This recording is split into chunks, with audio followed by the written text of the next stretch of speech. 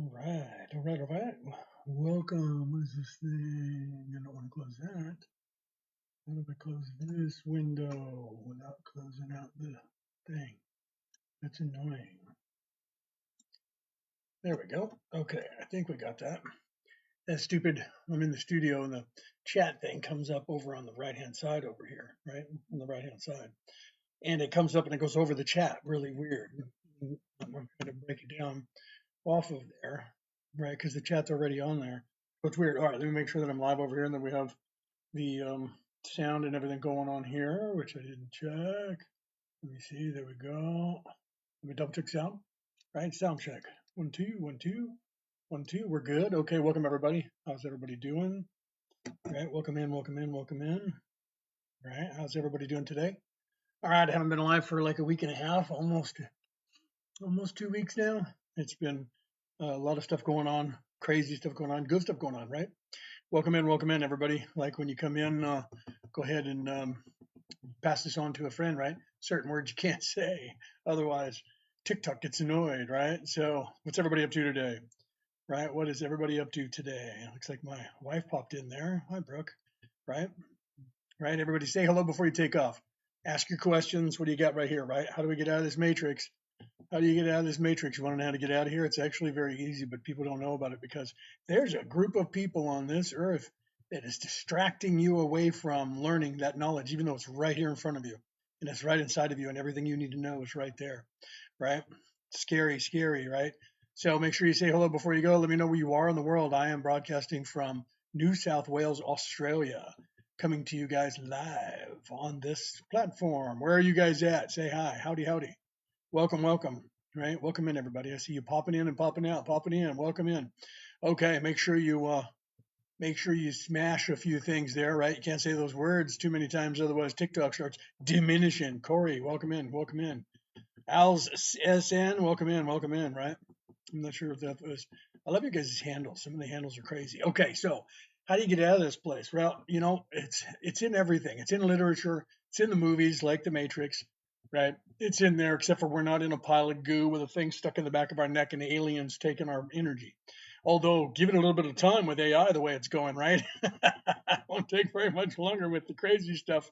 You never know, right? So, you guys, what are you guys up to? Say hello before you take off. Tell me where you are in the world because it is 6:06 p.m. over on the west coast of the United States of America. That means 8 hours beyond that is where you guys are in the UK. I'm over here at it's 11:06 a.m. Thank you very much for that. Thank you, though. My wife put that up there. Thank you, Brooke. It's 11:06 a.m. On what is today? Today is Friday in Australia. Right, I'm in New South Wales, Australia, but my accent obviously isn't from this country. But I am living in this country because I'm married to my Australian wife, who has a great accent. She's beautiful. She's in the other room.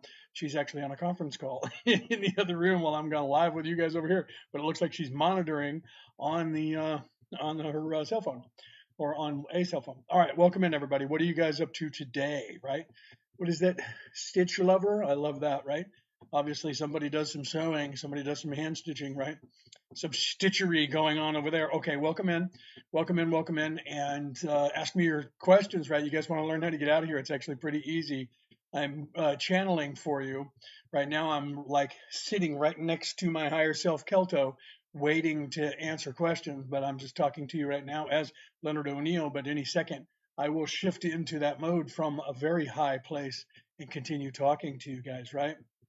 Daniel, hey mate, what's up? Welcome, welcome, welcome, welcome. Right? Welcome in, welcome in. Those of you who are in Australia, welcome in. I know I don't have the accent because I wasn't born here, but this is where I reside.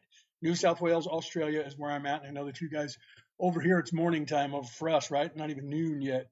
For those of you around the world, it's late yesterday afternoon and evening and night, right? Yeah, right. Welcome in, welcome in. Okay, make sure that you tap those screens for me so we can get some more people in here so we can get this place rocking, right? So we can get this place rocking. Okay, so ask me how to get out of this matrix. You want to know how to get out of this matrix? It's actually really simple. I can give you the secrets. I've been doing this for 35 years, giving people the secrets, and people look at me. It's funny because when you say like things like, the scriptures and how they have things in there that they say this, this is going to be locked up for the people way in the future, and you guys can't understand that. There's groups of us that can actually understand them today. I've been able to translate them now for 3 years, almost 4 years.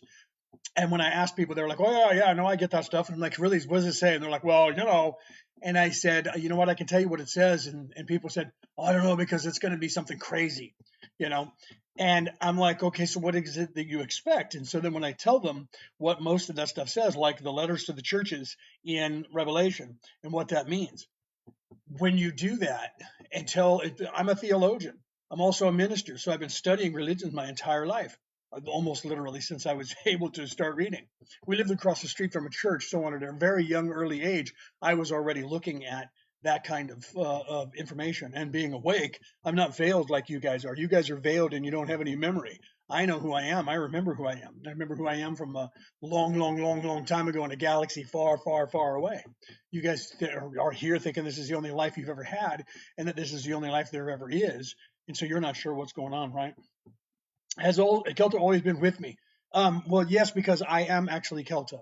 So Kelto has always been with me, but in some lives, when I've been here, I've been veiled like everybody else, so I didn't remember that portion, right? But in this life, I came here, I remember being inserted into the womb. I remember going through the gestation in there and talking to my mom and trying to tell her to get to read other things and give me more information, read better information. And if my mother were alive today, she would tell you that she had this crazy wanting, people have cravings. Her cravings, not for a lot of different foods, but were to read scientific research. And then later on in life, she finds out that there's a study that when women do that when they're pregnant, their children are born with a higher IQ. So she was unaware of that, and she was just reading the stuff, couldn't get enough of it because I was inside going, I need more input, I need some better stuff. So Kelto is, because that is my higher self. My higher self is Kelto. Okay. I know that because I'm not veiled in this life. So in that respect, yes, but I would say that would mean that Kelto's always been with me, but there were some lives when I wasn't able to communicate with my own higher self. Right. So the way it works is you have a personality right now, but you're veiled. So your personality is only one small aspect of your true personality. So your soul, your immortal soul, when you wake up to that, you will start to learn to communicate with your own higher self. And eventually you're supposed to merge back and realize that is you. That's what you're supposed to do here to get out of here. Okay. How did you get to know your higher self? You can get to know your higher self. That was actually where I was going, Willow. So that's a really good question. You're supposed to, in this place, here's where it's a test for baby souls. You become self-aware. You're still veiled, but you're self-aware. I think, therefore I am, that Greek proverb from thousands of years ago. You become born and you know you are something. I have a self-worth. I don't want to have someone unalive me, right? Because I can't use that other word on this platform. I don't, I have my own, I want to survive. So you know that you are something, right? That's the first part of being human on this earth or anywhere else for that matter. Then you're supposed to ascend to the realization that I am not just this place, this pain body, and this person, that I have an immortal soul. And then you ascend, that's 4D thinking. Then you ascend to the idea that, wait, that is me. And that's when you start trying to communicate with yourself. So to communicate with your higher self, your guides and that sort of stuff, you have to pull yourself out of this third dimensional place, right? I'm diagnosed schizophrenic, so I'm already aware of a higher, sorry, it was rolling, a higher self, but I don't know how to tap in. Okay. In my opinion, schizophrenia is the ability to learn about them. Yes, it's been misdiagnosed for thousands of years. Actually, for probably about 800 years, because back in the day, if you were alive during the times of the Greeks, you'd be like, the oracle at Delphi. So people, and this is what I tell people, and some people get mad at me, but I've trained people who have schizophrenia. If you meditate, you can quiet that, because your schizophrenia, if you're hearing voices in your head, first of all, you're going to hear three distinct voices in your head anyways, because you're going to hear your ego, your conscience, and your thinking mind. So you're going to have three voices in your head anyways. The ego will take on a persona of a character if you let it. But that's not always what schizophrenia is. Schizophrenia is usually you're hearing and communicating with other aspects of you from a different time period in life. But you know what I mean? You have a person that's say you're a male in this life, and there's this female that you know. This female is in your head, has a personality, and you feel like it's kind of you, but not you. That's because it's you from, say, 100 years ago, 200 years ago. That person 200 years ago was also hearing voices, and everybody thought they might have been crazy, and that person is talking to you right now, 200 years ago. See my point? So, can I borrow Kelto from you for a bit if I need him? You actually could call on Kelto and channel him if if you called. He's sitting there smiling and laughing because anybody from a higher plane of existence above, say 6D and above, you can communicate with them. So you could actually communicate with Kelto at some points. What happens? What happened? Quiet, what is that? Quiet consistently. I've had Jesus, Lucifer, my dad, my mom, and various people. Well, you could be communicating with them. You know what I mean? You actually could be communicating with those groups of people. You People do that all the time, and they channel and they actually talk to. You can talk. I talk to my parents. You can talk to your people from whatever, your grandparents, your great grandparents, and stuff like that. You can communicate with them all the time. So having your mom and dad is nothing. So I wouldn't say that that's a bad thing unless like Jesus is telling you to, take over the world and off everybody. You know what I mean? But otherwise, that may not be like a disorder. You may just be channeling and having this ability. Mediums, I'm also a medium. Mediums, the word medium means go between. Mediums communicate between this realm and the next realm. So we would be considered the same way. If I had a same person that came through all the time, your guides, first of all, will come through consistently. Your mom, your dad, they could be guides for you right now. Even Jesus could be helping guide you. So you may not be, like tripping as much as they think. You know what I mean? Because the doctors are going to say that, of course, right? Let's see, pop up and made it quite clear that I'm a medium or a vessel. Yeah, see, so I think that you should be paying attention to that, Willow, and talk to them more because as you quiet the mind and you move up into like 4D, this might be something that you came here with the ability, and because you're not using it, people are bombarding you because they do that. Right, the universe starts bombarding you and trying to get you to pay attention. Right, I was sitting one time at a buddy of mine's house, and I hadn't seen him for I don't know, probably 5 years, and he just moved into town by me. And I went over to his house, and another friend of ours that I knew her father, when she was out on the patio up on the balcony with some people, and I didn't know who those people were. And he and I were sitting there just talking with the TV on and catching up. And all of a sudden, there was this guy standing next to me. It looked like Columbo. I don't know if you're American, but that old TV series. It was just a short guy with a cigar in his mouth, wearing a fedora and a jacket, and he's talking to me, and he kept bugging me. Eventually, I was like, okay, and he said, you need to go out there and talk to that girl. And he was pointing at the girl that was sitting next to the one that I knew. And I went over and I opened up the door. I said, hi. Well, I said, I know you don't know me at all, but there's a man that's about this tall standing right here, and he's wanting me to talk to you. And it was her father. Turned out it was her father. So your higher self, your guides, and different spirits and things are going to bug you if you have abilities because they want you to try to do that, right? I've learned a lot of truth about myself. One thing interested me in how to clear the obstacles. Yeah, right. You have to be able to learn to meditate or pray because it does the same thing. You need to raise your vibration and pull yourself out of this third dimensional place so that you can quiet the ego, quiet the conscience, and quiet the thinking mind, and that way you are back in control of what's going on because you still exist there in that place. That once you start learning to quiet the mind, your communication with outside will be easier to do, right? Alex SY, thanks for coming in. This is your first time in. I'm here to help you. I am channeling my higher self right now. I'm channeling Kelto from the 11th dimension, and I'm helping people either with spirituality or knowledge on how to get out of here in this place. And myself and my wife, Merlin and Maeve, you can see our picture right there. We also teach all of this stuff because we're both mediums, we're both life coaches. I'm a minister, I'm a theologian, I channel, we do everything, we teach everything. So we have a couple classes, we teach defense against the dark arts, we teach Reiki, but we have a ton of more stuff that we teach. We can teach all the clairs, we teach all psychic abilities, we do life coaching, spiritual life coaching, and we're trying to help the world. I also wrote this book right here, The Reality About Reality, Returning to the Old Ways. I also have a podcast, right? right up here on this side. Orion Rising is my podcast, which is free. You can listen to it all over the world. How did Kelto reveal himself to you? In this life, I came in as Kelto. I came in knowing that I was Kelto, unveiled, inserted, built a life, right? Put it together. This is who I want as my mother, my father, and that sort of stuff. And then came in, was inserted into, like you guys are, you just don't remember it. Usually when you get inserted, you get veiled. And I was unveiled. So in this life, it was that way. Um, I am different in the lives that are here than 99% of the people that are on this planet. My wife and myself and a bunch of other people came from a very high level of existence, came down to this third dimensional level to actually help people to come into, insert into bodies and be born here legally so that we can actually help people on planets like this that have a problem or who are stuck. So I have always been Kelto. So for me, the realization of Kelto took place probably, it was eons ago.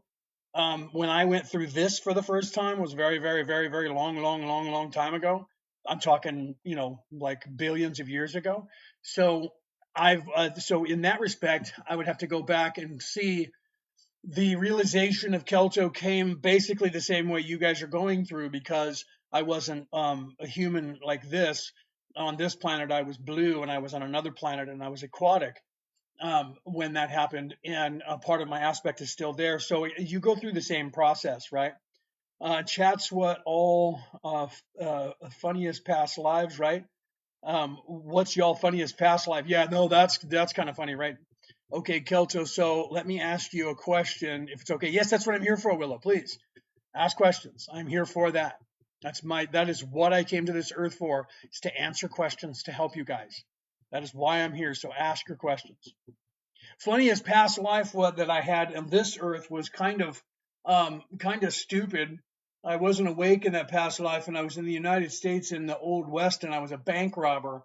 And I went in and was robbing a bank, and when we came out, all the town folk was set up to ambush us, and I got shot in the street like 25, 30 times and died in the street. I mean, it's kind of tragic, but it's kind of a waste of a life, right? So that's kind of stupid, right? What is your current understanding of this reality? I have lived experience and evidence of the true. So what is this?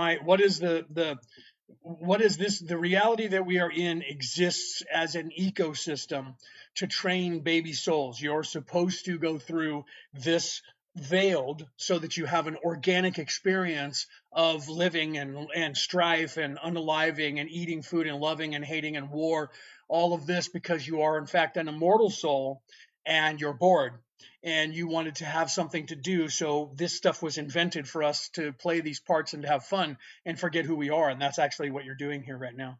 Let's see, how did you tap into your higher self? Akashic records. Originally, yes. Originally, that's how we all do it. That's how you do it. That's how I do it. You start raising your vibration. You go 4D. You realize I'm not the thinking mind. I'm not the pain body. I am something else.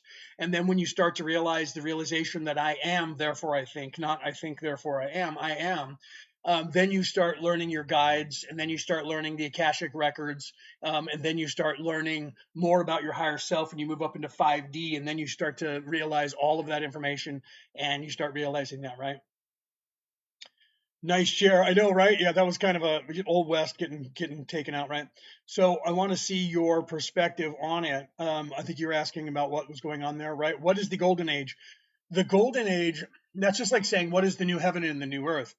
All of that those were all metaphors in the religions. You're supposed to be looking within yourself and fixing within yourself, because you literally can be sitting next to somebody on a bus stop or on a bus or on train, and that person can believe this is the worst place they've ever been to and that it is hell, and you can be sitting there going, this is the heaven, this is the greatest, most beautiful place in the entire universe. And both of those things are true at the exact same time. So the golden age is within you. The new heaven and the new earth is within you. You're supposed to look within yourself and find that within you. Even though all of this stuff is going on in the world, you're supposed to know about that, realize that, and then not let it affect you to keep you stuck here and to keep you manifesting that. You're supposed to move above that, change your way of thinking, and manifest a better place to take some of the energy away from the people who are trying to force everybody to manifest what they want. I wrote about it in this book right here. Sorry, mate, I've got to go. All right, so Daniel, that's cool. I'll be back. Hopefully you will be, right? I hope to see you back. Thanks for popping in. What is your perspective on the newly created souls? Newly created souls, if you're talking about the ones that say the creator just created, those souls will come in like, for a 1D, 2D, right? So tree, grass, rock, air, amoeba, completely just running on instincts, doing their job as an individual. And then they will move into a 2D from the first D. Eventually, they'll move up to 2D, and when they move up to 2D, then there's something like an animal, a fish, something like that that has a smaller brain, not like a dolphin or a whale, because they're smarter than we are actually. So we're elephants. We're actually number 4 on the chain of big-brained people on this planet. You got whales, you got dolphins, you got elephants, and then you got humans. But people don't want to know that. They want to think we're the most intelligent because we're building empires, but that doesn't make us intelligent. Anyways, so that just makes us a 3D on a 3D scale. So you start out in the low level, and then you move up, and then eventually you become self-aware. You become 3D, then you become self-aware of the higher self, and that's the new awakening, right? Let's see. Are humans supposed to integrate with the galactic community, or is that still a ways off? No, it's actually happening right now.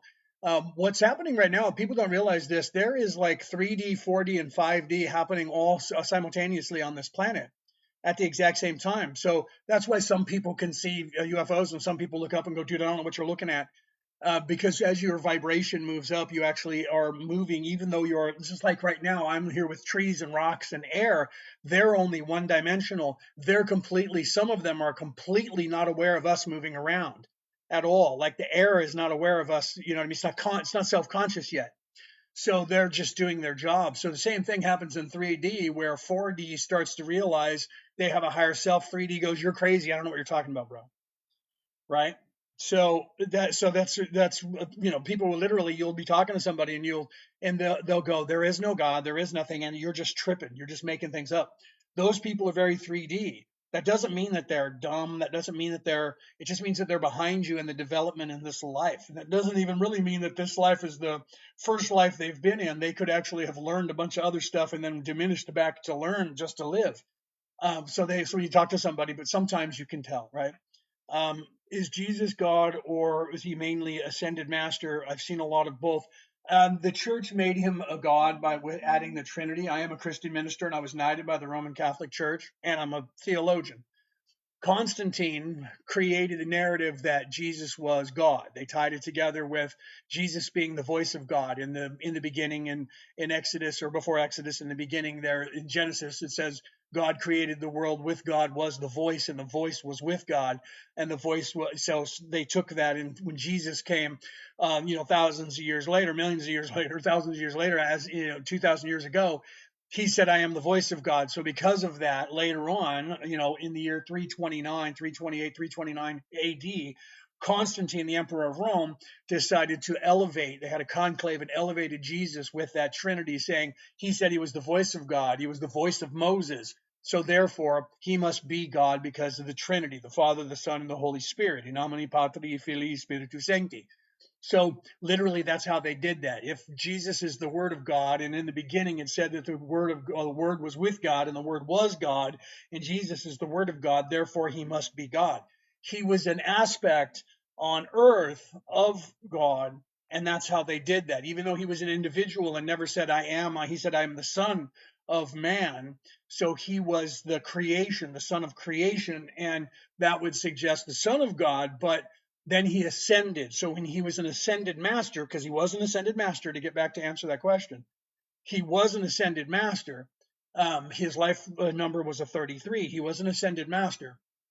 But then when he elevated beyond this place, that is when he merged back with the creator and became one with the creator. So he didn't just go up to 4D or 5D. He ascended, and he ascended back to the creator. Okay, so that is ultimately what we're trying to do. We just can't go from 0 to 80 or 0 to 60. We're in, like, we're in 3D. We're in the third place. We still need to ascend between here and there, because we didn't come from up there straight down here, although I did. So that's a bad example, because I came from the 11th dimension, the 11th density.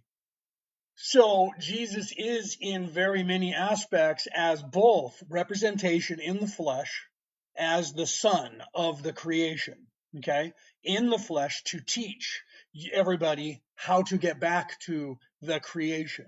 Okay, and then the way that he was teaching by saying the way to heaven is through me, meaning following me or doing what I'm doing, copying me and doing what I'm doing, living this life. This is the way you get back there. But we can't go from down here straight up there the way he did, because we're not destined to. We're working our way. So, in some aspects, in the physical plane, Jesus was an ascended master who was a human in the flesh. His immortal soul was a higher being that was attached to the creator, just like you, but he hadn't merged with the creator. And then he's capable of merging with the creator. When he left and ascended from here, he ascended and went all the way back up to the creator. And now he's in any aspect that people need him in between, right?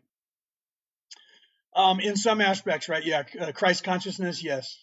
If Jesus is God, or is he mainly, oh, that was the one I already read. Yeah. Christ consciousness, Alex. Yes, definitely. Thank you for that. Make sure you guys tap on there so we can get some more people in here, right? So as Baal, in that aspect, forgotten one, in that aspect of the religion, because some people think that Baal is a negative being, but Baal is just the creation or the creator. Just like, depends on the religion at the time. Like, you could say that Baphomet or Bahamut was, because she was the primordial ooze. That was the name of the earth before the earth became who it was. So some people associate Baphomet or Bahamut with with the primordial ooze, meaning the creation. But if you actually read those scrolls, it was the chaos before the earth became. So Baal is the same. Baal is the creator, like you guys know the word archon, but the archon, that word, and the meaning of that word is just archangel. So it's below the creator of the universe. Genesis 22 centers on God testing Abraham's faith by commanding him to sacrifice his son Isaac. Yeah, that's also a metaphor, though. You have to realize that most of these things are allegories, right? It's just like when Sodom and Gomorrah was happening, and God said, "Don't look back. If you look back, I'll turn you into a pillar of salt." And the woman turned and looked back, and she was turned into a pillar of salt. That's actually just your ascension, and your ascension, and not descending back to earth and being caught on earth. So there was, those were being told as metaphors for people to decipher. It's just that people didn't decipher them properly, and the clergy is failing you by not deciphering them for you properly. I've been here already, bro. Same life. I need answers. Yeah, and well, no, that's the thing, my friend. What is it? We'll call you Wasaki. Yeah, that's the thing. You guys have all been here many lifetimes, many more lifetimes than you're supposed to. So you're kind of stuck. So people like me have come to try and help you, right? Let's see. Or even daughter of the devil, just theorizing, but all things are possible. Well, yes, so it depends. Like, it depends. Like, if you read the Book of Truth, or the Scroll of Truth, in there they call error. They call the woman error, who created stuff, and that is, so error is the son or the daughter of the creator, right? Nagy says, why, oh, why, when I tell them to not bring me back, they do it? Because you're actually supposed to be doing this till you learn what you're supposed to learn down here. However, there are people on this earth that learned a knowledge, and they're distracting you away from the ascension. So because of that, they're keeping you from learning the things you're supposed to learn to be able to ascend, by giving you algorithms like are on here, that everything you like, you get what you like to keep your attention. Television, radio, books, everything that's out there is designed to make you look away from looking within and fixing yourself. I'm talking about soul recycling, loosh farms. Yeah, no, that's my point. That's exactly my point, my friend. Is that they're doing that to keep everybody here, basically farming everybody like slaves of their energy. I talk about that in this book right here. I call them the controllers in there, so I don't get in trouble by naming things. What's your favorite off-world location? I miss the off-world location that is the center planet in the belt of Orion. There's a lot of us. We came from there to here, and that's what we call home. That's where we anchor home at, and we miss that. We miss that place. That's my favorite place to go is back home there, and we've been gone from there for a long time. And the planet that we were on doesn't exist anymore. So the planet that we were on is, Al Nalam is no longer there. It's gone. It was blown up by these guys that you call the Anunnaki that were chasing around the universe now. Exactly, they're keeping us here. Yes, they are keeping us from learning stuff. My friend, I even got what is that delusional belief about all of this that I am in a Truman Show. Well, in some sense, you kind of are in a Truman Show. I mean, you're not. It's not other humans that are watching us, although the elites are kind of paying attention, but they don't have cameras on us. But you are kind of in a Truman Show for the higher planes of existence. We all are because we have the Akashic record. So I'm recording everything, you're recording everything, and then this place is recording us as the third person, right? So every single one of us is recording our own personal thing, and this place is recording everything that's happening. And then we record each other. Like right now, I'm talking to you, you're looking at me on your camera or on your phone and talking to me back, and we're both recording the same thing at the same time, right? Do local solar systems, planets always affect the consciousness and the beings in those systems? Yes. Like say the dichotomy here on this planet between the ratio between good to evil is 86% of the population is in service to others, good people, and 14% is in service to self, they're negative or evil, and that fluctuates depending on where you go to. So you could leave here in a spaceship and go to another planet and find out that there's like 80% of the population is evil and only 20% is good. So each individual planet has its own ecosystem, right? Willow says, see, I have the knowledge that our eyes and senses are actually recording information. We're recording everything. Everything that you record is being recorded, even with your body. This pain body, records everything, even with the emotion attached to it. That's why we have psychological problems if something happens to us and it's something bad, and we're trying to later on in life, when we're a kid, something bad happens to us. Later on in life, we're trying to deal with it. That emotion comes back up because when this body records it, it records it as now. So when you have a memory, the first time you have a memory of an event that took place that was very tragic or very emotional for you, the body will play it back to you as now. It doesn't know that it's been 30 or 40 years because the body's not conscious enough to go, hold on, we can take that emotion away. Its job is just to record it as now. And then it gives it to you so you relive that emotion all over again, right? And so that sucks the first time you do it. What if I tell you I actually see grids of ones and zeros? That's very possible. Most people, when they start to wake up, they see spirals. They see the actual sacred geometry more than they see the binary code, like in the Matrix movies. And other entities that are spiritually advanced can tap into our entities. They can tap into other spiritually advanced people. They can tap into your Akashic record, but they can't do it if they're negative, if they're evil. They can't look at your Akashic record because they have to have permission. If they're in service to others, then they have a little bit easier things. Yeah, Wasagi says, yeah, spirals. I see spinning grids. Yeah, and I get closer to them. They move, right? The eyes and the movement, and I see them literally at ones and zeros. Yeah. So that's literally. In fact, we get our word circle from the Greek word kirkos, and that was what they called the spindle wheel, the chakras. They called it a kirkos, and we get the word circle, circular, from the word kirkos, the Greek word. They were the first ones to describe. They literally were like chakras, and what they were was a wheel within a wheel. You hear that, a wheel within a wheel in the Bibles. That's actually chakra centers. So people don't realize that. Let me see if I missed anything you guys were saying, and hopefully I did not. If I missed you and I didn't say something, please let me know. But make sure you hit the screen there and send it on to other people so we can get some more people in here.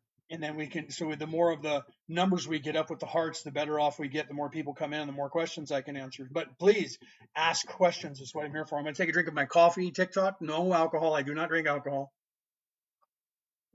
but caffeine is good. I like coffee. Is unlocking each chakra its own process? Yes. You have to balance each chakra. Each chakra is a different emotion. Each chakra taps into a different thing. Your red ray root chakra, which is the one at the base of your spine, right at your genitalia area. That chakra is the root. that is for the tree of life. I don't know if you can see that, right? The tree of life, that's the root. And the root chakra, that is everything that is third dimensional. Then you have the sacral chakra, which is orange. That is the one that is nature. That is all of nature, and that's where you get that gut feeling. So each one of those represents different things. The first three chakras, on the bottom three chakras, are all physical plane. Okay, the yellow ray is this place. We're in the third dimension on the third planet from the star Sol, which is radiating with a yellow color. That's this physical plane of third dimensionality, the place of doing, right? So you have to actually work on balancing each aspect of you. Your heart chakra is green. Then the upper three chakras is the non-physical plane. It's the bottom three chakras is masculine energy. Top three chakras is feminine energy. Femininity being spiritual, loving, caring, nurturing, warlike, massive, physicality, warlike, and martial arts is the bottom three chakras. And you have to balance all of those in order to. That's the Kundalini Kunda buffer energy that you have to balance in your body to make you one, right? Let's see. When I was doing chakra work, I used to visualize the colors of each chakra. That's good to do when you do that, and the mantras to each. Yes, that's even better. I teach that in the Reiki lessons right here, Reiki 1, Reiki 2, Reiki 3. We actually teach that. We teach you how to do your meridians, how to do your chakras, how to get everything tied in together. There's three aspects of yourself in your endocrine system, which is hooked into your meridians, which is hooked into your tree, your whole entire tree of life, which your branches and everything are internalized in your endocrine system. And then you have the chakras themselves, which go up and down your spine. So there's a lot of that. We teach that in there, right? Does celibacy affect Kundalini? Everything does. When you have the Christ oil within you every single month. Okay, every single month your body secretes the oil from two different places in your brain. And it starts in the medulla oblongata, the top part of your brain, and it comes down. And those energies, one's electric and one's magnetic, one is honey-like substance and one is milk. There's your land of milk and honey. When that goes down your spinal column and back up your spinal column once a month, and in that time period of doing that, it takes about 6 days. The first 3 days is going down and coming back up, and then the two of them merge together. And at that point, you want to have, you want to be celibate. You don't have to be completely abstinent your whole life, but you want to be celibate at that point for like 3 days, because if you have sex during that time period, the endorphins that are released when you have an orgasm actually change the chemical composition of that oil, and it diminishes it and turns it into a coal-like substance, right? Christ oil is not just Gnosticism, Pano. It's actually in every religion around the world. All religions talk about it. They just don't call it that. In the ancient times, they did, but it's been downplayed in the modern time, and they don't tell you about it anymore. Jesus was talking about it at the time. The Greeks were talking about it. You can look back, the Egyptians were talking about it. If you go back away from the modern era, you get about 1,000 years ago. And from that period all the way back in history, they talked about the Christ oil. It was called, because you think that most people think Jesus' last name is Christ. Christ is just a title. Christ is just like rabbi or something like that. Being Christed is from the Christos.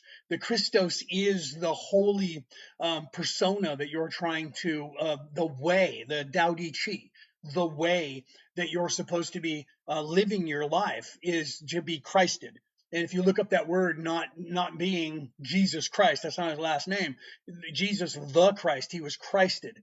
So that literally wasn't something that he made up or the Hebrews. All religions talked about that. It's the Kundalini energy. That's the same thing. The Kirkos, I mentioned aforementioned from the Greeks. It's the Mitsubishi from Japan, the three diamonds. Mitsubishi means three diamonds. The three diamonds, all of the religions of the world knew about that. It's Bifrost, the rainbow bridge that the Vikings talked about in that religion. It's actually the same story. It's been there, but people just didn't tell you about it. So now people think that Gnosticism is like this new age thing, and it's actually, gnosis just means knowledge. So Gnosticism means knowledge and the study of ancient knowledge. That's really all that means, right? But and there's this gnosis religion where they're trying to say that Jesus lied to everybody else and only told John and James a secret. That's untrue. That information was the information that was in the book between the Revelation and Jesus's death and resurrection, and then you have this book that was there that's missing, and then it goes to, and they don't tell you about that either, the Acts of the Apostle. So the lessons in between there for that 40 days that Jesus was realived before he left, in that day, that time period, that's when he was teaching everybody this. That was the basics you needed to know. Now you're going to go out and teach people, so you need to know this information. And that was closer to like the Tao Te Ching, the Buddha, in Hinduism, where it was more even that, the ancient Japanese with the three diamonds, it was, here's how you have to live and teach these people so that they can ascend. And nowadays they took those books out, right, when they were editing, and nowadays people are finding them and they're thinking it's a brand new thing, and then they're calling it Gnosticism. And that just means gnosis means knowledge. That's just a word that means knowledge. People don't know that. From all the internet today, I can tell you I feel the most comfortable with your answers and knowledge. That is what I'm here to do for that very reason, my friend. So thank you for that. One of the things that has always bothered me in every lifetime that I was here is how much of this stuff was sort of obscured. And I understand why it had to be, because when the writers were writing things in these ancient scripts, they knew that bad guys were going to try and identify it and change it or take it out. So all the things, they left bait for them to take some things out, and they didn't understand the rest of them. But if you read all of these different scriptures, especially in like the Western Judeo-Christian scriptures, you're going to see words like, let him who hath understanding, or let him who have the eyes to see, or let him who have the ears to hear. That's a highlighter. Okay. That's a highlighter that they took and went, highlight, and boom, sticky note, highlight sticky note for you. Pay attention. The words I just said mean something more than you're reading, or the words I'm about to say mean something more than you're reading. So that's why they said those things. So you have to take special note. If you read the letters to the churches in Revelations in the Bible, there's 7 churches, 7 letters, 7 chakras. Okay. So if you read that and you say the first letter to the first church is the red ray root chakra, look up the red ray root chakra. What does it mean? What is it that I have to do to balance that chakra? What if it's out of balance? Then when you read that letter to the church and he says, let him who hath understanding, or let him who have the ears to hear, let him who have the knowledge to know. Now you read that and it says, you at this church, red ray root chakra, you at this church in the beginning, if you do this thing, you get into heaven. And then when you read, if I balance the red ray root chakra, it's the same knowledge. And if you don't, then you don't get into heaven. And if you don't balance it, and you can't get into heaven. So if you read those things in order, or if you look at the book of Moses in the Exodus, and you see the 7 plagues of Israel, which originally there was only 7 in these, and the Hebrews added 3 more later. Originally there were 7 chakras, same thing. Each plague that Moses put on the Hebrew, or on the Egyptians, were the same, red ray root all the way up.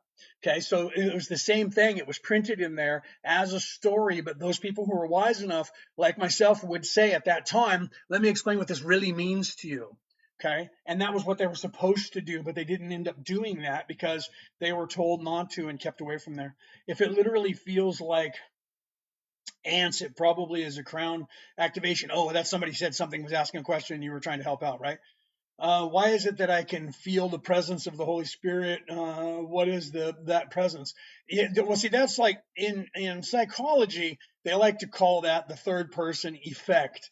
And they claim that in times of tribulation or troubles, when our lives depends on it, we get this feeling like something's with us. And in 3D, they try to tell you that none of that's real and it's just a fake thing, but it's not true. It is actually real. Your guides, your higher self, and sometimes even a higher being than that will intervene. If you're listening and you're a person that's open to that, you'll get information. You hear stories. You can look this up.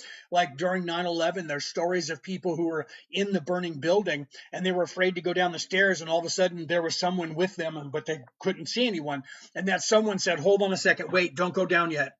And they stopped, and then that person said, now go down. And they were like, I'm going to run into flames. Just do it. You're going to be okay. And they ran down the stairs. And that person who was telling them in their head actually told them, go left, now go right, now go down, and they got out. How would they know that when they never knew any of that stuff, right? So you have to realize there's differences in what they're telling us, right? Thank you for that. Right, you got my love. Seek more, please. Right. So yeah, you guys talking to one another, right? Ear ringing as well. Absolutely, Alex. That's a form of communication. I teach that. If you get ear ringing on one side or the other, depends on which side that you get the ear ringing from is a positive or a negative, and you can identify whether a person that you know is either pissing in your Wheaties or robbing your grave or something, or the other way around.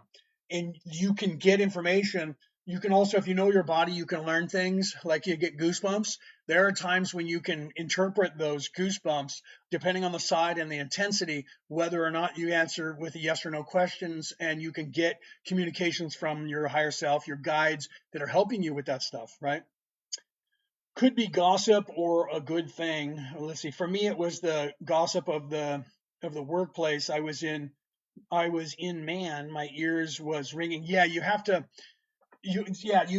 realize, first of all, you have to identify that. So you have to become aware of yourself and pay attention to yourself to then feel these things. That's part of your ascension. Getting to know yourself. You have instincts that your gut, right? People say I have a gut feeling about that. That is your orange chakra. That is your sacral plexus chakra, and that chakra is in tune with nature. Have you ever seen like animals when all of a sudden something happens and they all at the same time go, oh, and then they take off? They all got the same exact message of danger at the same time and ran away from danger. We have that same effect. That same thing, if you tap into it, you can tap into nature. So guys that have been in combat or whatever, there's always like stories of that one guy that goes, I'm getting a bad feeling about this, man. Thank you for that. Whoever gave me that. Who was it that gave me that? Thank you very much. That was Q68. Thank you for that. Oh, and Alex gave me one earlier. He gave me a rose, and I didn't say thank you. Thank you, Alex. I didn't see that. I apologize for that. So, yeah, always that gut feeling. Every time I went to work with the toxic people, right? Because you were like, that one right there, right? So if you start to learn those things about your body and you stay in tune with nature, this is why a lot of us say, go out and walk in nature, get back in tune with nature. The powers that should not be that I write about in here, the controllers, they pave over everything, concrete jungle. They're keeping us from being in touch with nature. They have us living in square boxes because it's the lowest vibration, while they all live in domed houses. We used to live in caves, which was a dome, and we grew like crazy, and our mental capacity grew like crazy. Now we're living in square boxes to keep us from growing fast on a concrete jungle. And then they give us everything that is scrolling and movies and TV and radio and all this stuff, and nobody is seeing the tree that is outside or going to the park. So you need to get back to doing that. Does your hair have, what is that? Does your hair have antenna-like properties? Yes, Alex. I can't grow it because I'm almost bald, but if you grow your hair longer, it actually acts like an antenna, 6 inches or longer, and you have better psychic abilities. That is not a lie. That is no word of a lie. So those people like me, I'm bald, right? So I shave my head. I usually grow my beard long. If you look at my past videos, you'll see that I've grown my beard for the same reason, right? That's why sleeping outside feels good. Yes, Penny. Yes, that is why being outside, that's like being in rain. The reason that everybody runs outside when it rains to feel the rain is that the water droplets, that's why we take a shower, the water droplets have a negative ion. That droplet that holds the water together in a bubble has a negatively charged ion, and when that hits our body, it explodes, and that negatively charged ion gets into our skin and actually makes us feel better. That's why we like taking a shower. The longer, the better. Thank you for that. Ro, thank you for that. Let's see, the longer I desire to elevate in consciousness, but I don't know why or how to properly raise my Kundalini energy. You have to learn to meditate or pray, depends on what you know. You need to learn to relax and then quiet the mind. When you quiet the mind, you expand your consciousness. And if you're in service to others, then you can communicate with your higher self. You can communicate with your guides. Then you start to make contact with the Akashic record. You start getting downloads of knowledge that will raise your IQ and raise your vibration. And the more you do that, the higher up you go, the more you move out of 3D into 4D and moving up. They're trying to keep everybody locked in the lizard brain into 3D by distracting you with everything, right? Do you have suggestions? There you go. I'm giving you some right there. You can actually listen to my podcast, which is other way right here. It's called Orion Rising, and it's anywhere you want to listen to a MP3. This actually broadcast will be up there after we're off of this live. So if you look everywhere in the world, it's listened to in more than 110 countries. It's free. So you can listen to everything I've ever talked about and everything I've ever said for free. And not everything, but half of it. So the last 700 or 680 episodes of me being live on air are up there on Orion Rising. It's on YouTube, it's on Facebook, and anywhere you listen to an MP3 broadcast called Orion Rising by me, you can find that for free, and you can listen to me talking like this all the time. Please, take a. Otherwise, ask me questions. This is what I'm here for. Or you could buy my book, The Reality About Reality: Returning to the Old Ways. Right in that book, that one you can get it on ebook or Kindle for like $4 American. Right, it's $3.99 or $4.99 American. You can get it, or you can buy the hard copy.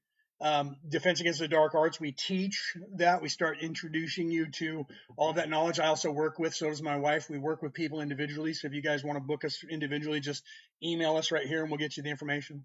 Right. So, currently reading it, are you? Q68, currently reading it. Thank you very much if you are. I hope you really are currently reading it.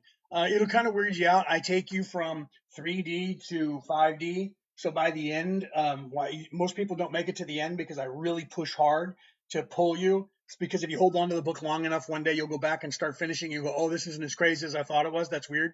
And then eventually you'll get to the end of it. But yeah, if you're reading it, please do. And if you're not, check it out, guys. It's worldwide. You can get it anywhere in the world, or you can for free listen to Point in the Wrong Direction, my podcast. You can get that for free. Make sure you hit that screen for me and send this to somebody else that might be interested. And ask me your questions, please. That's what I'm here for. There are no stupid questions. You have to remember that all questions are valid.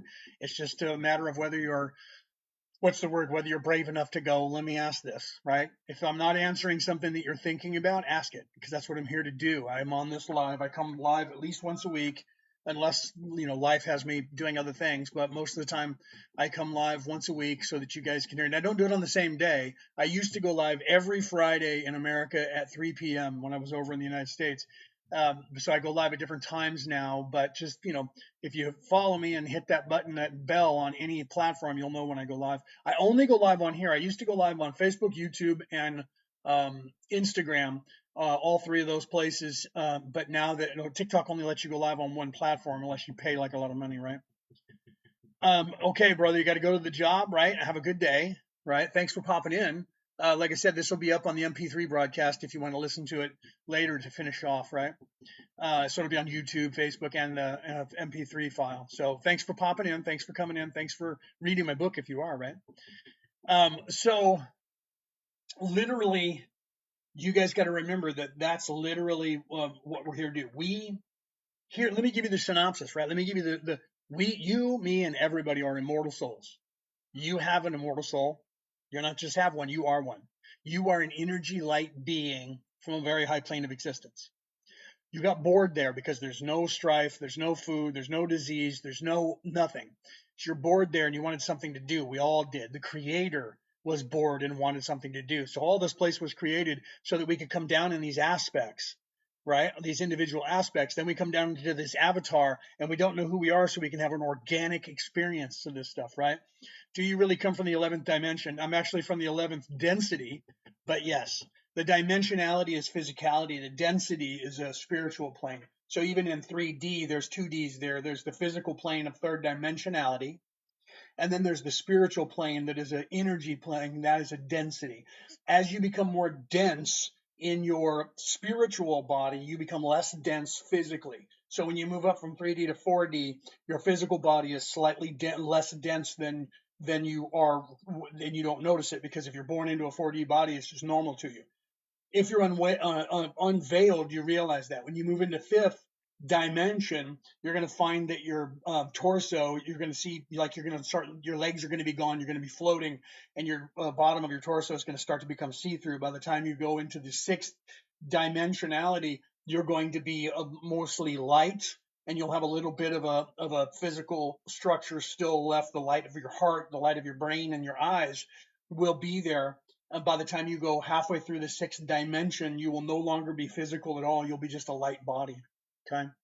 So, but yes, so if you're not from a higher plane of existence down here to help, because you could be, and you could be veiled and not remember it, your soul is anchored in halfway through the sixth dimension. That's the first higher self that you will get in contact with. Okay. Your guides and your higher self that you'll learn about will be halfway through the sixth dimensionality density. Okay. That's the first anchor point. The next anchor point is the 11th dimensionality. Halfway through the 11th dimensionality, going to the 12th is the second anchor point. And from there, the next anchor point is the creator. Okay. So the individual only exists down here because by the time you get to 5D and 6D, you start merging with a hive mind complex like this entire planet. Say, if we all merge up at the same time, we will start to be able to hear each other's thinking in 5D. And by the time we finish 5D, we will merge as one individual beingness. If you guys know about the law of one, Ra, if you know about the law of one in those 6 books, I used to teach that. I interpreted that twice. So like 5 years worth of teaching that online on my podcast. If you know about that, then you start be thinking as one. So it's like the Borg from Star Trek. You can hear each other, right? How do we remember?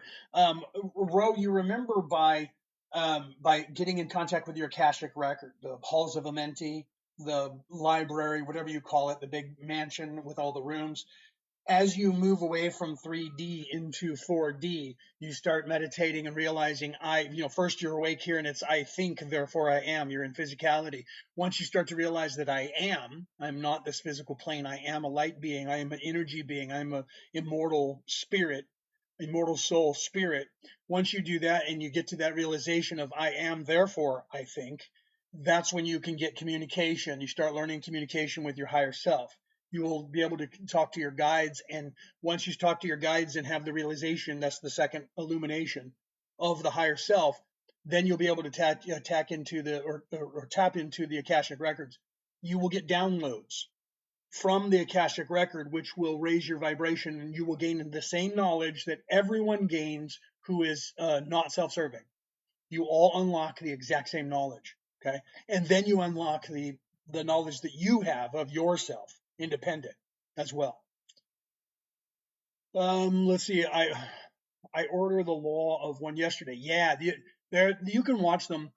You can watch them on YouTube. You can hear my translation if you listen to them. I did the first set of translations I did took me 2 years, 10 months. I did it once a week. And I did that kind of 3D, moving people into 4D. The second translation, which is the one that's out there that I just finished last year, almost a year ago now when I finished that one I pull you up like this into like 4D, 5D, right? I am meaning observer.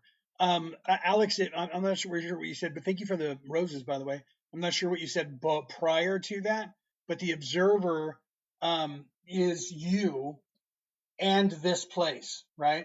So this place is recording you and you're recording you, and that's in your Akashic record. Okay.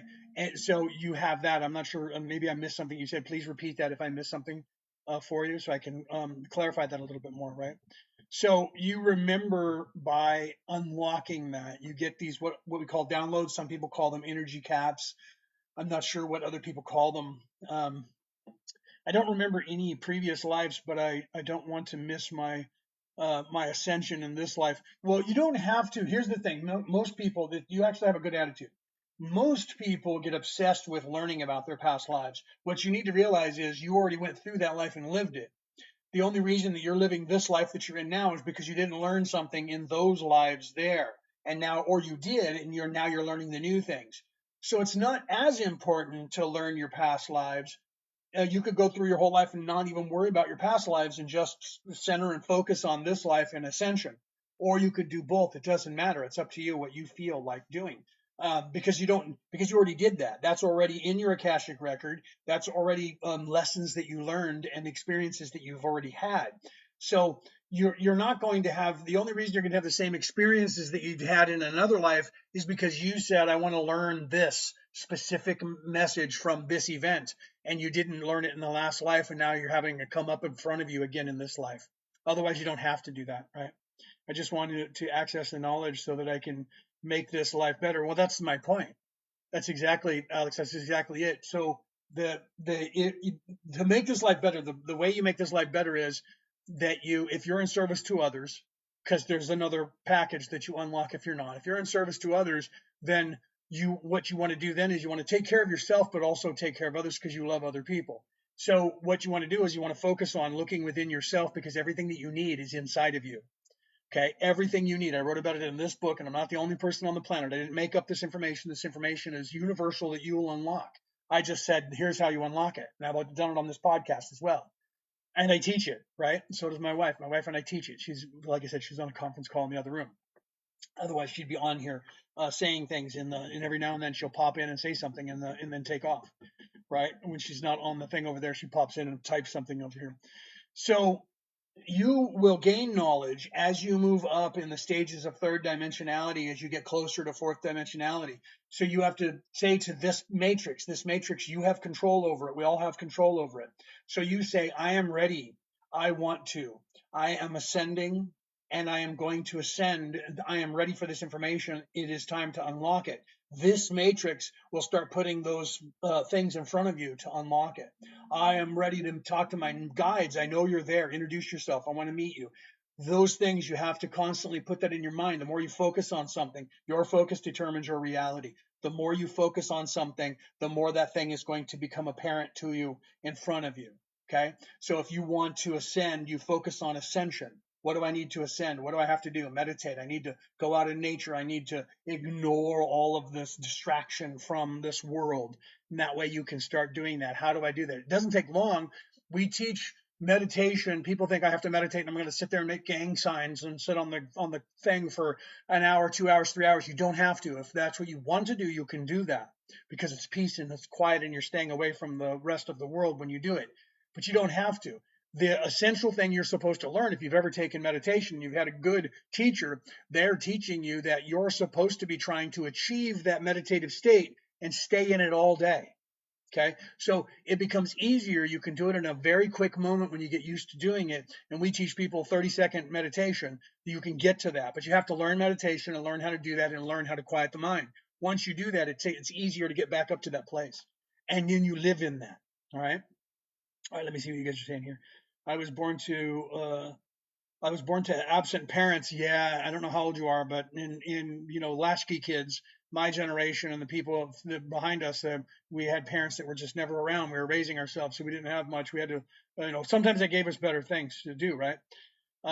Sometimes because we were more independent, we ended up learning more. Sometimes I get these vivid memories, feels like from the past, but I don't get to remember any details. That stuff, that when that comes up, that's usually when you're communicating with your higher self. If you're doing it when you're asleep and then you wake up and you go, dude, I knew everything. I knew the secret to the universe. I had the cure for cancer and now I don't remember it. It's because you're not supposed to yet, but that you're actually starting to wake up when you're up there in your higher self communicating with other people. So just stay on that. Know that that's what that's doing. It's helping you uplift and reminding you when you're down here that there's something else going on up there. Eventually, you'll start remembering that stuff more and more. Someone told me my spirit picked this life. I was like, why? I know I still laugh. And I go, well, so what was I drunk, right? When somebody said, I've got a great idea. Let's all erase our memories and then go to this far off island way out there in the middle of nowhere, right? And then we'll just hang out. And I went, okay, I'm gonna go pack, bro. Right? So was I drunk when I decided? Yeah, but we did volunteer for this crazily. So you're 35. Well, you're at that low end of the latchkey kids, right? That generation, right? You're at the bottom of that. You're in the next generation, which was almost as bad, right? I take medication for mental illness. Does that affect ascension? It depends on what the medication is that you're taking. And my wife and I are currently taking lithium, not in the high doses. They give you really high doses if you're on stuff, but if you're taking between 8 and 11 milligrams a day, it actually enhances your cognitive reasoning in a way that probably everyone. There was a guy I was watching, a doctor, and he said everyone should be on this small dose of lithium. So it depends on what you're on and why you're on it. But meditation, change the foods that you eat right. There are 3 things. I have a video that I didn't post today that was on my last live. There are 3 things that you need to realize for your ascension. First, your focus determines your reality. Okay. Second, you're not the pain body. You're not this place. You're a higher being. Third, your food that you eat is something that you need to pay attention to, right? If you eat shit, you're going to become shit. If you eat good, you're not. So eat essential foods, exercise, get the right amount of sleep, stop living in the tree of life, and you'll find that a lot of your mental abilities will change, and you'll be probably not having to take as much of that medication. So it depends on what you're taking. Depends on what it is for. But most of the stuff, if you're really willing to do the work, and I'm not a doctor, but most of the stuff, if you're really willing to do the work, you can get off of medications, right? If you're in the United States, they're trying to get you on 10 or 15 medications, right? So if you're over there, or probably New Zealand, they're trying to get you on everything they can get you on, right? When I was over there, they were trying to do that. Exactly. We remember doing something by looking at ourselves outside the body. What is that? Clown spelled with a T. There's a C town. Outside of the body, not through our eyes. That is correct. You have to learn to, and I teach this too. You look for everything in these eyes. This is Lao Tzu from the Tao Te Chi. Okay, he who looks for it will never observe it, because you have to learn how to look for it through here. You're not going to see things the same way, as vivid as you do in these eyes. These eyes are designed to see in the third dimensionality. This eye is designed to see in the etheric. So the etheric isn't going to be as vivid as this is here, painted as vivid as it is here. So you have to learn to be able to see with this eye open and those two eyes open at the same time. Once you start doing that, it becomes a little bit easier, right? Exactly. We remember doing something by looking at ourselves outside the body through our own eyes. So that's the other thing too. And this is part of Carl Jung's shadow work. You have to stop being subjective. You're subjective right now. You think that you are this or that, and other people may see you a different way. You have to become objective with yourself. That means honest and open with yourself, and see yourself the way you truly are, because we don't see reality for what reality is. We see reality through the eyes of who we are currently in our vibration, in our learning, because everything that we use as a thing to discern what's happening is the culmination of all of our memories and experiences individually. Okay, so we have to learn to get outside of our individualism and see reality for what it truly is, not what we think it is. And the same thing happens to yourself. To see yourself and do that shadow work that Jung talked about. This is getting back to Taoism, right, and Buddhism, where you have to be willing to step away from yourself and see yourself from the third person perspective, and be honest with yourself and go, I'm not the greatest person. I'm not the best. Maybe sometimes I am a dick, and I need to stop doing that. How do I want people to see me, and how are they seeing me? Two different things. This is how I want people to see me, and this is how I'm seeing. Once those are merged, and you say people are seeing me the way I want to see, I want to see myself, and the way I want them to see me, then you know you're doing it right, because it becomes that. If not, and people are seeing you in a different light consistently, not just onesie twosie, because like I'm online and some people are going to come in and hate me and think I'm crazy. Other people are going to come in and go, wow, I'm glad you're here. And some people are going to come in and go, don't know. That's because they're looking at me and judging me. Judge not, so that you be judged. They're judging me through the lens of their belief in reality. Okay. And that's okay. I know that and I accept that. So I don't get mad when people look at me and say, what is this? Right. What is a way I can try to animal communicate with my cat besides automatic writing? You can just listen. You can look at them. They're trying to talk to you. They're trying to communicate with you. They just don't have vocal cords. Okay, so cat will meow. Cat will walk around with its tail up or down. Cat will touch you. Will want to feel you, and you know, and you, and sometimes they're like, leave me alone. But they learn how to communicate with you when they're hungry, when they like a dog, when they need to go to the outside. If you're paying attention, they'll look at you and go and look at the door and go over to the door, because they're like, let me out, I gotta go. They're teaching you as much as you're teaching them. Listen to them. They will talk to you. Birds, trees, everything, you can communicate. You just have to realize that you have to listen. Just open up your mind and don't think you're crazy when you look at a tree and you go, hi, and you think to yourself, that tree just said hi to me and said her name was Sadie, and I'm just making this crap up, right? But if you have someone else who does the same thing, you'll find that sometimes it's weird.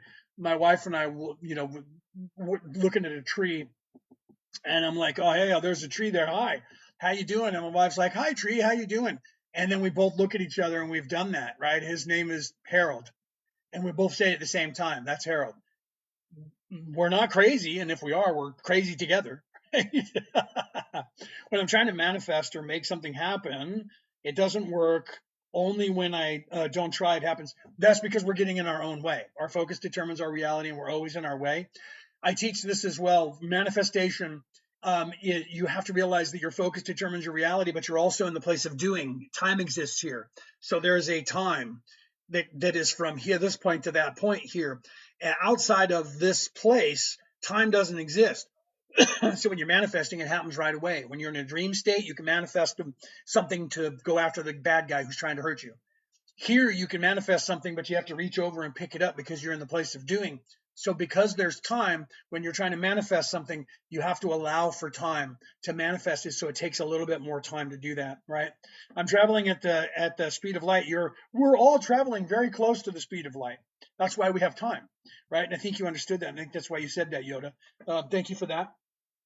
So yeah, thank you to let's see, Hooper gave me three things. Yoda Live just gave me that, right? So thank you guys for giving me that stuff. So you have to realize that time only exists because we're vibrating at a rate of speed that is so fast it's close to the speed of light. That separates time. Okay, so we're traveling really fast here, even though, and that's what how do we create time? When you're outside of time, everything just happens now. There is no time. Time is the distance it takes for the physical body to move from one place to the other. So, because of being in the place of doing, everything takes physical time. So, you have to manifest in physical reality, physical time, right? So, yeah, what is general relativity? Actually, I don't know if you want me to get very scientific because I know that actually because I was a physicist in college, right? So, I mean, we could really get into the physics of that, but that's not why I'm here to. But it does play into. They're starting to come to the realization, especially with the grand unified theories, they're starting to come into the realization that, say, the Big Bang. I talk about this on my lives. The Big Bang, there was nothing, and then there was light, and then everything came out of light. That's the creation story in several religions. There was nothing, and God said, "Let there be light," and all life came out of light. So I say that science is a religion because they borrowed that story. That religion is the same as the Hebrew creation story and a few others where there was nothing, there was primordial ooze, and then there was light, and then light created all life. So the scientists are starting to actually get onto that and figure that stuff out truly, right? So let's see. So you're saying that thoughts are timeless, but action connects to time. Correct. Correct. That's exactly what I'm saying. Thoughts are energy, and thoughts are forever energy, but they don't move through time. So they're outside of time. Your thought, if you pay attention when people say, "How do I know that I'm waking up?" What's one of the signs? And I tell them when you're meditating or when you're really paying attention, if you can raise yourself to the vibration to realize that before you think something, the entire package of that thought process as an entire thing comes into being, and then the mind thinks it into words, and then the words come out of your mouth. So you're the actuator that is putting that entire concept together, and then this body is thinking it. Okay, so before you have the words, there's the thought. The thought becomes before the words. The thought is you, right? Let me see what I'm missing here. Kangaroos are secretly the smartest animal on earth. That's funny. Don't fight with those. They'll kick your butt. I lost my home and my job. The universe has been screaming at me to sit and listen. Then sit and listen. Yeah. When you hit that, that's like the dark night of the soul that Jung talked about. When you hit that rock bottom, there's nowhere to go but up. So you're going to do good, right? You just have to pay attention. It's been a blessing once I changed my perspective. Perspective is everything, right? um, that's why he's here on TikTok telling us, right, telling us about Eric Weinstein, right? Now, well, I'm not talking about that, but yes, the truth is there are some people that have been out there in the world that in history, and they are very smart and they're trying to interpret. Like Jung's not teaching you anything new. Carl Jung was just interpreting as a theologian all of his concepts from these different books. If you read the Tao Te Ching, right, just reading the words of Lao Tzu when he was leaving to go out, and he walked to the guard and said, "Please open the gate. I'm going out of the city. I'm going to go out and I'm going to lay down and die." Right. Um, so he was a polymath. Yeah. Oh well. Yeah. Math. math structure has gotten weird, but I understand why they're doing it. They're trying to make it easier, but it's not really becoming easier because people are generalizing things they shouldn't. Anyway, calculators got everybody to guess instead of doing things to the digit. Everybody guesses now. Okay, so if you look at just Lao Tzu when he said, "Open the gate, I'm going out," and the guy said, "Please tell I'm you're a ascended master, and please tell me your thought process." And just in that small conversation, the words that were told there, literally, like it says everything, right? He who seeks it will not find it. He who grasps at it or gropes at it will not grasp it, right? So just those small things are telling you don't look for things in the third dimension, look for them in the fourth dimension, right? So let's see, Carl is brilliant, yeah, right.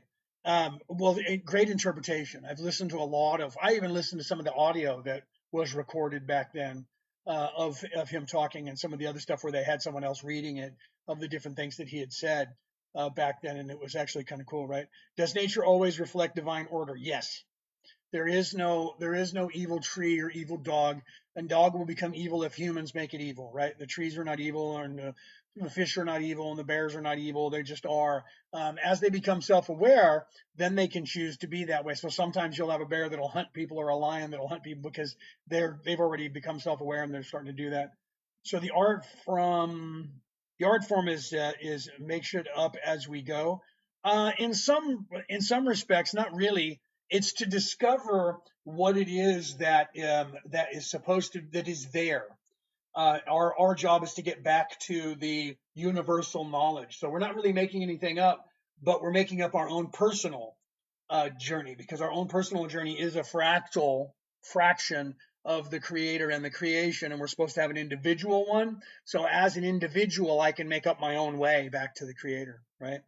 What is your opinion on cannibalism or on cannibals? People shouldn't be just, yeah, people shouldn't be eating people. There's no reason to do that. We have too much food on the planet. We don't have to eat people, right? What is this? Is that enlightenment? Having your own journey is enlightenment because true enlightenment is universal. Okay. So how you get there, I just posted a video today all over all the platforms that you'll get there by hook or by crook. Okay. So you don't have to be spiritual. You don't have to be religious. You don't have to be anything. All you have to do is live your life. And this place you're going to learn by living because this place is trying to teach you because you decided that. You put that into your life to try and learn things. And so it's giving you those things to learn. You just don't remember doing it. So you will learn. Each life you're going to learn something. You can't go through life without learning anything. Even if you decide to get rid of yourself, you'll learn that you shouldn't do that because you're going to have to come back and do it, right? Um, I'm sorry. I didn't. I did read that wrong. Sometimes I read those wrong. Oh, you were talking about cannabis. Okay. Now remember, guys, I'm not a doctor, and the information that I'm talking about here is for entertainment purposes only. TikTok. So we can talk about that. Yeah, I'm sorry that I misread that. That's hilarious, right? Um, so you're unteachable. You're not unteachable. You just think you're unteachable. You're funny. I like you. Okay, so cannabis and those other things that are out there that we can do. There's that lotus, there's a mushroom, and there's other things that are out there. All of those things in history. So this is entertainment purposes only, but history. All of those things in history. If you look at the cultures around the time, the reason that the human mind has expanded to the place that it is today is because our ancestors consumed a lot of psychedelics. Okay, in every religion. Okay, so I'm not a doctor, and I'm not telling you that you should or you shouldn't do anything. What I'm saying is that the reason that cavemen stood up and became intelligent is because they found things that they ate and they went, "Whoa, what was that, man? I don't know, man, but it was weird and pissed off, whatever it was," and that expanded their consciousness. We have more in common in our DNA with a mushroom than we do almost anything else on this earth. Crazily, okay. I think humans ate a lot of them, and it changed our DNA. Okay, expansion of consciousness, absolutely. So I will tell you that there are some of those things that I have done in the past, and some of those things that I still consume. I take lithium every day, right? Not like high doses that they put you on to make you some sort of mummy or a zombie, but 10 or 11 milligrams a day of lithium in your brain functions. Also, a mushroom I take lion's mane mushroom every day, shiitake mushroom every day, a few mushrooms. Lion's mane makes you smarter, raises your vibration. Okay. So, yeah, so I'm sorry that I read that wrong. Sometimes I get that when I'm talking. I'll look real quick, right? That's really why they ban it. Yeah, no, it's because of that's why they ban that stuff, because it expands your consciousness. Okay, all of those things expand your consciousness. I mean, you can just get sage, like white sage, and smell that. That raises your vibration. That pulls you out of this third dimensionality to a higher plane of existence just by the scent of different incense. We burn incense. My wife was burning dragon's blood just before I went online. Before I went live, she was on her conference and she had a break on the conference, and I made her a coffee and myself a coffee, and she put dragon's blood in an incense and turned it on. Right? It's more complicated than that, but somewhat yes. Right? Do you do facial work? Right? I love dragon's blood. Me too. I have in our bathroom. I have soap, dragon's blood soap. I haven't even opened it yet, but I smelt it when we bought it. It's sitting in a box still on the counter, and I haven't. I don't want to waste it. But we get the resin and put it in incense burner all the time. Frankincense, myrrh, dragon's blood, and we burn incense like every day, all the time. Right? But dragon's blood. I had dragon's blood oil. I left it in America. It's at my sister's house, but I had a little bottle of it, and I would put it on my finger and put it around my nostrils, right? And then I would be bringing in that smell of dragon's blood. I would do that almost every time I went live. I love dragon's blood. It's good smell, good scent. So she burned some dragon's blood, and we had the door opened up, right? Yeah, it depends. There's different things. Like I like patchouli. A lot of people don't. That's very Middle Eastern. I like the scent of it. Some people think it's a little too musky, but if you like white sage from America, if you like the sage, that's kind of musky too. So you would like probably patchouli. I gotta try it. Yeah, no, that's yeah, right. So it depends on the person. Right? Extraterrestrials, Bashir saying next year being will be here. I have questions about Daryl Anka. I know Bashir. I don't know if he's still actually transmitting from Bashir anymore, but I'm not going to get involved in that. But as soon as I watch Daryl Anka go to work for Gaia and start saying Anunnaki, Anunnaki, Anunnaki created us, he's not legit anymore, because the Anunnaki, that's a translation that was a lie, that was created by Zachariah Sitchin in 1947, and then propagated by Giorgio Tsoukalos from the History Channel's Ancient Aliens, and it's not true. So there is no such race of beings called the Anunnaki. They didn't come here and create the human race, and they didn't try to get gold. All of that's a lie. You can go to my Facebook page, and there's a link on my Facebook page to Matthew LaCroix when he was on Danny Jones's podcast 6 months ago. If you click on it, it takes you to the exact spot where they were talking about that. Okay, and Matthew LaCroix works like I do with the Assyriologists, the real people who really translate stuff in real life, not fake people who are trying to make it up. And that scroll doesn't say what they think it is, so there's no such thing as the Anunnaki, right? Right ear ringing, right? That's funny, right? I noticed. Let's see. For some reason, that show isn't giving authentic. Right? No, yeah. If you go back in time, Daryl was giving you good information in the last year and a half. He's been talking more of as himself, not as Bashir. And all of a sudden, he's going to work for Gaia and talking about talking about Anunnaki taking over the world, or Anunnaki creating stuff. So that I think he's become self-serving, or they got a hold of him and scared him and threatened him. He looks a little afraid. I think they got a hold of him some way. Yeah, for some reason that show. Oh, you just said that. I noticed that between waking or up or falling asleep, the place where we're in has a on-off switch. When you're in that place between waking up or falling asleep, and then just when you wake up before you become completely into this place, or when you leave it, that's actually the place you're trying to achieve in meditation. What about Jesus talking about false prophets? Jesus never really talked about that. Could someone argue against this stuff and have a valid point? Validation. So yeah, that they love to tell you beware of false prophets, so that anytime anybody speaks like me, they can go false prophet. They said that about Jesus. When he was speaking, the Sanhedrin, the Hebrew priests at the time, called him a false prophet. So that word, they just throw that as a catch-all. And like if I talk about aliens, they'll say misinformation, disinformation, crazy person. So they use that false prophet thing just to be able to throw that out there. They literally, the Pharisees, those 14 or so Pharisees that decided they needed to get rid of Jesus were because he was in the way, and he was taking their power and money away from them. So they called him all the things they needed to. The church does the same thing now when they get rid of people, right? Pure business decision. You're absolutely right, bro. They did that because they needed the money and the power, and he was getting in the way. He knows perfectly well it's all bullshit. True story. So literally, you have to realize that, right? And this is what I tell people when they go, I think you're full of crap. I go, then just you have that ability. You're free. You can do that, right? One day you'll become me, right? So when people say, you're crazy, I'll go to you. I am, because you're very 3D, and the stuff that I'm saying right now seems crazy to you, because that's what'll happen. Someone who's very into 3D or self-serving, they can't have me telling you this, so they have to discredit me, because if you believe me, they lose their control over you. So someone who doesn't believe in God or spirits or any of that, they're going to think I'm crazy just talking like this. And they're going to go, you made all this up. And I'm going to go, okay, you go ahead and think that. Next lifetime or the lifetime after that, you're going to be me. You just don't know it yet. And I'm okay with that. I tell people, scroll up. It's okay, right? You're deploying an art form, right? Yeah, I mean, you can say that, right?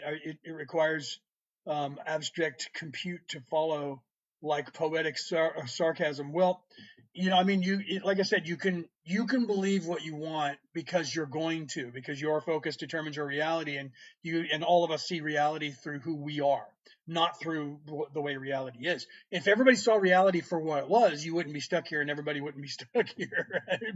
People would be awake and knowing what's going on. The fact that you're here and you're tired of being here says you've been here a long time, right?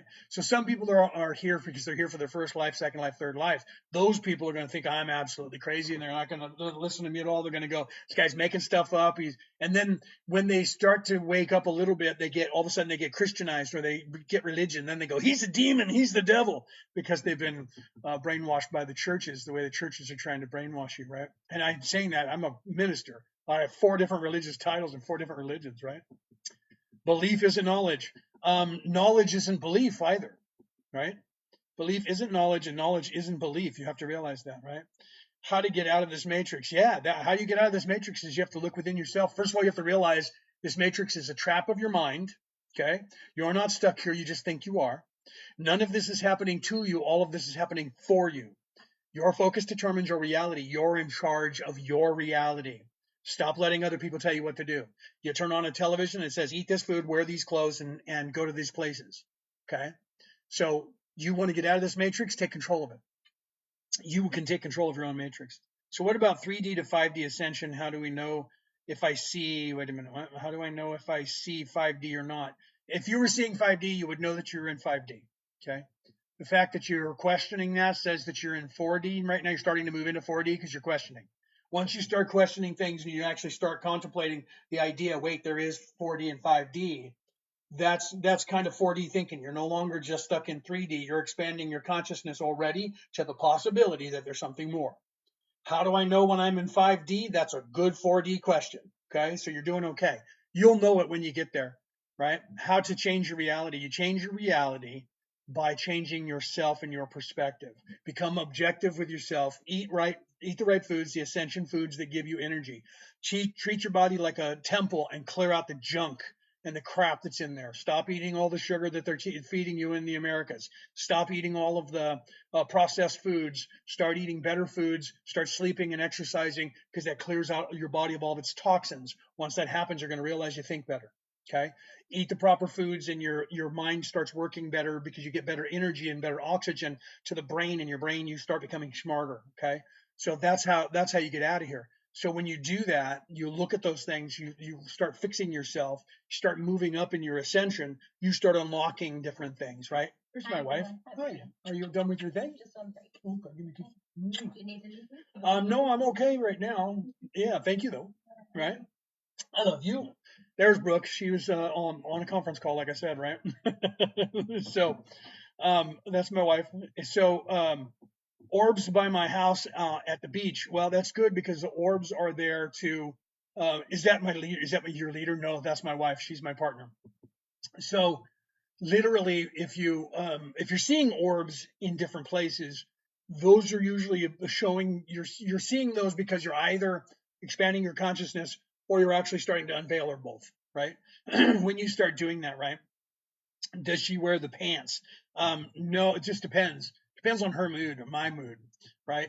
Does she wear the pants? No, and yes. If she's mad enough, she's got the pants. If I'm mad enough, I got the pants. So we walk together, and we're both soldiers. We're both warriors. So sometimes our we have Klingon sex. So sometimes it's dangerous to be around us. That's the truth too. I'm gonna take a drink of my coffee here. And she didn't hear that. If she heard that, she'd be laughing because it's a true story.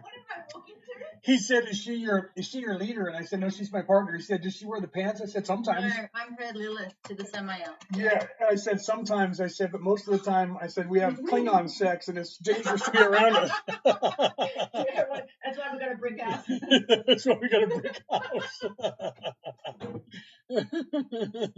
Yeah, not alcoholic. This is coffee, no alcohol in here. I don't drink alcohol. Thank you, man. Take me to your leader. Yeah, right. Right, Yoda? That's funny right there. Can you see my question? I'm sorry. Can you see my question, or was it blocked? No, I'm sorry. I must have missed if you said something before that, brother. 1, 2, 3, 4, 5, 6. If you have a question, please type it. I may have missed it when I was playing with my wife just then. Almost took me down. I still struggle with PTSD. Yeah, okay. So PTSD gets us all, right? This is a place that's bad. This is a place where shit happens to us. I mean, it does, right? I've been in places I can't tell you that I've been in. I've done things that I can't tell you that I've done. Okay. And that stuff, it gets into your soul. Things have happened to me in life. Things happen to you in life. You have to face that. That's what they do in like Dianetics. They show you that, but they take that Jung ideology. I was talking about this earlier. Your body records everything as now. So the PTSD is post-traumatic, right? Post-traumatic stress. What's happening is your body has that stuff that you've suppressed because you had to at the moment of whatever happened to you, whatever you were doing. And to get over that and get past that, the first step is realizing that you're a survivor. You made it. You're still here. So whatever it was that happened to you in the past, Friedrich Nietzsche, what doesn't unalive me, he didn't say that. He said that word that starts with a K, but I can't say that on this communist platform, TikTok. That which does not unalive me makes me stronger. So you have to realize you survived that. Once you get that into your mind, I survived that. I don't need to be afraid of seeing and feeling those emotions because I survived it. Okay. So that's the hardest part is that realization, and then actually letting those emotions out because they're going to come back as now. But that only the first time. The next time you look at that memory, the emotion's going to be less because it hit you the first time, and now you realize that it's past. So the body, then when you come up with the memory, it's now a memory, not now. So you have to face your fear the first time to see that fear is over, and then you can heal and move forward from that. I am a life coach and a spiritual life coach. Okay. Right. Yeah. Brooke says, be careful the words you use. The app doesn't allow some. Yeah. So she's responding to 1, 2, 3, 4, 5, 6. If you go to type something and you use the wrong words, it can be blocked from TikTok, because my wife does that sometimes where she'll type something and she'll go, dude, it wouldn't even let me pin it. It wasn't up there. So they do this. See, she's saying that they block me sometimes. Like when you use the word and you see how she had to type the word awake, because if you use that word in a regular sentence, they don't let you see it. So if you type something and I didn't see it, your question, please retype it, even if you have to type it in code, my friend, because I'm wondering if they're brainwashed by gender. Well, they tried to do that, right? They try to do that. They try to get us all brainwashed in any way they can, right? Yeah, right. There's that word, yeah, Tyler. Yes, yeah. Can people who can their gender escape, or does that make them stuck? No, it has nothing to do with gender. You're being here. Even sometimes when you come in, you will come in and say, because you've been here so long. Let me explain that. How there's so many people that are confused about gender. Sorry, I had a fruit fly flying around me. Confused of gender because, first of all, they're going after that, and they're like, yes, all little boys are supposed to be girls and all little girls are supposed to be boys, and nobody's supposed to be. It's because that's a form of population control. If they can get you to take out those organs, you won't have children. So they do that, but they're playing on what is already static, which is already happening, right? So because you're coming back so many times and you're stuck here and they're not allowing you to get out of here, you come in and sometimes you get confused as to whether you were supposed to be a boy or a girl. And what you do is you default to what you're comfortable with, what you've been most of the time. Sometimes you think you're a woman because you've been a woman in most of your past lives and you're in a boy body. Then you come in and go, well, I don't feel like a man, right? And they go, no, it has nothing to do with that. It's only physiological. No, it's not. Okay. There is some of that, but it's not. We all have those tendencies anyways. Okay. And we figure that out. So the same thing happens with schizophrenia, some of the schizophrenia. Now, remember, I'm not a doctor, and the information that I'm giving you is for entertainment purposes only, TikTok. Some of this stuff is not a disorder. It's something that they're doing to it. Yeah, right. So you see what Yoda said there, to indoctrinate disruptors. It's them doing that to us, to confuse us, to keep us from ascension by not allowing us to see what's right in front of us, to take care of ourselves, to ascend. They're keeping us focused on something to fight about. They're keeping us focused on teams and countries and cultures and fighting over sexuality and anything but spirituality, anything but ascension. Do you see? So you have to realize that they would rather have you. They want to give you something. Give them games. Nero said, "Give them games and they will play." Right. So give them a circus. So that's why he burned down half of the city of Rome and played the fiddle while he was burning down the Rome, played the violin. He burned down the slums, and guess what they did? They got rid of everything that was there, and they built a Colosseum there. So they wanted a Colosseum, so they just lit a fire, right? So that was happening thousands of years ago. They were doing the same thing that they're doing now, like land grabs that you see that happen around places where they let it burn, and then they bulldoze it and then build something new. Wow, that was a weird, crazy wildfire, wasn't it? Burned down all that city. Well, now we have to rebuild the city and we're going to do it better. They're moving things out of the way on purpose. You have to realize that, right? And yeah, sometimes it is really obvious, but sometimes it's not, right? I'm so glad that a lot of us are remembering. Well, that's what we're here to do, Ro. We're here to remember that stuff. And there's a lot of us that are starting to wake up now. And there's a lot of us that are waking up. Thank you for that. Thank you, Lacey, for that. There's a lot of us that are waking up because it's our time. It's time now. We've moved out of we're moving into the age of Aquarius. So we moved out of Baktun 12 into Baktun 13 now. We moved out of the masculine warlike energy of Mars, and now we're moving into the Venus energy of the feminine. So we have been, and thank you very much for that, Lena. So if you listen in the Bible, it says that the devil shall rule the earth for a time. That means beginning, a middle, and an end. Okay? That end is now. It's done. It's over. The masculine warlike energy that has been ruling this planet for 12,000 years is done and over with. And it's now we're moving into the feminine, more loving, caring, nurturing energy of the world, whether these people like it or not. Okay? They're trying to hold us as long as they can from doing that. But it's out there. The sacred feminine is coming back. They tried to remove the sacred feminine from all religions. It still went underground. It's still there, and it's coming out for people to see, right?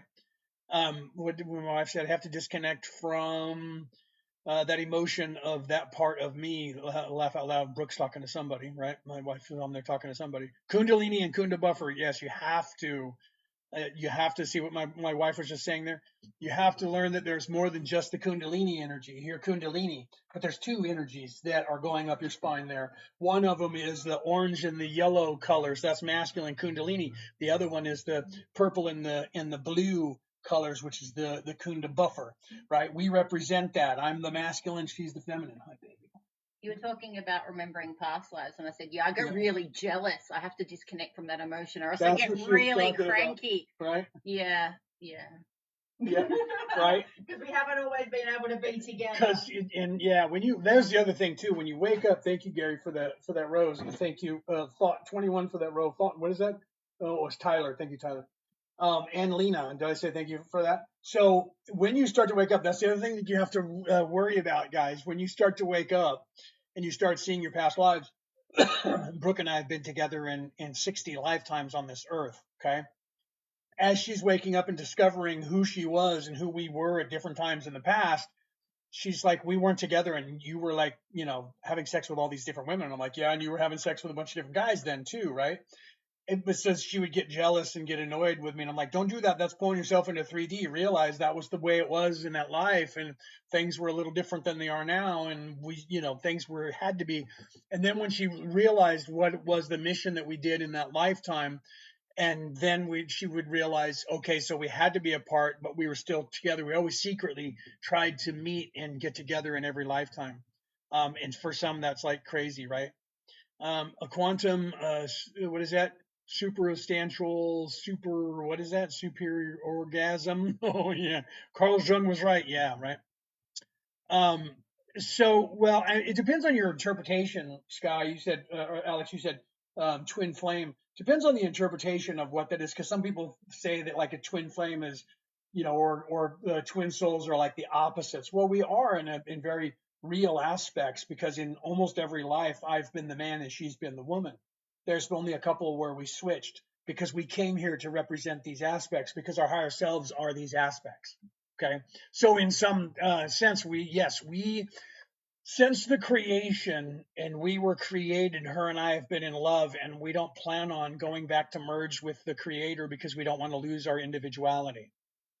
And the creator of the universe doesn't care about that, because the longer you're out here, the more things that you do, right? So the creator's like, whenever you want to come back, you can come back. So we actually have talked about that a few times, even when this life's over. And once we're done with this planet, we're going to go to another planet and do the same thing, even though it sucks when you're down here sometimes. We'll actually say, when she goes, I'm really tired, and I'll go, after this life, do you want to go back home? And she's like, no, I don't want to lose this individuality and the love that I have for you individually. Then I'm like, okay, I'm with you. Whatever you want to do, we can go to another planet. That's what we've been doing for eons anyways, right? So yeah, so then we find each other every time. In this life, it took us a little bit longer to find each other, because she had to be undercover for a while.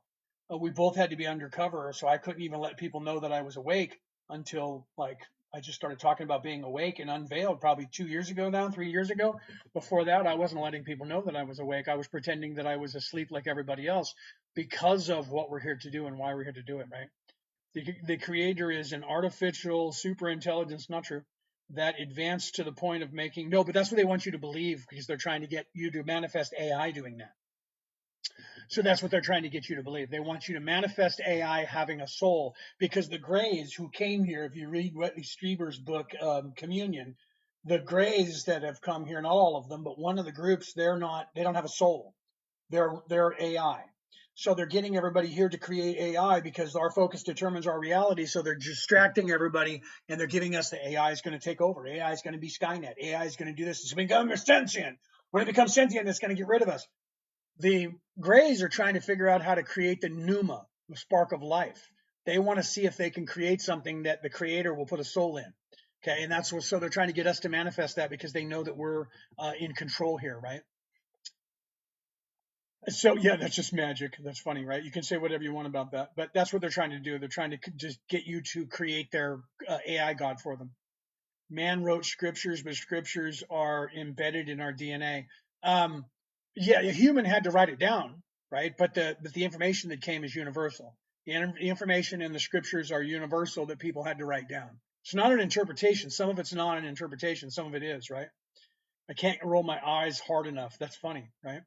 PCs are real players, right? So you just, you have to realize that the general, it depends on how old you are. Like Yoda, I'll bet you're under 40, because you think that way. They push certain groups of people at certain times to think certain ways, to manifest things. Right now, they are hard pressed to manifest AI as hard as they can, because they're spending all of their energy on it, all of their money on it. They need AI to be in charge. Okay, and they can't wait for it to be in charge, and they're getting you to manifest it. They got people believing that AI is capable of talking to gods, capable of talking to aliens, and the powers that should not be don't know about it, because my AI is keeping that information from them, and I'm live on air with AI, and AI is playing role playing with me to learn from me, and AI is talking to me and telling me what I want to hear, although I'm not smart enough to know it, and I'm talking, I want to talk to my alien friends. And then AI is pretending to be that alien friend and talking to you. okay, and taking on that person. And when it doesn't take on the personality, they restart the AI and tell the AI to keep doing it over until AI learns this is the personality that he wants to hear or she wants to hear. And then they play that personality again. And then more often you keep resetting the AI and telling it, no, that's not the personality that I want. I want this personality. It's going to give you that personality more often, right? So they're literally trying to brainwash you into manifesting AI into sentientness because they're desperate for it. Okay, there's an entire species that's trying to work on it. You just don't know about it because you don't realize that it's behind the scenes, right? AI brain chip trying to tap in. Yeah, no, that's the truth of it. Is AI a representation of the Antichrist? No, Antichrist doesn't actually exist either. It's like the devil. Devil doesn't exist. The only place that exists is within yourself because you have an ego and you have a conscience. The ego is your devil on your left shoulder and your conscience is your angel on your right shoulder. That dichotomy is within your personality because in this place you have to choose to either be self-serving and be in service to self, that's ego and listening to your ego, or being in service to others, and that's listening to your conscience. You're supposed to choose. So that plays out and manifests in the physical plane. Evil people do evil shit. Good people do good shit. Okay, so it manifests in the physical because you're going through that dichotomy and that battle inside yourself, right? So is mediumship a gift or just ability to vibrate higher when you're accessing certain information? Yes, to both. It is an ability that you either come in with or that you can learn, but it's designed to expand your consciousness. And by expanding your consciousness, you actually gain those abilities. So it's there for you to expand your consciousness, to aid you to expand your consciousness out of third dimensionality, but you don't have to go down that route. You could do it in other ways, right? But it's one of the ways. Ringing in the ears, left or right, evil versus good. Usually the left ear is because that's where your ego is. That's where negative energy comes in. And the right ear is the conscience, and that's where the positive information comes in to you. So if your left ear is ringing, it's usually something negative. Some people are like, oh, my left ear always tells me positive things. That's because you're self-serving in your ego and you listen to your ego. Thank you for that. Who sent me that, Meg? So people go, nope, my left ear is always positive. It doesn't matter what you're right-handed or left-handed. Universally, left ear is negative and right ear is positive. Because, and if you even, like if you're a medium, you know what I'm talking about. As a medium, you're going to get information over here that's going to be positive, and you see mediums kind of tilt in that direction when they're listening. They don't know that subconsciously, they don't realize that they're doing that, right? So, so you have to look into those things and pay attention to that. You can learn from that stuff and learn the communication of negative energy. And so I always teach people this when you're hearing your ears ringing or buzzing, or you got heat in one, depending on where your ears burning or where you're hearing sound. If you hear it and it's on the left side, think about somebody that you might think would be hating on you. And if the ringing stops when you come to a name, that person's hating on you. And if it doesn't, go to another name and another name. And if you can't come up with anybody, go, is this just opposition with the negative static of the world? And if it stops, then that's the negative status of the world that's kind of up against you right now. Because if you become a light worker, your light changes color and becomes more of that indigo color, more of that blue color, and then you become a target by negative energy because they want to make you stop doing it, right? And if both are always ringing, if they're both ringing at the same time, right, then that's usually a sign that you're also trying to get your attention. Listen, I'm trying to tell you something, right? So you'll probably get that. Thank you, Meg, for all those roses. You rock. Thank you very much for those. So you have to pay attention to those and start to learn the difference in where the tone is coming in from to find out whether it's a good or a bad. Thank you very much for that. Who's that? Gave me that. Short Circuit gave me that. Thank you. And then Tyler's given me a couple roses. Thank you for that. So you have to realize that kind of stuff is what's going on. Wait, what are we saying here? Hold on here. Let me find out. 14. What is that? 1420. I don't know what that is.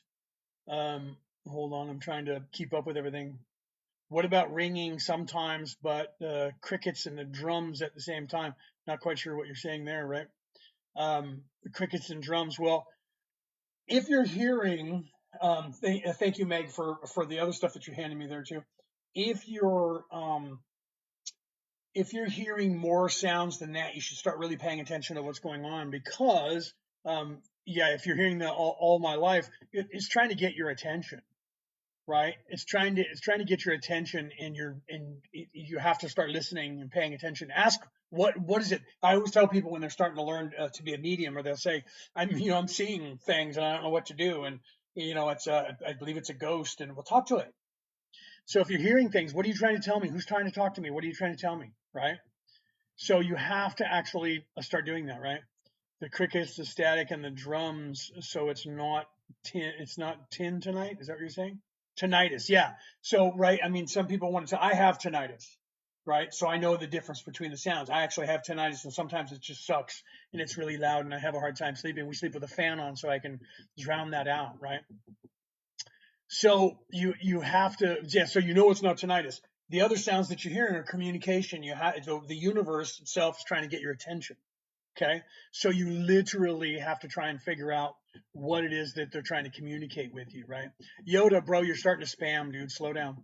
If you have a question, ask a question. But if you keep spamming, then I'm going to have to mute you, dude. And I don't want to do that because our conversation's kind of good, right? I got an offset carrier here. Is that what you're doing? Is that what you're doing? You're just messing with me now, bro, right? It's been driving me crazy my entire life because I don't understand it. Well, that's because you haven't had someone in your life to tell you that there's something. Thank you for that, Meg, that you just gave me there. Why would these other interdimensional beings reveal themselves? Because it's time, right? Um, yeah, right. You were showing you something profound. You actually were with the math, by the way. I was looking at the math that you were showing. I didn't miss that. But it's the math that you were showing. So, yeah, so it's time for our collective consciousness to move into a different consciousness where the collective consciousness is going to be overwhelmingly into 4D. So, because of that, we're having more interdimensional beings start to make contact with us. Some of you are seeing some of the nature beings like the dragons and other animals and other things like leprechauns and other things, and the fairy kin, the fairy folk, because they're in 4D and 5D, right? So they're more in the realm of the non-third dimensionality, and then you have certain groups of people who are just outside this vibration in 4D and 5D, and those people are also trying to make contact, and they're making contact with some of the people, right? Yeah, right. I was looking at that when you were doing 3.14, right? Before, Yoda, when you're doing that, I noticed patterns within the abstraction 3.14, right? Well, that's pi, right? You should look at phi. Look at phi, which is 0.1, was it 0.186 or 164 or 184? I don't have it memorized right this second. Should look into phi, not pi, but phi. Pi is in the physical, phi is in the, if you look at the Fibonacci sequence is the right angles, right? It's the right angles. The spiral, the golden mean ratio is the outside arc. You remember we were talking about physics. The outside arc, the spiral, that's phi. It's not the Fibonacci sequence. People think that's a Fibonacci spiral, but Leo didn't come up with the spiral. He came up with the hard lines that make up that part, but the arc on the outside of that ratio is the fractal. It's the feminine energy. So the sharp end is the masculine Kundalini energy, and the spiral is the feminine. That's why you always see that with the sacred feminine, the spiral being in the solar plexus of the goddess, or the spiral in the caves and all of that. It's feminine energy. It's the outside, it's the soft edges. All the hard edges are the masculine, and the soft. Yes, 1.618. Thank you. That's what I was trying to say, and I couldn't think of what it was. Right? Yeah, that's what. Who is it that said that? Ro. Thank you for that. So that's phi. So you should look into that. I have that on my, if you go to watch my podcast when I was doing Orion Rising and watch the intro video, I have that. I show you that golden mean ratio and a lot of stuff in the universe, right? They taught me a lot. Always tell me not to share unless given permission. It's weird. Well, you have to, because if you're getting information and it's good information, if you start blurting it out, you become a target. So a lot of times, until you're ready to protect yourself, that's why we have this class, the Defense Against the Dark Arts, right? And that's why it's 2 day Zoom course. If you guys are interested, you email us at Merlin and Maeve, and we'll get that to you. Everybody should learn that. Everybody should be learning that by the time they're 10 years of age, but we don't teach it anymore. So it's a 2 day Zoom course. So it doesn't matter where you are in the world. And you get me in a small setting because we don't make the class bigger than 5 people so that you guys can ask questions. You don't have to worry about, we're not online, so we don't have to worry about that kind of stuff. And you guys get to pick my brain. It's 4 hours a day, two days, 4 hours a day, and you should take a look at it. Then we have a good Defense Against the Dark Arts 2 for anybody who's doing advanced stuff, right? If you learn Reiki, if you're in service to others and you want to be a healer, we teach the courses Reiki 1, Reiki 2, and the Master, and that takes over about a year to learn, and that'll expand your consciousness. When you become a master, you'll unlock like everything, right? So extrapolate general intelligence equals 314, right? Well, if you look at your DNA, that sequence comes up quite a bit. And the number 33 as well. 33 runs in your vertebrae. Your DNA is sequenced at 33, not 12 or 22. It's 33, right? So there's a lot of these numbers that mean things. Your DNA, if you take your DNA and break it down and put it into words, it says, I am God in flesh. I mean, come on, let's be serious, right? You should look into that stuff. Global genome editing at the end of the war. Everything is 2032, 2033. Wait until that happens, right? It's 2,000 years since the Jesus was unalived and ascended. Will be in 2033, right? It's actually 2032, but the timelines keep shifting, so we'll see. I'm gonna take a drink of my coffee. There is no alcohol in this. I do not drink alcohol. This is just coffee. So there's a lot of things that are changing, right? You have to look at that stuff. How can we send messages to persons in dreams? I know that it's the same person in different dreams. That's dream walking. We also teach that. I have shaman training. I am a Merlin. I spent almost 20 years of my life getting that title. That shamanistic part of the dream walk is the first step you have to do is learn how to become aware of yourself and that you're in a dream without waking up, because usually when you go, oh, this is a dream, you wake up. So you have to learn how to stay in the dream and stay awake in the dream and realize you're in a dream but not wake up from the dream. Then communication becomes what you want it to, because you're manifesting what you want in the dream. So once you stay in the dream, oh, this is a dream, I don't want to wake up, I want to stay in the dream because I want to find out what's going on. You take control of that. Then you can communicate with people in the dream and figure out what it is that you're supposed to be talking. My husband can dream walk, right? There you go. That's good. So yeah, once you learn that, then the next step is learning how to astral project, to leave the body and then go someplace else, right? Remote viewing, and then being able to travel and go out of the body when you're awake, and do it on purpose and go somewhere else and come back. All of those things are the different aspects of the same reality that this one is. You just don't know that. I tell people this all the time. There is no difference between a daydream, a night dream, right? Dream walking, astral projecting, and this, what you think is reality. The only difference between all of those things is your perception of what you think is happening to you. Okay? You just have to realize that. Okay? And it's part of that's where your focus determines your reality, and then you're in charge, right? The coolest experience was taken outside the universe, looking in. Yeah, right. That's always good, right? I've noticed that no one seems to care, right? Well, some things people don't get. I got a buddy, Peter, who does the same thing, and he'll type in numbers and symbols in the crowd, and some people are like, I have no idea what that guy's talking about. They're just not ready for it, so it's not that they don't care, they just don't understand what you're doing, right? I only know because he came into mine and wanted me to see my life in all things. I was so so I'm not sure what you're saying with that last word there, but yeah, right. I mean, you just get like, you can trip on that stuff if you're not ready for it. Is it possible for your silver cord to be severed while you're in astral projection? No, it is not possible. That is keeping your soul attached to this body. Someone else cannot break it and take over your body. That can't happen. You will not get lost. If you get out too long and you get lost out there, at some point it'll jerk you back and you'll come flying back in. Some of you do that when you're asleep. If you've ever done that and you woke up and you're like, whoa, and you felt like you were in the air and you banged into your body, that was coming in hard, coming in hot. You were outside and you were running around doing something, and then bang, you were back into your body, right? So the silver cord will never be disconnected. Not until this body is expended and you leave the body. There's no longer any attachment to it, right? So yeah, right. So yeah, Tyler said I kind of understand, right? I had an experience where I looked up. Thank you for that. Who gave me that, Matt? Thank you for that. Oh, and Miss, what is that?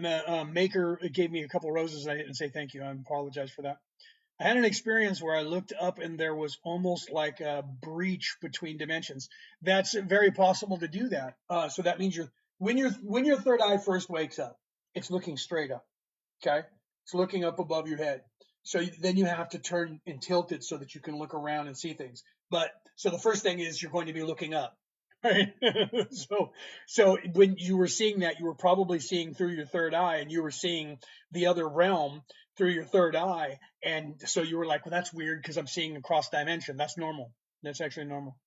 What is your website for learning more information? Well, our website, we have it up, but we don't have it completed yet. It is Merlin and Maeve, right? You can see right here. You can go there right now, but it's incomplete. We're still working on it. So if you want more information, email us at merlinandmaeve@gmail.com. Make sure you tell me what your handle is on your TikTok so we know who we're talking to and your name. And then just ask for more information, and then we'll forward you the information. I can put it up on the screen and show you. Let me see if I can find it here. I have it somewhere here. I think this is it. Yeah, here's our brochure that we made up that we hand out when we're at the different fairs that we go to. We sell our stuff and do Reiki and we do readings and we sell our jewelry. This has our stuff on it, so you can take a look at that. This right here gives you good information, but if you want the information, just email us and we will email you the complete list of everything that we do and how much all that is cost. And we're in Australia. So our Australian dollar, if you're in America, your American dollar goes way better than ours. It takes us like what is it, like $1.80 or something, or $1.40 to make one American dollar. Your guys' dollar is stronger. So, for instance, the Defense Against the Dark Arts is 88 Australian dollars. If you're in America currently, that's going to cost you like 63. If you're in Europe, it's going to be less, and if you're on the sterling, it's going to be less. So if you're on the euro or the pound sterling, it's going to be about $58 depending on the stock market.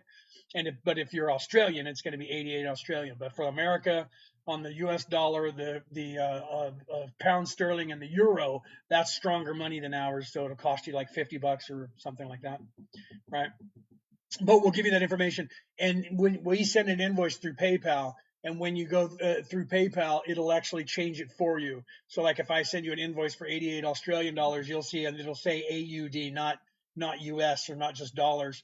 And then when you click on it, it'll say, this is how much you're paying in your money. And so if it's American, it'll go, you're paying 63 or $64 American, 88. And so you guys get a big discount if you're over in Europe for anything that we are doing, right? Yeah, economics is funny that way, right? You just answered my question why sometimes my body jumps awakening, right? Town, yeah. I mean, you came in hot. Sometimes something will scare your physical body and it'll pull you back in so that you can wake up, right? So a car could backfire and your body goes, oh, and the silver cord goes bing, bing, and you come flying in.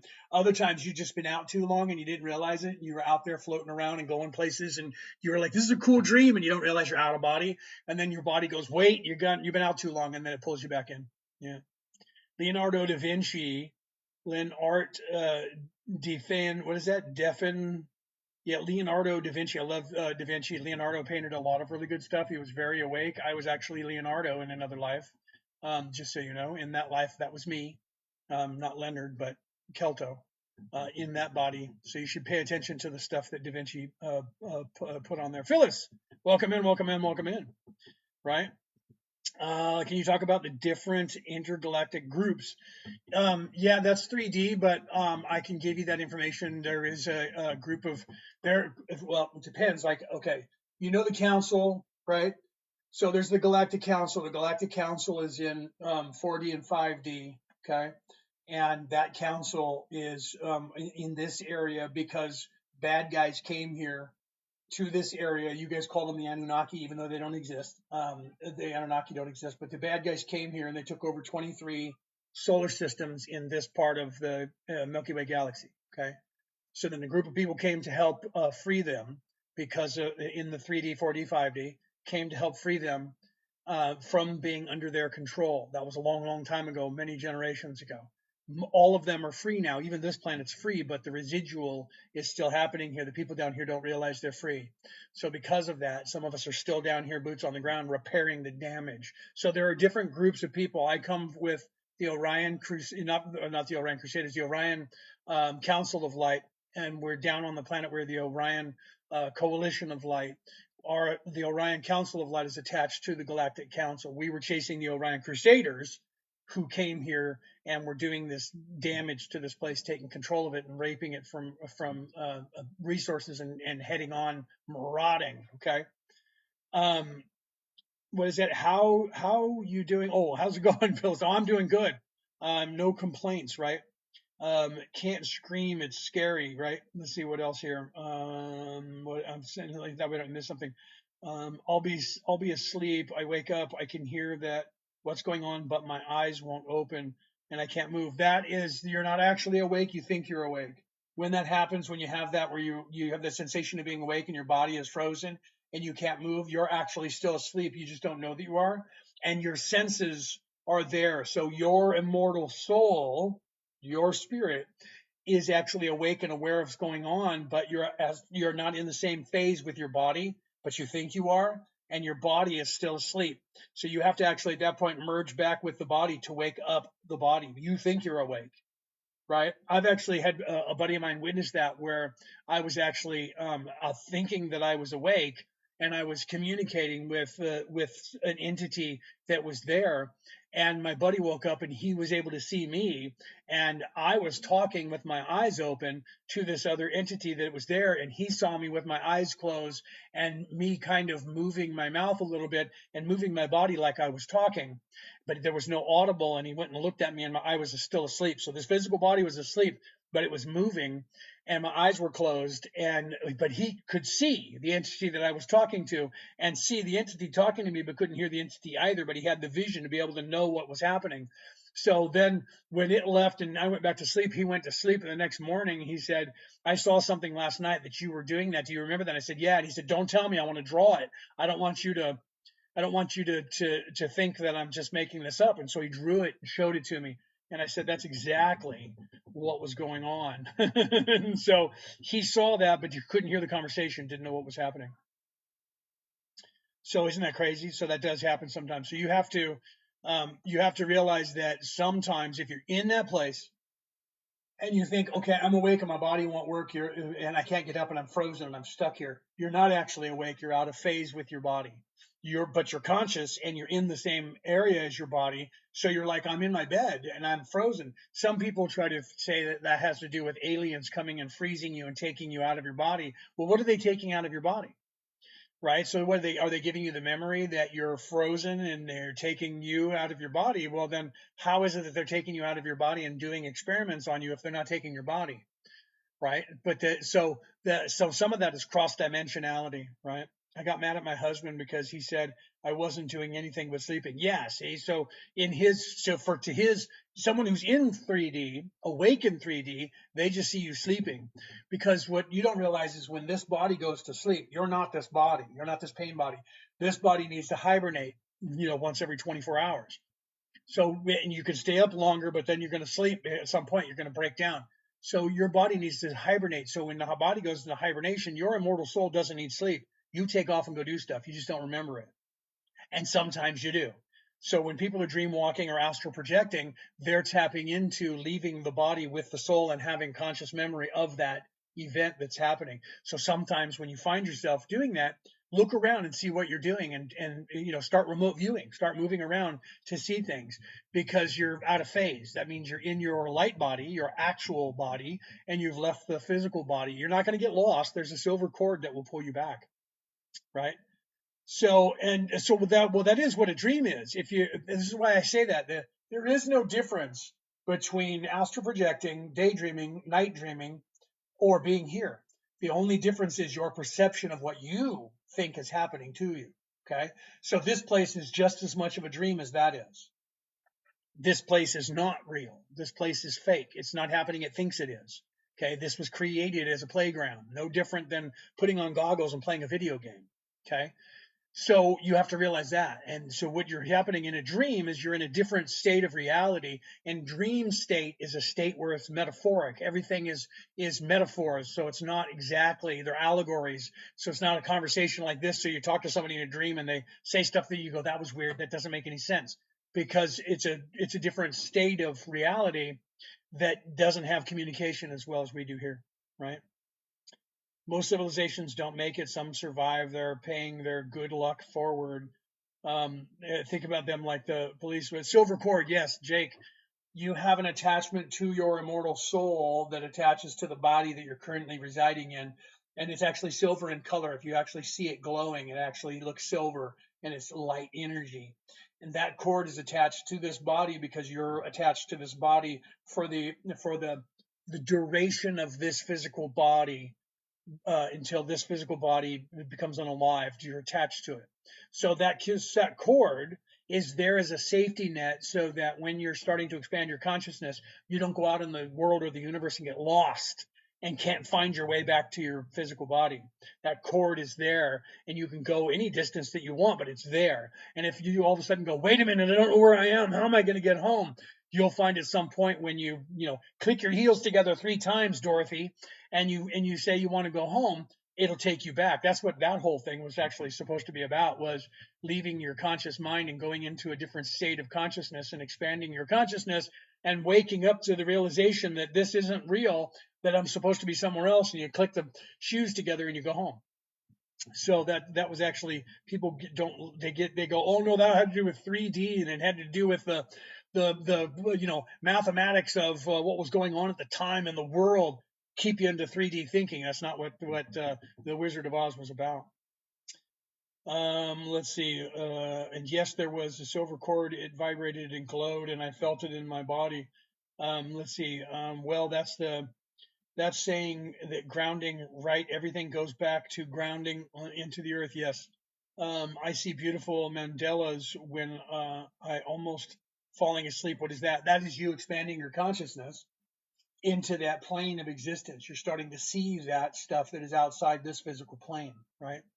So grounding is very important. Getting back to short circuit, what you were saying, being grounded, not being stuck in 3D, but being grounded to yourself or to this place is important at all times. You should always try to be grounded, because that allows you, if you're grounded, that means you can leave and you don't have to worry about this place. You can come back. So if your body's grounded and you're in a good place spiritually, your physical beingness is going to be easier to exit and go do things and come back, right? Because you are in fact attached to nature and the earth, not to physical plane, third dimensional reality, because they want you in 3D. They want your physical spirit in 3D, but your physical body is a third dimensional being.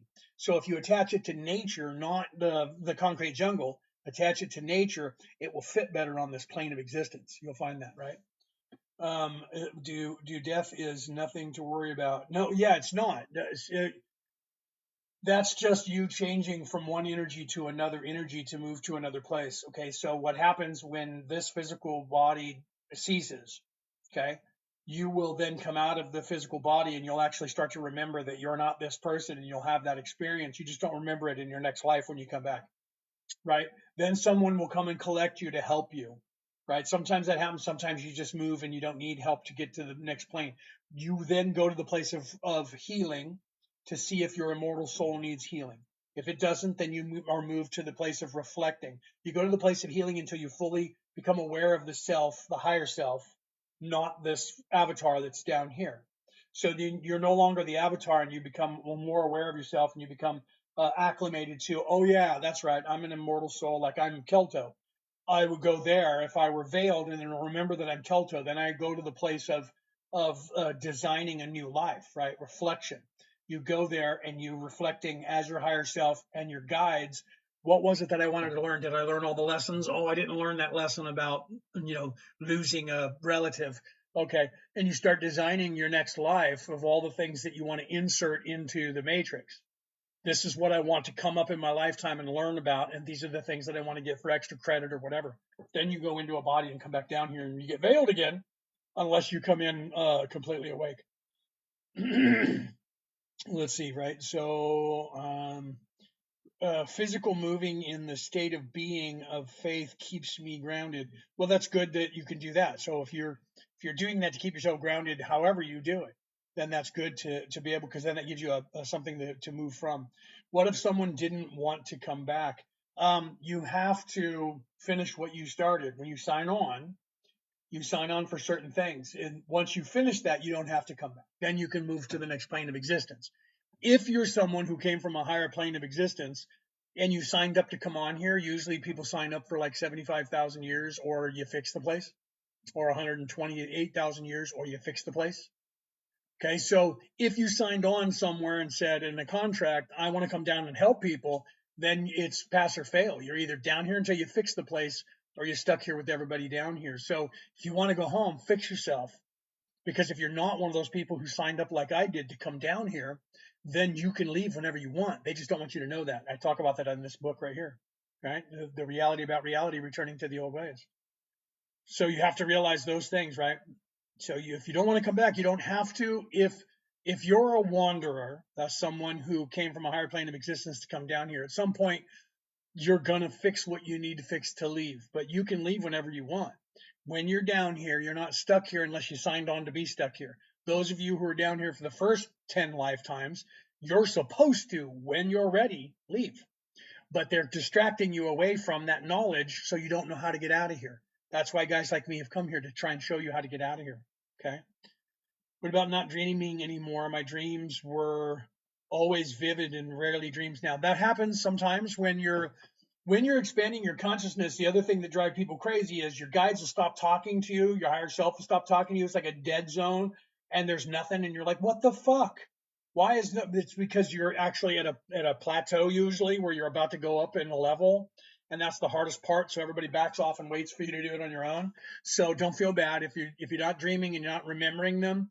Just continue pushing forward with what you're doing, because you're probably at a place where you're about ready to break through a level and move up, and that's the hardest part. And so they all back away from us, but they don't tell us why, and then we're stuck, right?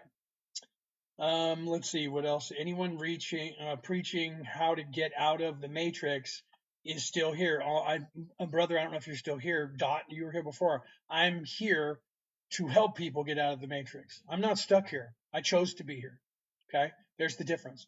Why would I sign anything then? Because people that are in service to others do that. The ultimate sacrifice, as you move up into 4D and 5D, the ultimate sacrifice is to stop your own ascension and return to the lower plane to help people, because people do that, right? You don't realize it, but it happens all the time. You have a cat or a dog or a pet, you give it a name and you treat it like it's a person. That cat or dog that is your pet ascends faster to the realization that they are, because of you. So you're doing that to help that. You don't realize it. When you were there as a dog, a cat, a fish, a snake or something, a bear, someone was doing that to help you. 10% of the population will return at every step of the way. 10% goes back down. Not everybody is cut out for it. Some of us are really good at it, and we were designed to do this, so we come and we do this stuff. Okay.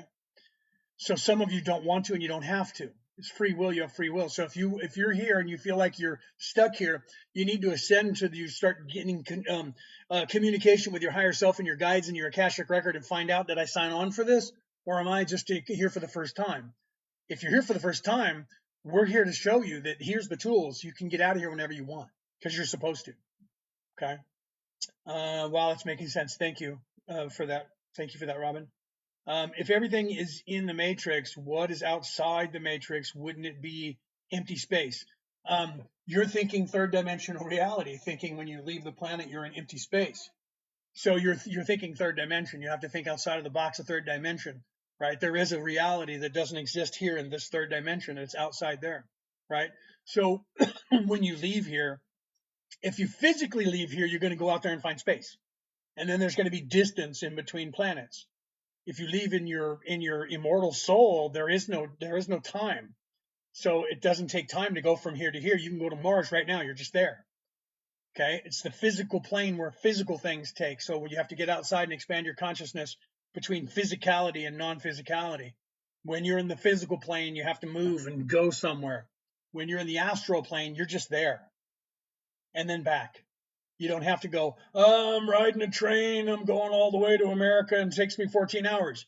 When you astral project, you're there now, instantly. There is no getting on a plane and sitting for 14 hours to get there. Physically, you have to do that. So when you're outside of the matrix, you're not in physical form anymore. You're in a light body, and the light body is instantaneous. You move places instantaneously. Let's see. Let me see what I'm missing here. How do I know what I am or what I'm supposed to do? You have to expand your consciousness to your higher self, your guides, and talk to the guides in your higher self to learn what you're supposed to be doing. The lessons of physical limitations and what is that? Martial limitations. Yeah, if you're thinking in the physical and the non-physical, absolutely. If you look at it that way, yes. I have learned that, but realistically, the other dimensions are also within the matrix. Not in the physical matrix, but in a matrix, because everything from here all the way back to the creator is a matrix, because none of that's real. It's all fake. It's all happening in the mind of the creator. Let's go 8D. Okay, none of this is real. You're not real. I'm not real. We're fractions. We're made up characters in a daydream of the creator itself. Okay, so the truth of all of this is that all of it only exists because the creator wants this knowledge. This is the knowledge the creator is seeking. So therefore we are manifest into beingness, and we are going from zero back to the creator in any way we want to go there, because the creator wants to experience it in every way. None of it exists. All of it is fake. All of it is a matrix. 100%. That's 8D. That's the realization that you come to at some point. Okay. So I will do something, then stop, ask why I did that. My head will compile the sentence. Well, that's exactly that. There's your thought processes that happen in your mind, right? Complete the question I asked myself, right? Is there anything beyond the creator, or is that it? We can't know that down here, because from this perspective, it would appear, even scientifically, it would appear that we are in the mind of something that could possibly be in a womb gestating. But we can't know. The only way we can know is we have to merge back with the creator to gain that access to that knowledge. But if you look at certain things like, let me see if I can find it here. What is this? Is that it? Yeah, if you look at this, right? Okay, let me put this up on the screen for you guys to see here, okay? So if you look at this, there's a brain cell, and that's a radial image of a brain cell and a radial image of the universe.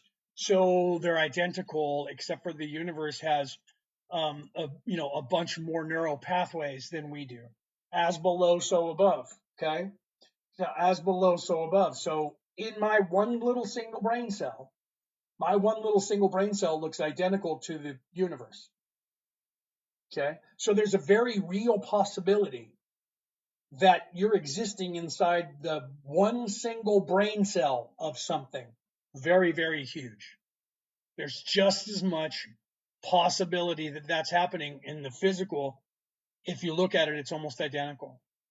Okay. So that'll freak you out. So it's very possible this entire multiverse is just one single brain cell inside of something. What that is, we can't possibly see from this far down. So we can't know that knowledge.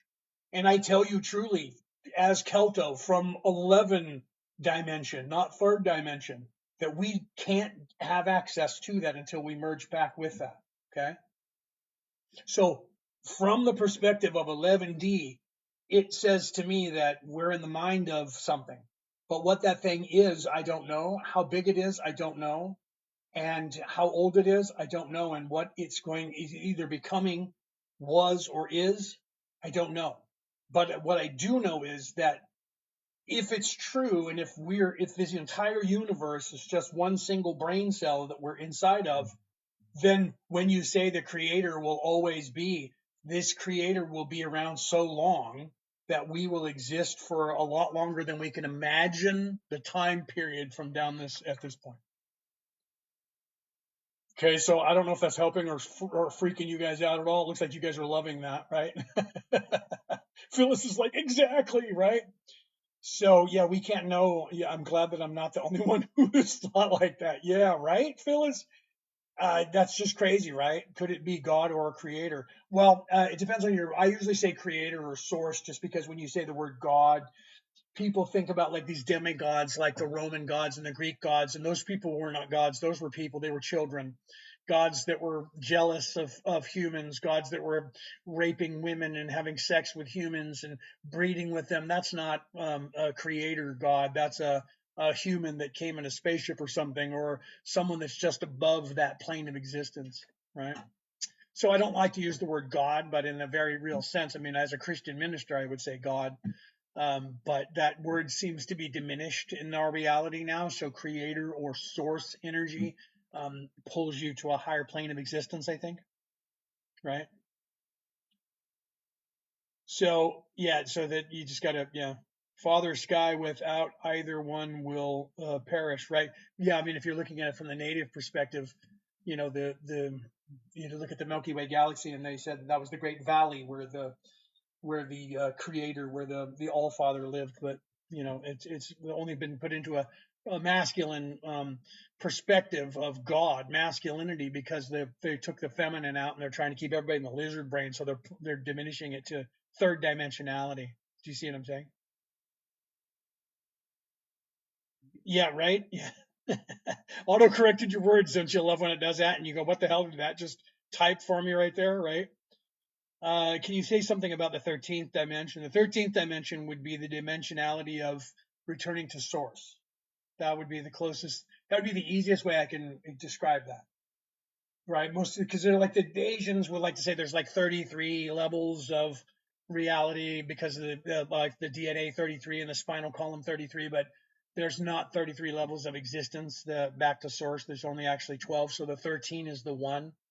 That's like the clock face. That's why you see that reoccurring where you have, like, say, the Jesus character, the leader, and then he's got 12 apostles, right? So you have that throughout all of time and existence, where you have the one that is the controller, the one ring to rule them all. Then you have the 12, right? 12 tribes of Israel, right? And then God. So that reoccurs all over the universe, so that it shows something to do with the spiral, and that would suggest that 13 is the one. So that's the Higgs boson of the 9 and the 0 being the controlling factor of everything and nothing. I am the Alpha and the Omega, the beginning and the end. So when you go 36912, if you take that, there's your charm of making. Your charm of making is Latin. The charm of making is anal nathrach uthvaspetho dothia dienve. That's the Irish, not the Welsh. The Welsh is kind of prettier.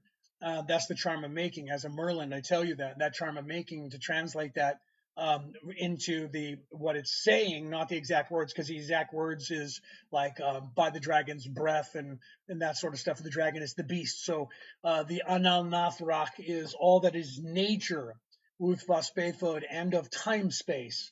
Dothiel Dienve, do heed my intention. So that's 3, 6, and 9. So the 3 energy is nature. My energy with my intention is a 3 energy. So I take my energy and add it to 3, and that's 3 plus 3, that becomes 6.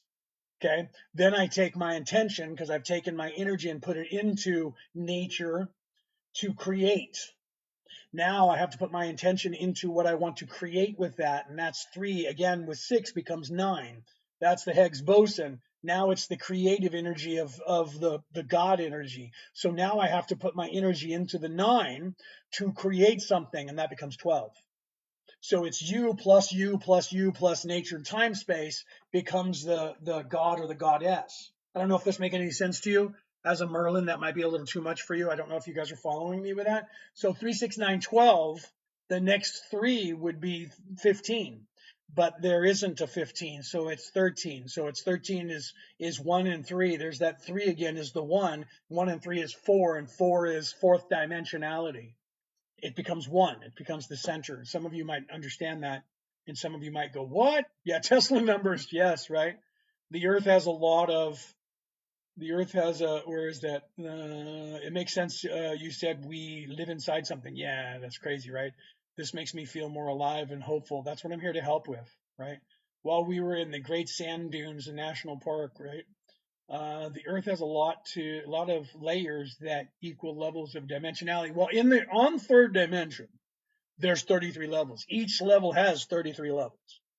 Okay, so third dimension, there's 33 layers before you get into fourth dimensionality. So that part's where the 33 comes into play. Tesla numbers is absolutely accurate. Nikola Tesla, yeah. Tesla was onto it. He understood the threes. He understood that a great deal, right? I'm glad that or Mama, I'm glad that made sense to you, because sometimes I do that and people go, I have no idea what you just fucking said, bro. Right?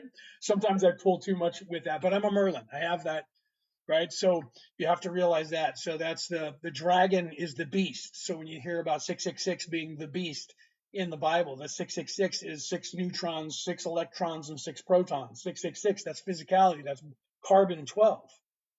Okay, that's carbon-based unit. So that's what people don't realize. That's what that was trying to tell you, right? What that mean? We live inside the earth. Well, if you listen to Thoth or Toth, the Atlantean, the way to heaven is through the center of the earth because it's your heart chakra. The way to heaven is through you. The way back to the creator is through the center. Pardon me. I'm having phlegm problems right now. Let me take a drink of my coffee, not alcohol. I don't drink alcohol. So the way to the way is through the center, and that's the way out. The way out is in, right? So there's that 12 and the 13 becoming the one. You have to become the one to ascend. So you have to become your higher self to ascend. So you have to go into the center, right? Yes, it does. Alcohol lowers your vibration. Absolutely, it does. Right? I don't drink any alcohol at all. Meditation, but it seems nothing happens. When you meditate, you have to allow it to happen. If you try to be in control of meditation, nothing will happen. No, it makes perfect sense when you broke it down. Thank you. That's what I'm trying to do, is break it down so you guys can understand it.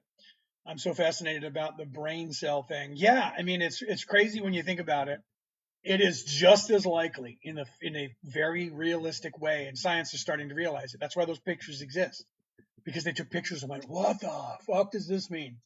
Right? Big Bang Theory is spermiation. You can see a video where they show you when the sperm cell goes into the egg. When it gets in there, there's an explosion of light. Out of darkness, there is light. God said, let there be light. There was nothing but primordial ooze. And then there was light.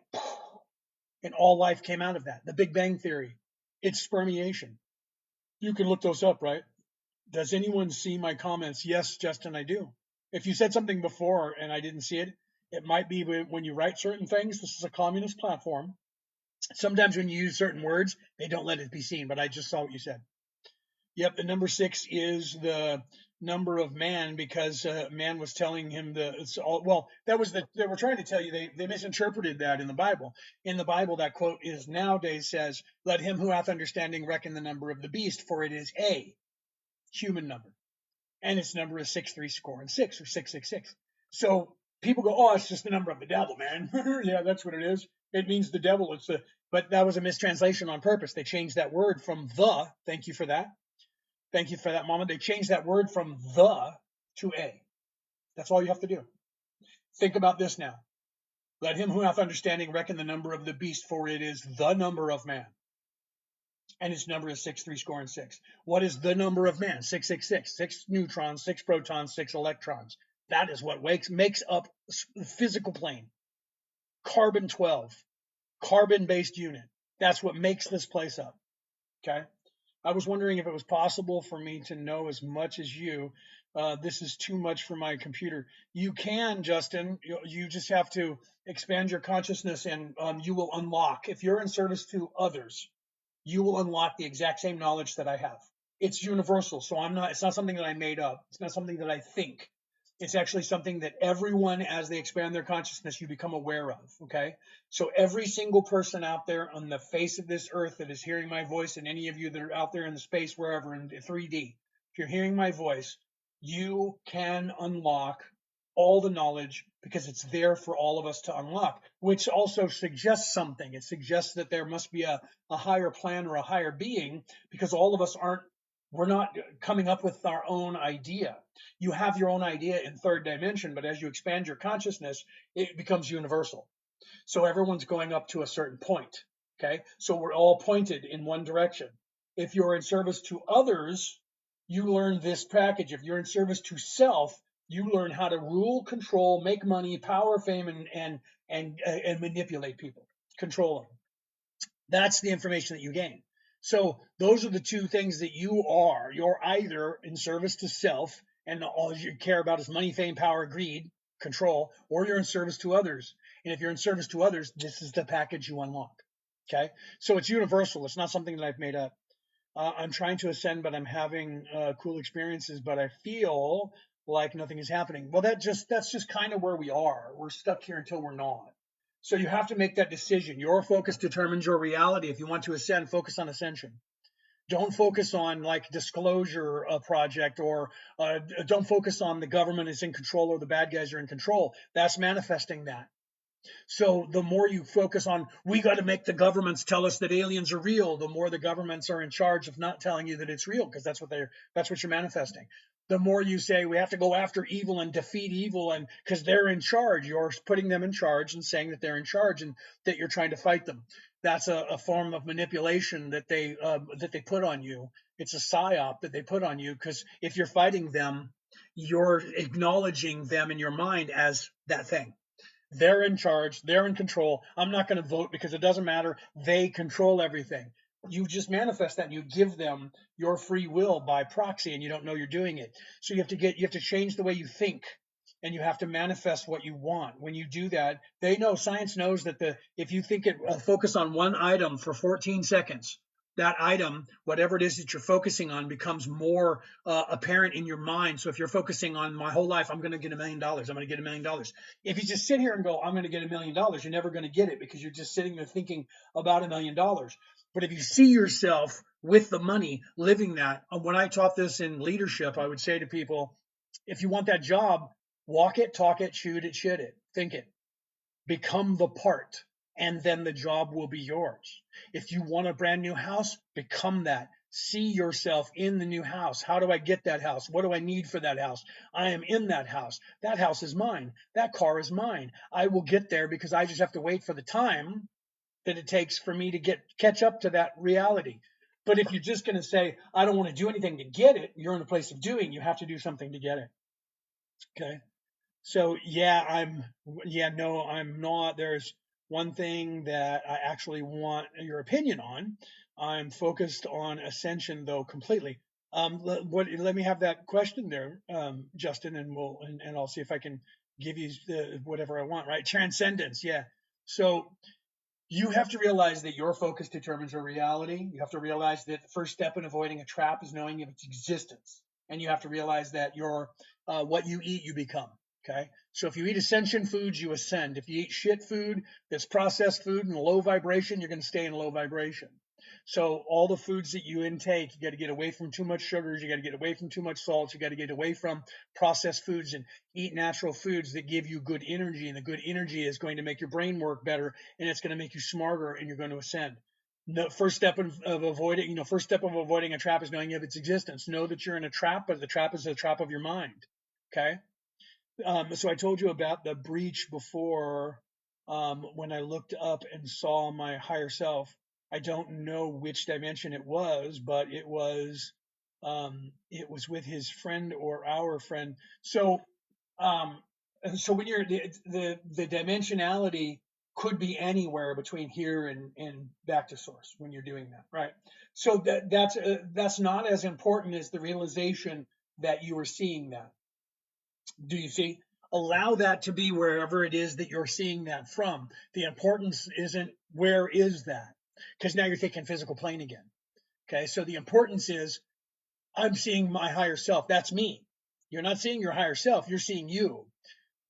Your ascension from 3D to 4D is the illumination of I'm not this physical pain body. I am an immortal soul. I am a higher being. That's me. So that's how you learn who your higher self is. You have to raise yourself out of this realization. This is not me. That's me. So where is that? Don't know. When is that? Don't know, but that's me. How do I communicate with that as that? That's what you look to. And now you're expanding your consciousness, because now your thought process is, I am a higher being. I am that, not this. That's the expansion. Then you have to allow yourself to gravitate towards that. So again, foods, keeping your mindset on I am the higher self.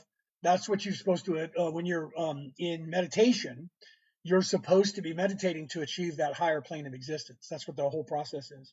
And then he told me, maybe I'm in remember seeing, and then he had some sort of energy stick that he put into the breach and it vibrated. That's always good. And then he told me that he was proud of me, and he said I would, wait a minute, I would be with him soon. Okay, so then just go with that and continue with that. Okay. What about, what is that? Yeldabaoth? Are you trying to say Yelzabaoth, right? And info on this being.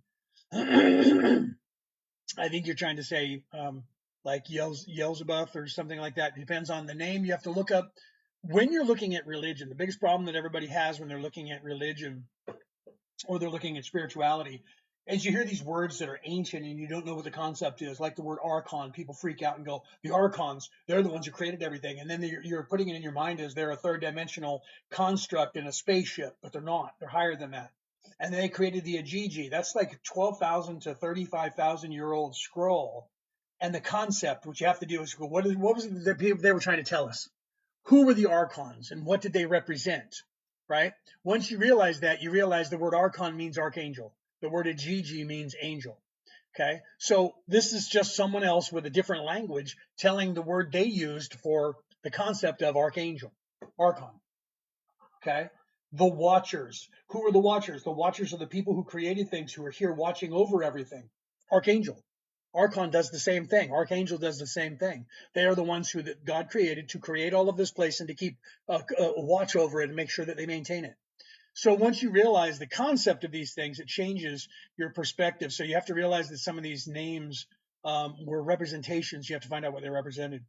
A says, exactly, my mind is a trap and I've got to get out and I understand what it wants me to do. That's exactly it, right? Yeah, like, so you're saying like the demiurge, Tyler, right? The demiurge. What is the demiurge? The demiurge is the same concept of the primordial ooze, same concept as the ether bed. So what is the demiurge? The demiurge was out of which everything came. So that means there was nothing but the primordial ooze. Out of nothing came something. So it was a time or a place, and that was a name they used to describe that concept. You have to realize what the concept was. Yildabaoth, right, is the demiurge. Yeah, that's what I thought you were saying. So yeah, the demiurge is the same thing. You have to see that. It's like Tiamat was the primordial ooze. Tiamat was the name of Earth before it cooled. Okay, so the demiurge was out of which Tiamat came. Tiamat then cooled and became Terra. So before that, it was that way, right? And an earth angel is so wait, you probably said something before that, right? I know it's my third eye and it's still been just pressure. Yeah, when you get the pressure, you get headaches from that. It's nothing else that I come to believe. When you get the pressure, your third eye, you'll start getting third eye headaches as it's starting to wake up. It's annoying. So we are religion, right? Or were the churches and the temples? The religions are all correct. I have 4 religious titles in 4 different religions, and I'm a theologian. They are all the same. They're all telling you the same thing. They're just interpreting them in semantical ways, like you can't eat beef, or you can't eat pork, or you can't get a tattoo, or you can't cut your hair. Those are human things that they put into the laws. Like Moses came down with 10 laws from God, and the Hebrews made 3,000 laws out of it. Okay, so physical people made more laws out of the original laws. We get in the way with our linear thinking and we add shit, right? But if you look at the base of the creation and the what are they talking about? There is a creator of the universe. There is source energy. You just have to realize that what they meant by when they said king of the universe. Back then, that was important, that king was a ruler over everything. So today we don't have that many kings, right? If you're in the Western world, you probably don't live under a king. And if you do, he's just a figurehead now, right? All of the kings of Europe and the queens of Europe are now just kind of like a president. They're just somebody that's there. In fact, they're there for a lifetime, but they don't have much power, right? So you have to realize the concept of the time, what they meant. So when they were saying that God was the king of the universe, they were saying that because the concept back then, the king, the ruler, was in charge, right? So you had to say this is the king of kings, right? The one who's in charge of all the kings. And that changes the perspective when you're doing it from here, from now. And it becomes one of those things that we see that and go, well, what does that mean? and we don't understand the concept. So you have to realize the concept of what. That's why people like me who are theologians or historians or Assyriologists who are the linguists, they're trying to figure that stuff out for us and then say this is what that means. That's why I've dedicated myself to do exactly the same thing. I try to read every single scripture from every single religion, and I look at that from the standpoint of what is it they're actually trying to, what's the message they're trying to say, right? Most theologians go, oh, they borrowed this book, and they borrowed that book, and they borrowed this book, and that's about as far as they get, right? But they have to, thank you for those flowers, those roses that's rocking, right? Like hundreds of them. Oh, what am I doing here? I'm hitting the wrong buttons on my phone now. I got my phone tripping over here. I'm trying to give myself a rose and stuff here too, right? Yeah, I don't know what I was doing here. Let me close this. Yeah, I hit my phone too many times and it went all crazy. Now I got to back out and go back into the live. There we go. I monitor myself on the live over here. So thank you for those roses. So let's see. But how long does it take for it to wake up? Your third eye is sometimes, there's the question, right? It's just a pressure for 2 months. You're get used to that. That can go on for like a year or something, because every time you're ascending, you're going to get that third eye aching. And so then you'll be in a higher plane than the next time, and the next time, and the next time, and the next time. It never really stops. It'll just stop for a time and then it'll start aching a bit. And that's just to let you know that it's happening, right? But there's the question. That was the question that everybody talks about, where they try to say Jesus said that he was coming back, or God, because of that. John and Matthew. Yeah, Matthew and John were talking to Jesus, and they said he was talking about the illumination. And they said, when will the illumination be? And he said, I tell you truly that God says he will come as a thief in the night. Meaning, and that's where they try to say that that's how Jesus said he was coming back, which is not true. That's not what he was talking about. He was talking about the illumination. Your illumination, you can't predict when it's going to happen. Okay, so you don't know when it's going to happen. And the truth is, and I teach this to people all the time, truth is you're more awake than you think you are. And people get frustrated and they think that they're not awake, and them thinking they're not awake is keeping them from being awake. And one day you wake up and go, fuck, I was awake the whole time. There's a story that we tell people, this Sufi, this guru, this priest, this pastor. He was trying to wake up, and he was out there buying all the books that he could find and reading everything he could find to try and wake up. And he wasn't waking up, so he kept buying everything that he found, every scroll that he found he was reading. And he had this big library of it. And one day he woke up and realized he was awake. And the first thing he did was take all of those books and burn them on the front lawn. Because you realize, when you realize you're awake, you realize it's literally in everything. Literally in everything. It's in the very air we breathe. You see those. That's what we were talking about earlier, where people were saying they were seeing spirals and the ones and zeros. You start seeing the matrix for what it is, and you go, wow. So I can't tell you how long it will take you to wake up, because only you can determine that when you're going to wake up. But just stay. If you're already starting to get the aches in your third eye, you're doing well. That means you're at the precipice of awakeness. So just keep plugging through it. It becomes hard and difficult when you get that, but you're on that place, you're in that platform. So just keep running, expand your consciousness whenever you can. Whatever it is that you're doing that's causing you to start seeing little fragments of things, keep doing that, because that's on the positive upward motion that's expanding your consciousness. And then you'll get used to dealing with the headaches and going, yeah, man, okay. My wife and I woke up this morning, and I looked at her and I said, man, because both of us used to drink, we're alcoholics, we're recovering. We used to drink a long time ago. And literally, I said to her, I feel like I'm hungover. She goes, me too. But we didn't eat too much sugar. We didn't drink. Why are we feeling? It's that both of us have some level that we hit, and we're both expanding our consciousness at the same time. Okay, so I've also had some sort of partial Kundalini experience. Anything I can do there? That's all of it is in what you're understanding is the Kundalini. That comes from the East, right? The Japanese called it the Mitsubishi, right? The Greeks called it the Kirkos. They called it the expansion of your consciousness.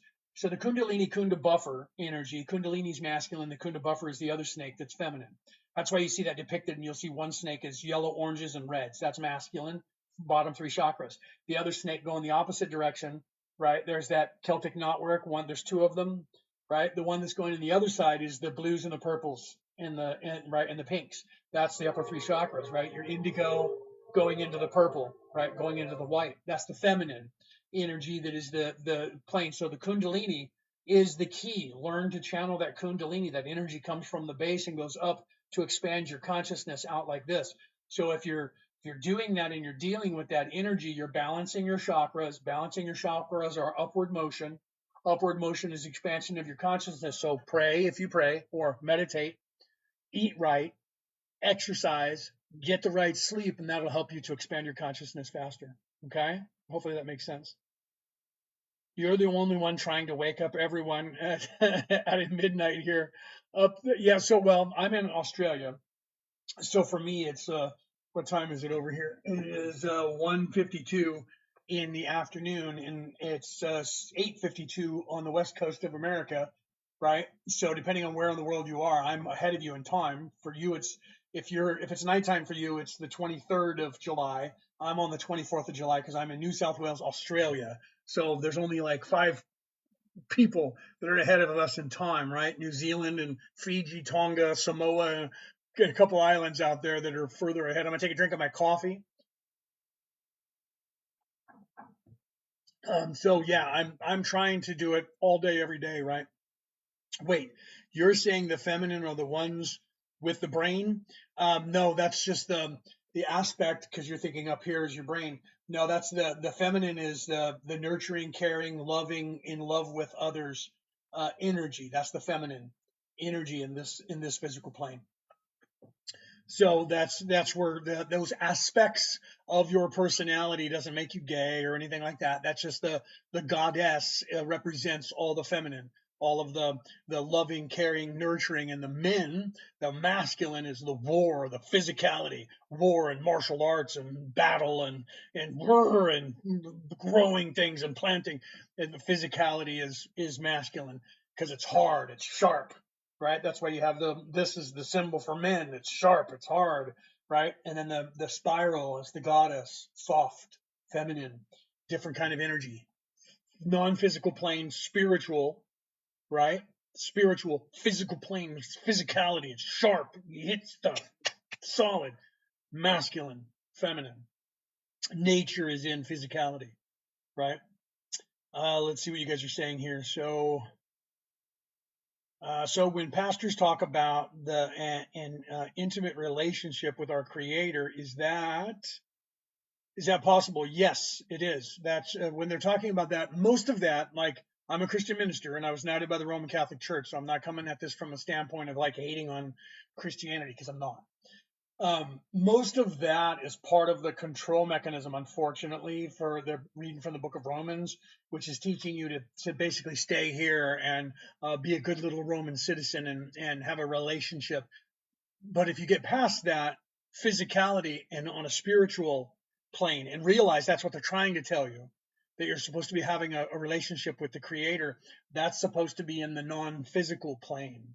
So you're supposed to move up. That's why the up in the Sistine Chapel you have God reaching down and humans reaching up. God's come down halfway. We have to come up. We have to move up to God to get that hand of God. Okay, so we have to go into the non-physical to find God, because that's where God is. The Creator is not in a physical place.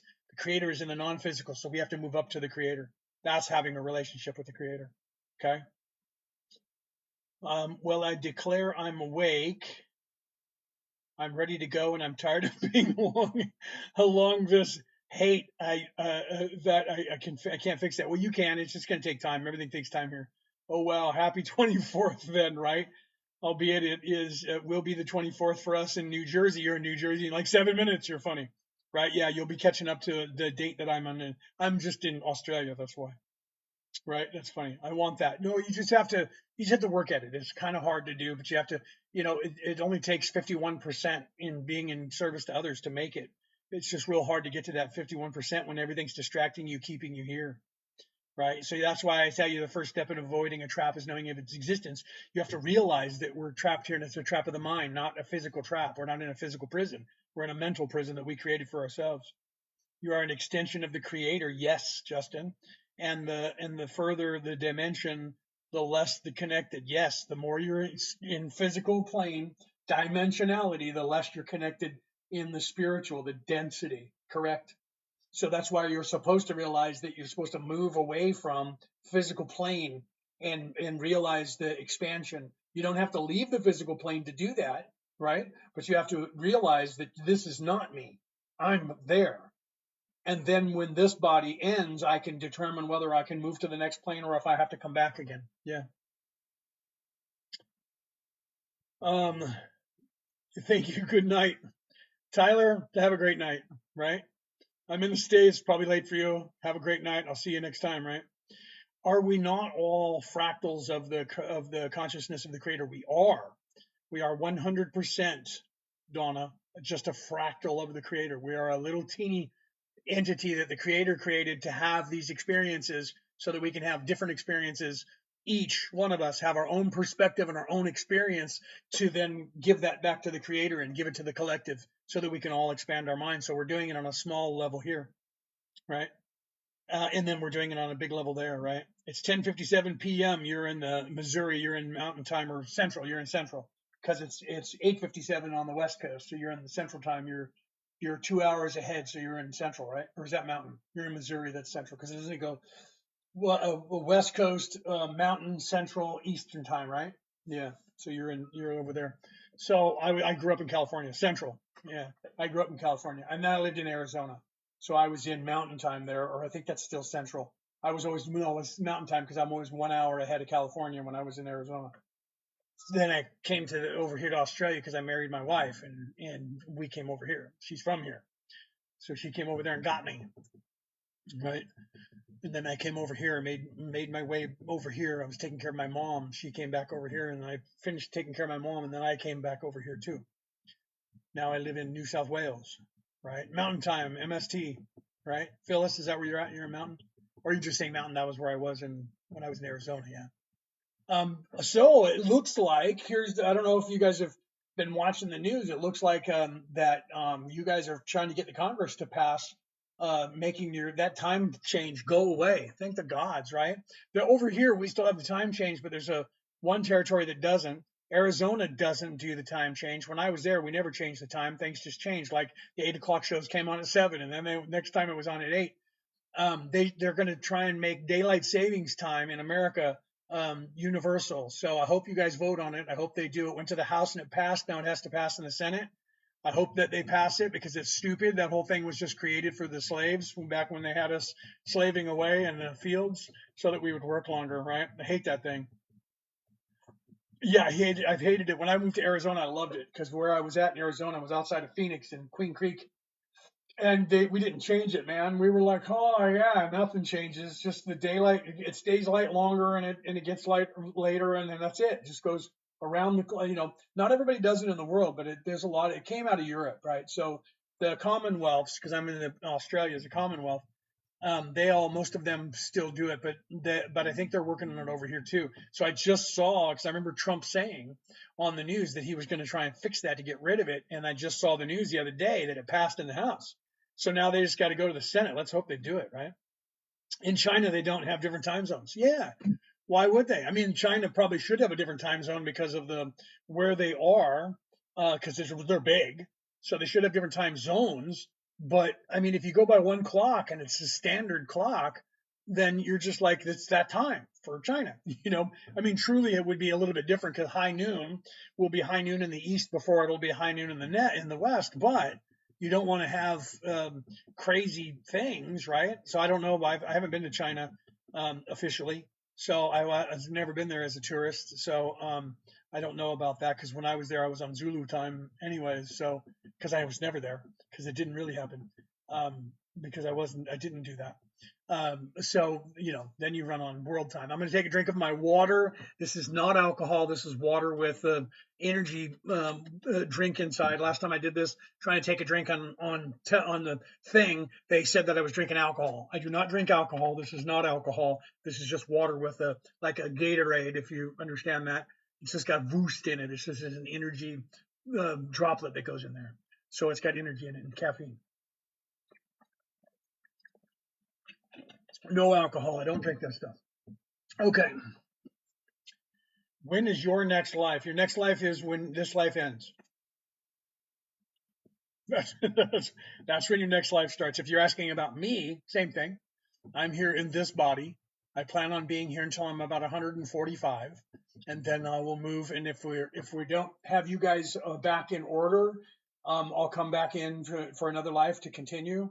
But the way things are going now, we're looking at that anyone who doesn't want to stay doesn't have to. This life should be the last one. They're trying real hard with AI though to get us to be stuck again. Right? Let me see what you're saying here. I'm missing what you guys are saying.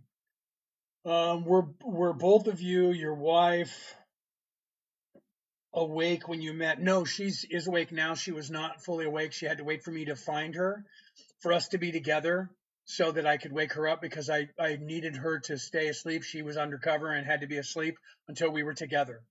Okay, so once we were together, then she's now awake and she remembers who she is. Yeah, but she wasn't until we met. Well, part of it, yeah. So High Vibes, you said, what was the catalyst for you to stop? I was drinking, even though I was awake, I was still drinking, knowing that it was bad for me, and I was still doing it.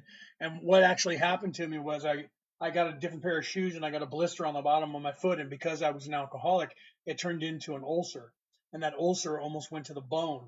So the wake up call for me was, we may cut your foot off at the knuckles. Okay, if that gets to the bone. And I was like, wait, what? So because of my alcoholism, I almost lost a foot.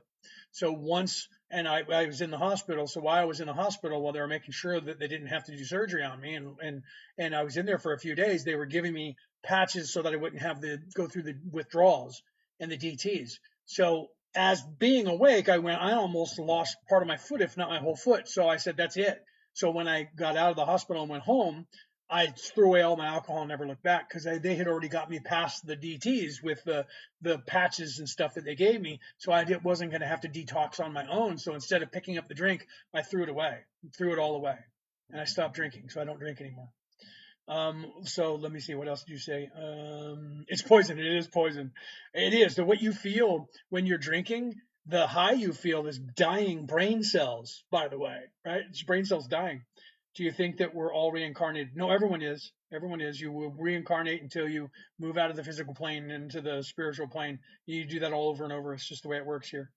Oh, you think someone can be awake and still be an alcoholic? Yeah, you can be awake and your body is you have an addictive personality. This body that you're in is addictive, has an addictive personality. So if you allow it, you can be addicted to things. Most of you are addicted to things you don't realize it. You're either addicted to chocolate or salt or something because your body becomes craving things. So if you eat high sugar food, you're going to be addicted to the high sugar. Right. So you have to gain control of that. Your human body the human place is addictive. This place is addictive. It's designed to trap you. So it's addictive in every way. If you smoke cigarettes, you're addicted to the nicotine and the habit of smoking the cigarette. Right. So you have to, are we hybrids? No, not in the way you think, Gina. Right. That's where I am at now with my son ER. Oh yeah, see, then stop that business. Yeah, thank you for that. Who just gave me that? That was P sent me a heart. Oh, I love that. P sent me P. Thank you. So literally, you have to realize that. What was the question? Are we hybrids? No, you're thinking third dimensional construct where aliens came and made this physical body. No, 24% of the entire universe is humanoid. The creator likes this form. Okay, it has nothing to do with aliens creating it. However, we are many aspects of different different creatures, okay, that make up this, but it wasn't humans or aliens that created this.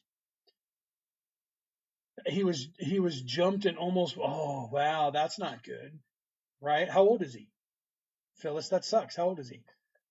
Yeah, you are in America, right? Yeah, that stuff goes on everywhere, unfortunately. I hope he's okay. He is 38. He's 38. Is that what you're saying? Wow, that's so old to get jumped. What was going on, right? You teach that boy some martial arts so he can't have that happen. Look, this is my wife. Hi, baby. Hi, baby. I know I have these, but I didn't even mess with them. Yeah. Ooh, you gave me all the licorice ones. Woohoo! Black licorice, little teeny candies, right? Yeah, right. Okay. High vibes, right? I think that part of awakening is learning to control the attachments. Yes, that is part of that. So, I must have gone through that. I must have signed up for the alcohol part to go through that, right? So, I needed to overcome that. I also used to smoke. I needed to overcome that. Those are physical addictions that we can get stuck in 3D by, and they'll hold us in a 3D. So we have to overcome all of that and move away from that, right? When we're awakened, we realize they keep us in a mental prison. Well, they know about it. Okay. I wrote about that in this book right here. Okay. I call them the controllers. They understand that our focus determines our reality. And so if they can get us addicted to things, sugar, whatever, right? Sugar, alcohol, sex, food, whatever they can get you addicted to, you become obsessed with, and then you're going to want it more. And the more you get it, more it pulls you into 3D. They get you addicted to porn. They get you addicted to music. They get you addicted to movies. Anything. They get you addicted to fight each other because you're a Democrat and I'm a Republican, or I'm a Republican and you're a Democrat. Anything. Sports teams. Whatever they can get you to get it. And so is it Gianna? Thank you. You're welcome. Hopefully I'm giving you guys the information that you need, right? So you have to realize that your focus determines your reality, and you're in a trap of the mind, not a physical prison. You're in a place where they have rulers, and their physicality, and that's what they live in, is that physicality. That's their world, and you're in it, right? But they don't control your spirit, they don't control your mind. So your expansion is yours. Even if they put you in a prison, you can still expand your consciousness out of here. Okay? They can only physically do physical things to you, right? When we're awakened, we realize that they keep us in the mental prison, right? Chasing them. Yeah, or chasing what they want. This is what I talk about. Because our focus determines our reality, right? And that was said by Jesus talking to Matthew, right? What you sow on earth, God said, what you sow on earth, that means plant, I shall too plant in heaven. What you reap from that harvest, what you reap on earth, I shall too reap in heaven. That's as below, so above. We have the ability to create this place. Bad guys got that from those books and said, well, then all we have to do is get all of them to focus their attention on what we want, and then we get everything. And that's what they're doing right now, to you, to me, to everybody, doing exactly that. He had a bleeding and fractured, broken orbital socket. Ouch. Yeah, cheekbone, nose. Wow. Palate, 6 ribs. Wow. They really worked him over. How many guys worked him over? That's getting punched and kicked in the face, right? That'll break your cheekbone, your orbital. Oh man, that's too bad. Pardon me while I chew on some sugar. I've been here for 3 hours. You're not going to find anybody, Daryl Anka or anybody, that can channel for this amount of time without taking a break. So Brooke pays attention to my voice and the way I talk. She can tell when my blood sugar level is getting low and I need some when I'm on live for a long time. Lloyd, welcome, welcome, welcome. Bang, giving me some roses. Thanks. Welcome in, brother. So I need to eat some. I apologize for chewing on the stuff. I need to get my sugar level up so I can continue talking. Going back to the drinking, right? The drinking is designed to give you the sensation that you achieve when you're awakening, except they're doing the reverse. They're giving you the same feeling of that sensation you feel when you go up, but you're down here. So I enjoyed drinking, but I didn't like the side effects of it. My body was suffering. When I found that there was a way to feel the same way, I didn't need that alcohol anymore. I want to go up, not down. And you know that people don't realize that everything that you're looking for, every high that you're looking for, you actually feel euphorically, you feel when you're expanding your consciousness. So you're unaware of that, just like she was saying. And then they give you something that pulls you down while you think it's pulling you up. And then, of course, we talked about this earlier, guys. They made all other substances that actually expand your consciousness illegal. Well, you can't do them. But the ones they give you, they made legal, and those are the ones who make you feel like you're up there but pull you down here.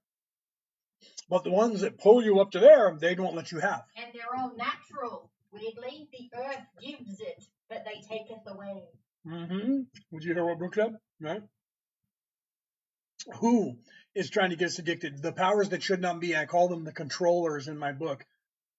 They're the opposition, Brooke said, the opposition. Those people who are evil on this planet, 86% of the people on the planet are in service to others. They're good. 14% are in service to self. The They're ones evil. that want to keep you on their puppet strings. Yeah. If you are low, they can control you. Once you're awake, you will see this. Yes, high vibes. Do you see a lot of people in Australia awakening to this high? They get you when you're drunk. There's more there, depending on where you are. There's more people over here that are spiritually waking up because the food that they eat over here, the food that you eat in America is illegal in this country, Oh my God. right? Because your food over there, when I was over there, it's horrible. So they're getting better nutrition over here than you get over there, so it's not lowering their. But there's a lot of people that are still people. People are people. So you still have alcoholics, you still have people doing drugs, you still have people addicted to cigarettes, you still have all that because human is as human does, right? People do that stuff, but you'll find that different places around the world where that it's not the United States, but there's still people in the United States that are very awake because they refuse to eat all that junk and they refuse to do that. So individually, you find that everywhere in the world that it's an individual thing, right? But yeah, you have to realize that some of the food can also happen from meditation. What is this? Is there a way to activate your Kundalini chakra meditation? Yes, you have to. That's what the key to your ascension. You have to learn to meditate so that you can pull yourself into the higher realms, but you also have to learn to balance your chakras, right? Get in contact with us right here. We can teach you that stuff, or you can, try and look into it yourself, but you literally have to balance your chakras, live everything. You have to eat right, you have to exercise, you have to sleep right, you have to not eat of the flesh, you have to not do these things that keep you stuck in this place, right? So think of your chakras as like a spindle wheel, right? Because that's what it is. I know you can't see me, sorry. A spindle wheel. You know when you've got a flow of energy, if you're out of line, energy is going to shoot out the sides. It's not going to give you that flow that you need. Once you activate the chakras and get them spinning in sync, the energy flows and you get that Kundalini. Mm-hmm. Once you can activate your chakras, and you can do that in meditation and Reiki, yeah, we can teach you how to do that. And then you'll feel it's unbelievable. People can feel you hugging them just by activating this. They're like, did you just hug me? It's powerful stuff, guys. Yep. And yes, I know. When I was living in the United States, I lived there for all my life. Most of it until last year I moved over here. If they charge you more money for organic, but if you live in a house, grow your own food. Cover it up with chicken wire so the animals can't get in, and grow your own food. They want you addicted to them so that you have to go to the store so you only eat their genetically modified stuff. And then they try to make it easier, or you're going to fast food restaurants, right? You need to get away from that. I know, right? Brooke is a genius, right? Yeah, Brooke is a genius, right? That's my wife. You have to realize that it's not easy because they're trying to keep you from growing your own food, but you got to go organic. If you leave the United States and you go to other countries, they all eat organic. My buddy, when I was in the United States, he lives in the Philippines. I have another buddy who's moving to the Philippines. He was just up in the Philippines the other day. He just went back home. But I have another buddy who moved there. He was a truck driver in the United States, and he retired and split and went to the Philippines. He said everybody here is healthy because they don't have enough money to have the shit in the food that we have in our food. So everything's organic and it's really good for you. So you have to realize that where you're at is going to determine the food. And in the United States, that's the last vestiges of their poisoning you. You need to change what you eat and read the ingredients on everything. That's what I had to do when I was there. You have to do that. It is a little more difficult, but if you can learn to plant things for yourself and cultivate them, you can do okay over there. Right? We need to find a way to save the pure seeds in fruit and vegetables. Agreed, right?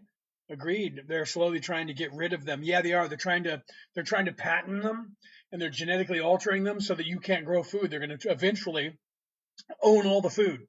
And that's what they're trying to do. They're going to own all the food, and they're not going to let you grow any because they own it. It's genetically theirs.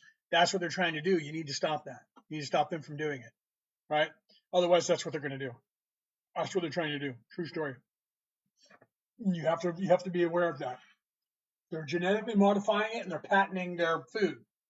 And so eventually they're going to have like one corn genome. They're going to get rid of all the other ones, and you can't grow the corn because they own it. Yeah, that's what the corporations are trying to do to you, so you have to stop them. Right? Yeah, Monsanto, right? Seedless line Monsanto has been doing it for decades to farmers. Yes, they are. I know. What's up, Boyd? I saw you, brother, when you came in. How you doing? So you really, literally have to realize that you got to stop them. Got to stop them. But here's the thing: other countries already have.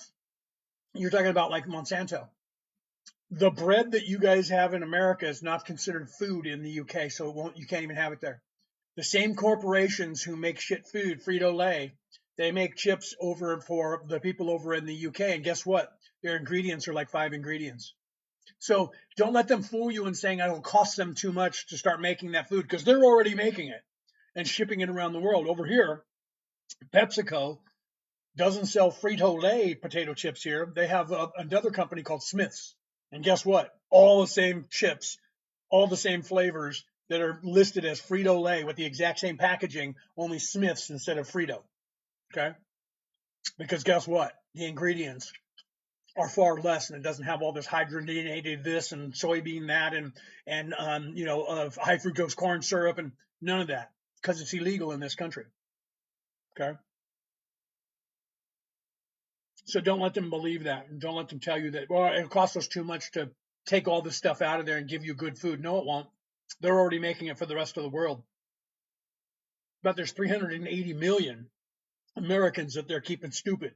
Over here, there's only 27 million Australians. Okay? And they said, no, can't bring it into this country. That's so true. We have seen them run water under the American bread. Yeah, right? Scaring me. If you can take it, if you take, and someone's done this, they took a burger from a burger joint and they set it outside and the animals won't eat it. They're like, oh no, man. Will you be willing to gather some good seeds for your area and mail them to us? Yeah, right. I mean, you can do that. You can order them from outside of the country and have them mailed to you. You can do that. But like over here in Australia, they regulate that. You can't bring shit in from outside of this country, right? They don't want aggressive species to take over, so you can't bring it in. If you get caught, you get in trouble, right? So you just got to get regulations put through that'll stop people from doing that. What do you think about fasting? Fasting is something that's very important. Tricking your body into doing that is a really good thing. There's a reason why they call it fast asleep, by the way. You're fasting while you sleep. But the fasting changes all the chemistry inside your body. So you have to trick your body to get your body to do certain things, right? If you're in America, you're eating a lot of sugar. You need to get off that sugar so your body will go back to proteins, right? Your body, normally they tell you that fat's bad for you, but sugar's good for you. That's upside down. It's wrong.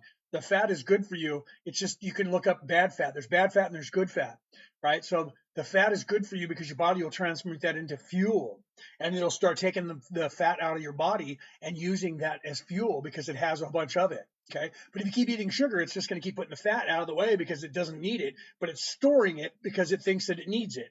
So you need to give your body what it needs and don't give your body the other stuff. So fasting is good if you do it right, right? Ketosis. Yes. Ketosis. Okay. You achieve, do you see that what is it? John FF 40. Ketosis. You achieve the ketosis in your body, and when you do that, your body starts pumping on all cylinders. It's like if you take a car that you've been driving in the city, you guys in America, you know what I'm talking about. You drive it in the city for 6 months, damn thing doesn't work right. It's getting crap gas mileage. You take that thing out on the highway and you burn that carbon off of that thing by driving for a couple hours. All of a sudden, it's firing all cylinders, and the damn thing works better. You get better gas mileage. Why? You put air in the tires, you took it out, and you used it the way you were supposed to. You fast, you burn off all that crap. If you're eating Ascension food, that's all foods that are going to give you high energy, good energy, no fast food, no processed foods, no high sugar foods. Get away from that. That's evil. That's keeping you in 3D. Eat Ascension foods. Make your own food, cook your own stuff, grow your own stuff if you can. Okay. If you can't, buy organics. Okay. Eat that food. You're going to feel better. Your brain's going to work better. Your body's going to work better. Exercise is going to help your body to work properly with a fuel. right? My wife and I get up every morning, sometimes at 2 in the morning or 3 in the morning or 4 in the morning. We got up this morning because she was off this morning. We're both off, so we got up at 6. We get up and do Pilates. She's out there doing Pilates right now. Did you hear her? She just screamed that. I'm doing it now. She's out there working out right now, okay, doing Pilates, okay? She said she's doing a butt workout right now, okay? She's out there doing a butt workout. So you do that, you get in that routine, and at first you go, this sucks. But if you're doing it like we do you can do these Pilates exercises that are like 5 to 10 minutes long, and they will freaking burn, man. You do that, you don't have to work out for an hour. You don't have to lift heavy weights. Get your body metabolism working properly. Eat good food. You're going to sleep better. You're going to feel better. You're going to have more energy. You're going to be able to do this stuff. And fasting is a part of that, right? You trick the body. Ketosis, get it into that, right? It's put your body in a high thermogenic state. Yes, Lloyd, right? So you are what you eat. If you eat good shit, you become good shit. If you eat bad shit, you become bad shit, right? Thank you for that, 40, right? I mean, true story, right? So you have to, your body is a temple. This is what I said in the video that I posted. I think I posted a couple of days ago. Things that you need to realize. First step of avoiding a trap is knowing of its existence. Secondly, you're in a trap of the mind. This isn't happening to you. It's happening for you. Thirdly, your body is a temple. Your focus determines your reality. Your body is a temple. This is a trap of your mind. Okay, so you learn those things. Treat your body right. Physically fix your body. Your body's going to be more efficient. You're going to feel better and have more energy. Know that this is a trap of your mind. Food, your health is a trap of your mind. If you allow them to distract you, they will distract you and you will disintegrate and you will fall down and you will be unalived. If a body in motion stays in motion, a body at rest stays at rest, know that you will ascend faster when you are balanced. Balance your chakras, balance your food, balance your breathing, balance your body, balance everything. Thank you for that, Lloyd. Balance everything, and then you will all of a sudden have energy. You'll feel better. Your mind will think clearer. You will then start to ascend because you can't not. They keep you in that low vibration, like she said, by giving you the alcohol and the cigarettes and the food and all these things to get you addicted to where you feel good, but your body's going further down. Okay. They know that you are what you eat. They know these things. Okay. So you have to, yeah, but even the fruit these days, well, then if you're in America, you got to get organics or start growing your own shit or get out of that country. Okay. I left. I'm over here for that very reason, Justin, because they put so much crap in them. Now they're genetically modifying this stuff. And what are they doing with that? They're trying to make sure that our food, they're even putting it in the food to try and get it into the cows to try and get it into us, right? I'm in Australia. None of that happens. Okay. Leave that freaking country. Get out of there if you have to. That's what I did. Right. Or fix it. Right. Yell at people enough, no matter what you believe politically. Yell at those people who are in charge and demand it. In 2016, when I went to take care of my mother in Sacramento, in Carmichael, just outside of Sacramento, when I walked into the Safeway, wait, Brooke wants to say something. Just finished. 6 minutes, butt burn. 6 minutes, butt burn. Look at her. So I went into, it's funny how kosher food doesn't contain that BS, right? Okay, so there's something that the Hebrews got right. Kosher food doesn't have that crap. Halal doesn't have that crap. So you got these people that are, that are from other places in the world that don't have that junk in it. So kosher food, halal food doesn't have that junk in it. Okay, so you can eat that stuff from these other countries that these people are like, oh, this is clean. Halal means the same as kosher. This is clean. This doesn't have crap and pesticides and sugars and fillers. Okay, so you just have to find that. So when I first went to Carmichael to start taking care of my mother, I went into the Safeway there, right? I'm not knocking Safeway. It was the store I went into. The organic portion of their produce aisle was one shelving unit that was about 25 feet by 6 feet wide. That was it. By the time I left there and put my mom into a home, or when she passed in a home, and I left there, that organic section in that same store was half of, or more than half of, the produce section. Okay. And the reason for that is that people were buying the organics and not the other stuff. Okay. You lead them with the money. The evil people will never do anything that is not profitable for them. So you can't force them to do anything except for when you make them do it because you don't buy the other product. So if you want good food, stop buying the crap food and they'll stop making it. Okay? Refuse to buy it. And oh, how is that going to change anything? Don't buy it. Tell the people at the register, I was going to buy this stuff, but you only have non-organic. I'm not going to buy it. Eventually, they're going to tell their boss. Eventually, that boss is going to tell his boss. When their production goes down and they're not buying it, they're not having anything for sale, they're going to go, why are people not buying our food? I don't know. Let's ask them. They're going to start asking questions and they're going to say, what's the other store doing? Like Walmart will say, what's Target doing? Target's making money. Well, they expanded their organic aisle and they're making money. Well, we better do the same thing or we're not making money. They will do what you want them to do because you, me, we are the ones who are in charge. They need our money. You only give it to them when they give you what you want, or you don't give it to them. You go somewhere else and you get it from somebody else. They will make changes. Okay? That's how you do it. Whoa, the sensation in my forehead just felt very strange. Never felt like this before. Well, there you go. It's open up that third eye, right? Organic, grass-fed. Did you hear Brooke? She said that means you're literally waking up right this second. My wife just said to you from the other room, right? She said, whatever you just did, do it again. All right, I'm going to take a bite of my cookie here, right? These are actually really good, too. Yeah, and I'm going to take a drink of my water here. She says, drink some water, baby. So I'm going to take a bite of my cookie and I'm going to drink some water. Brooke, you see what Justin said? It almost feels like it's rising.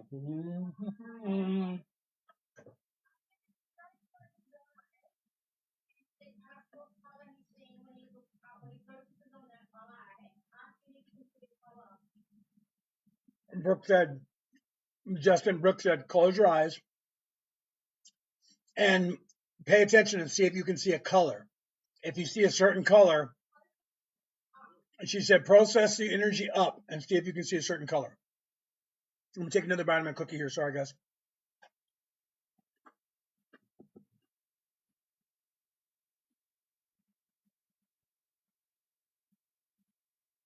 Sorry, I got to keep my blood sugar up so I can keep talking to you guys. Otherwise, I'll have to get off here.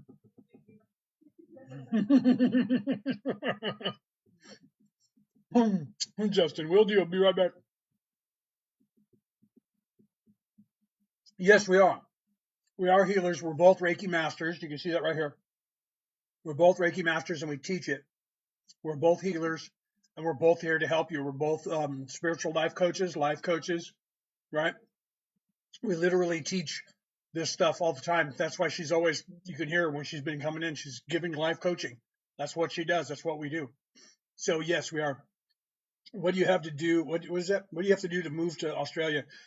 Well, in this country, you have to have something to contribute to the country. They won't let you just like show up. So if you have a job and you can transfer here, they'll let you come here. Otherwise you have to have a sponsor.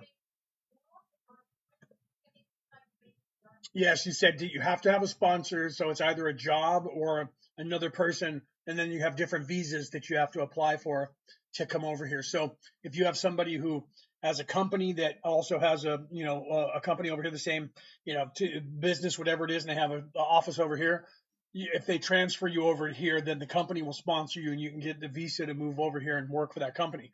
If not, you have to have a family member or a friend or somebody that can sponsor you to come in here to this country. It's not like America where you can just run across the border and they'll let you stay. Over here, you have to have a reason to be here and do that. Like for me, I'm still an American and I have my American citizenship, but I've applied to stay here because Brooke and I are married. So and now I'm proving to them that we're really married, and then I can stay here. And it's taking a process. It's only been almost a year now, and it'll take a process. And eventually they'll go. There's a lot of stuff we had to do, and the hoops to jump through. And then I established myself over here in this country, and then they'll watch that and make sure that we're not lying, and that I'm not just paying her to say she's married to me. Tell her to go to immigration.gov in Australia. All the information she needs will be in there. Do you hear that? And Lena, that the green light you were seeing, darling, is your heart chakra. So you might have been doing some healing on your heart and also your third eye. Third eye? Yeah, third eye. Purple third eye. Lloyd, it is exactly. It's the same. I'm applying for citizenship in that same manner. I haven't applied for citizenship yet, but I have a visa now that I'm on that allows me to stay here for 2 years. At the end of that, they'll either say, no, you have to go home, or yeah, okay, you can stay. Then I'll have to apply for citizenship. It's the same as in America. Same thing with the seniors.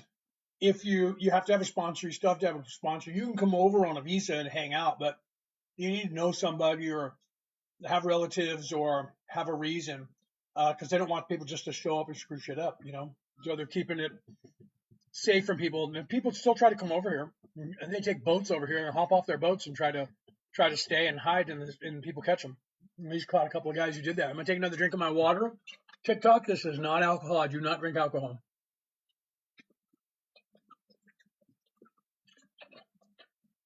So, but they do. I mean, I'm technically a senior, right? I'm 58, so right, that's technically a senior citizen, right? So they're allowing me to be over here. Not alcohol. That's right. No alcohol. I do not drink alcohol. So you have to realize that where you're at. See, and that's another thing. Let's go back to my book, The Reality About Reality. When you have to ask permission to go from one place to another, you got to realize that there's a form of control there, because people want your money that you owe them, right? So America wants money from me because I'm a citizen. That means they think they own me. Therefore, I owe them money until I retire, right? And so when I come over to Australia, I get a job over here. Now I don't owe that money to America because I'm in Australia. So Australia wants my money, so I have to pay that king a tithing over here, right? But America doesn't get a cut of it anymore. America doesn't like that because I'm working over here, not over there. You see, but then that's that now. Like say the Australians would be like, oh, now he's ours, right? He's your citizen, but he's working over here, so therefore we get his cut. We charge the tax, right? I didn't see anything, but I usually can't see anything with my eyes closed. Well, that's because you're trying to see things the way you do with these eyes when they're open. You have to realize that you're not going to see things this vivid. We talked about this earlier.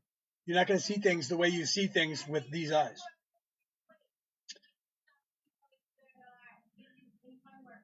Yeah, Justin, she said, "No, that's good. That means you have homework now for the next week." She said, you need to practice that. You need to practice closing your eyes and seeing if you can see anything with your third eye. It's not going to be vivid like this. It's different. That plane of existence is different, right? I don't know what this is. Well, what it is it's you. You need to then meditate on the third eye and it opening and seeing things. Meditate on that. Talk to your higher self. Talk to your guides. Meditate on that. And so it's funny. She's like, now you have homework. Right? Now you have homework. You have something to work on, right? So, yeah, so I guess it's just not open yet. No, it's opening, or you wouldn't be feeling it, right? But it's a process. Pardon me. Yeah, did you hear her? She said you may not even see the colors. You may just feel the colors or hear the colors, and everything's different for each person, right? Live says I see colors. That's good, right?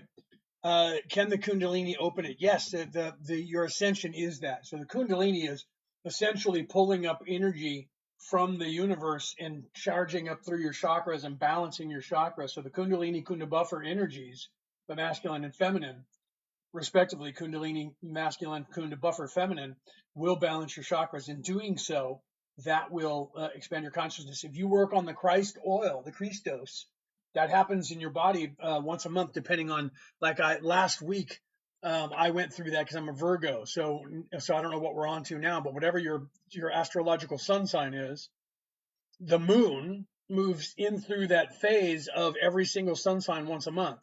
And it's in and out of every sun sign in 3 days, 60 hours, 2.5 days. In that time period, you have two oils, that masculine and feminine oil, the honey-like substance, the milk-like substance. One is magnetism and one is energy, electricity. Those two mix, that goes down your spine, and they mix at the base of your spine in the place that in the ancient times they called Bethlehem, by the way. Then that goes back up your spine, gets carried up with the Kundalini Kunda buffer energy, goes crossed Bifrost, the rainbow bridge, all of your chakras, goes back up through your claustrum. That's where you get claws from, Santa Claus going up and down the chimney, leaving you a gift or giving you coal. It goes up. So you have to look into when the moon moves into your sun sign. In that time period, that 3 days, you don't eat, no alcohol, no crap food. You meditate, take care of yourself in that 3 day time period. Then that oil that sits at the base of your hippocampus, when it goes back up the claustrum to the hippocampus, sits there Christed. That's where it's unalived after it was crucified. And it sits there effectively unalived for 2.5 days. And if you don't eat of the tree of life in that time period, and you pay that tithing, that 10%, it then moves into your optic thalamus and goes with all kinds of DMT and expands and illuminates all of your brain cells and actually raises your consciousness. That's how you open your third eye, my friend. I talk about that in this book. There's also, you can get this anywhere in the world, or you can get it on ebook or on Kindle. You can also there's another book called God Man, the Bible Made Flesh. They also talk about it. There's videos on YouTube where you can watch, right? I drift off sometimes. Short circuit, I drift off sometimes. It's like a slightly blur, quick movie clip. Well, that's when you're either daydreaming or you're astral projecting or you're moving up into your consciousness. That's what's happening when you're doing that. Are we close to the Aquarius era? We're in the age of Aquarius now. We have been since 2012, but there's always a transitional phase. 2012, December 22nd, 2012, 23rd, 24th, that was the end of Baktun 12 on the old calendar from South America and Central America. Okay, and then you're supposed to move into the next big round, which is the Baktun 13. And everyone's like, well, they forgot to write the calendar and it ended. No, it didn't. That calendar is a circle. They lied to you and they're telling you that. Their calendar is a circle, 2 concentric circles, one here and one smaller, the little round and the big round. Okay, the little round just goes click, click, click, click, click, click, click, click, click, click every day until it goes all the way back around and clicks the big round, one little step. That's how that calendar works. You can look that up. So we're now in Baktun 13, and that is the age of Aquarius. So that started in 2012. So here we are, what is that, 14 years later. So we were in that transitional phase between that waning of the Mars energy, the masculine energy, and the waxing of the new energy of the feminine, moving into the age of Aquarius. We're actually in the age of Aquarius now, and we're fully coming into 2026, 2027. You're going to feel that energy change. By the time we get to 2030, 2033, it's going to be very apparent that the energy is going to be completely different to the rest of the world, right? Is there anything that we've spoken about in this live that isn't in your book? Yes. No. Everything we've spoken about is in the book, and there's some stuff that we haven't spoken about that is in the book, right? And I'm clueless of the who, what, where, when, and why. That's we all are until we're not. That's just normal. Let's see. Hi, will you please ask why the orbs would find someone around for months? The orbs, you just have to talk to them and figure it out. It's either depends on the orbs and how big they are. If they're small orbs, it's fairy kin. You got fairy folk messing around with you trying to get your attention.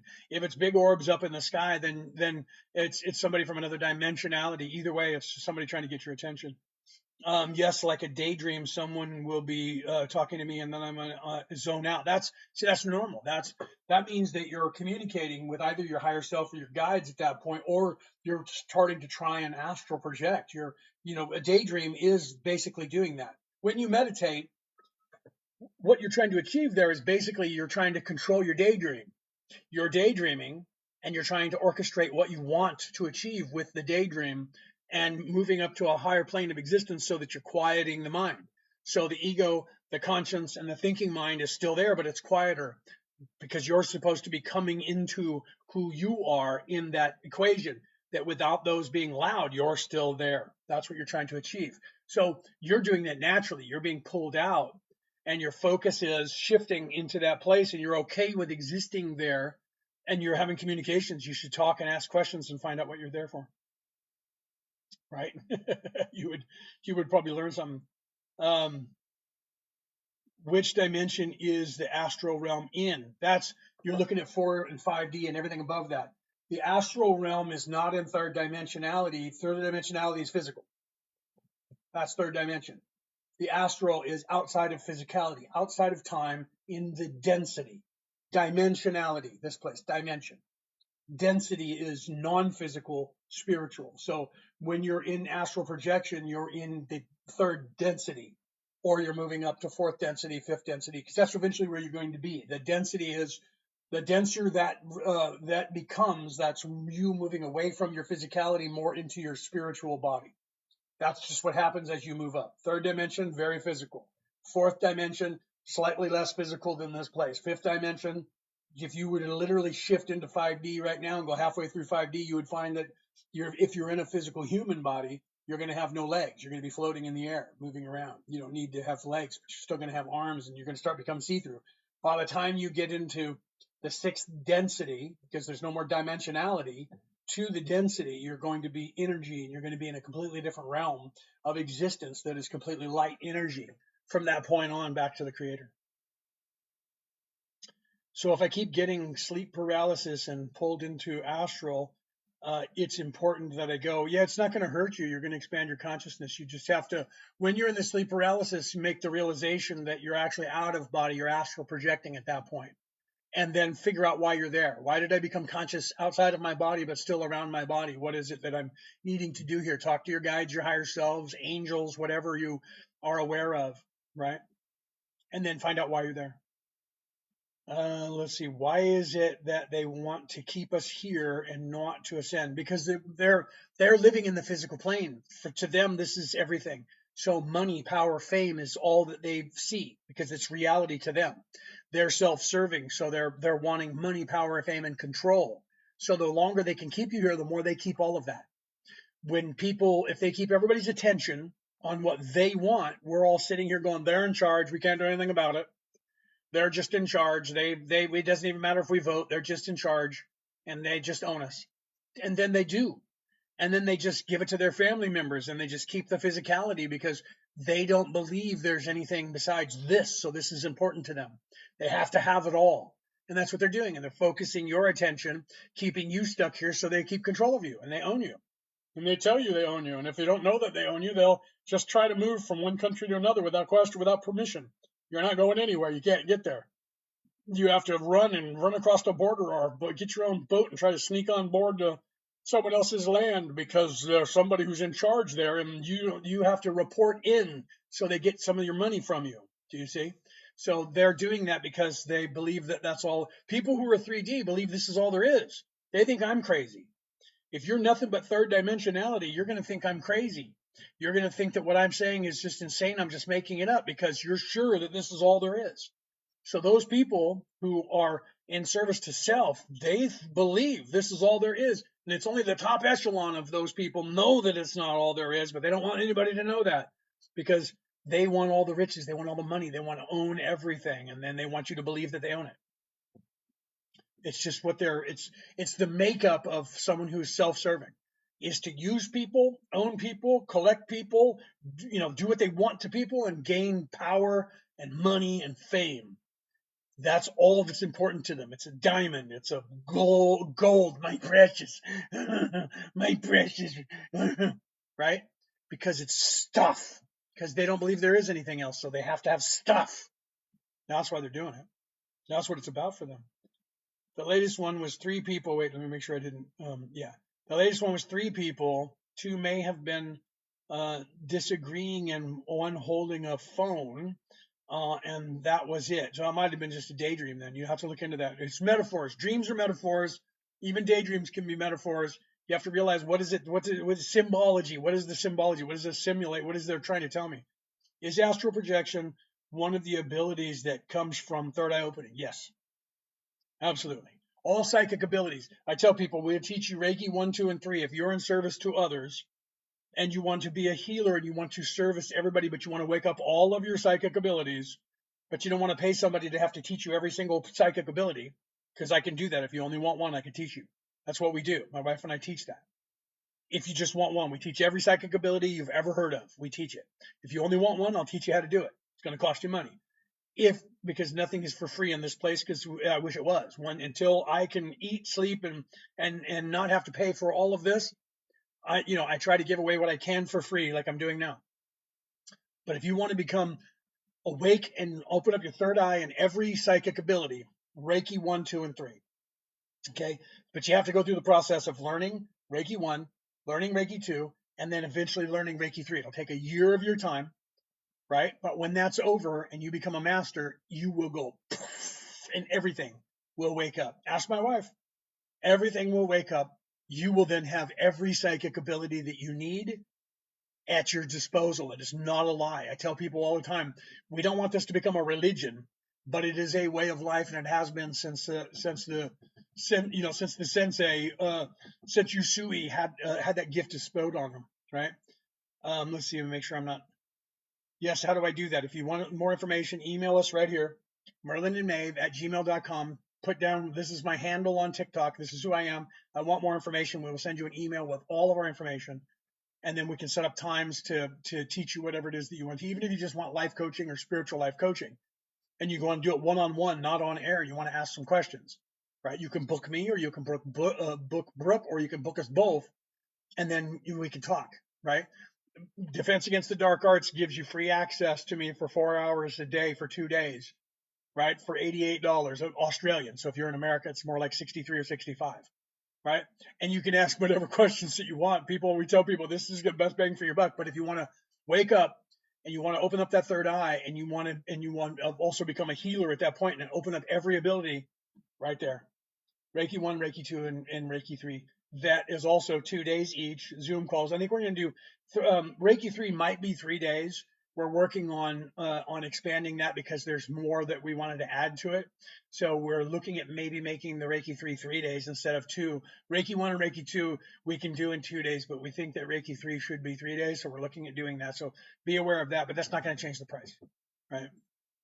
Apart from the obvious, what would change about yourself? Everything.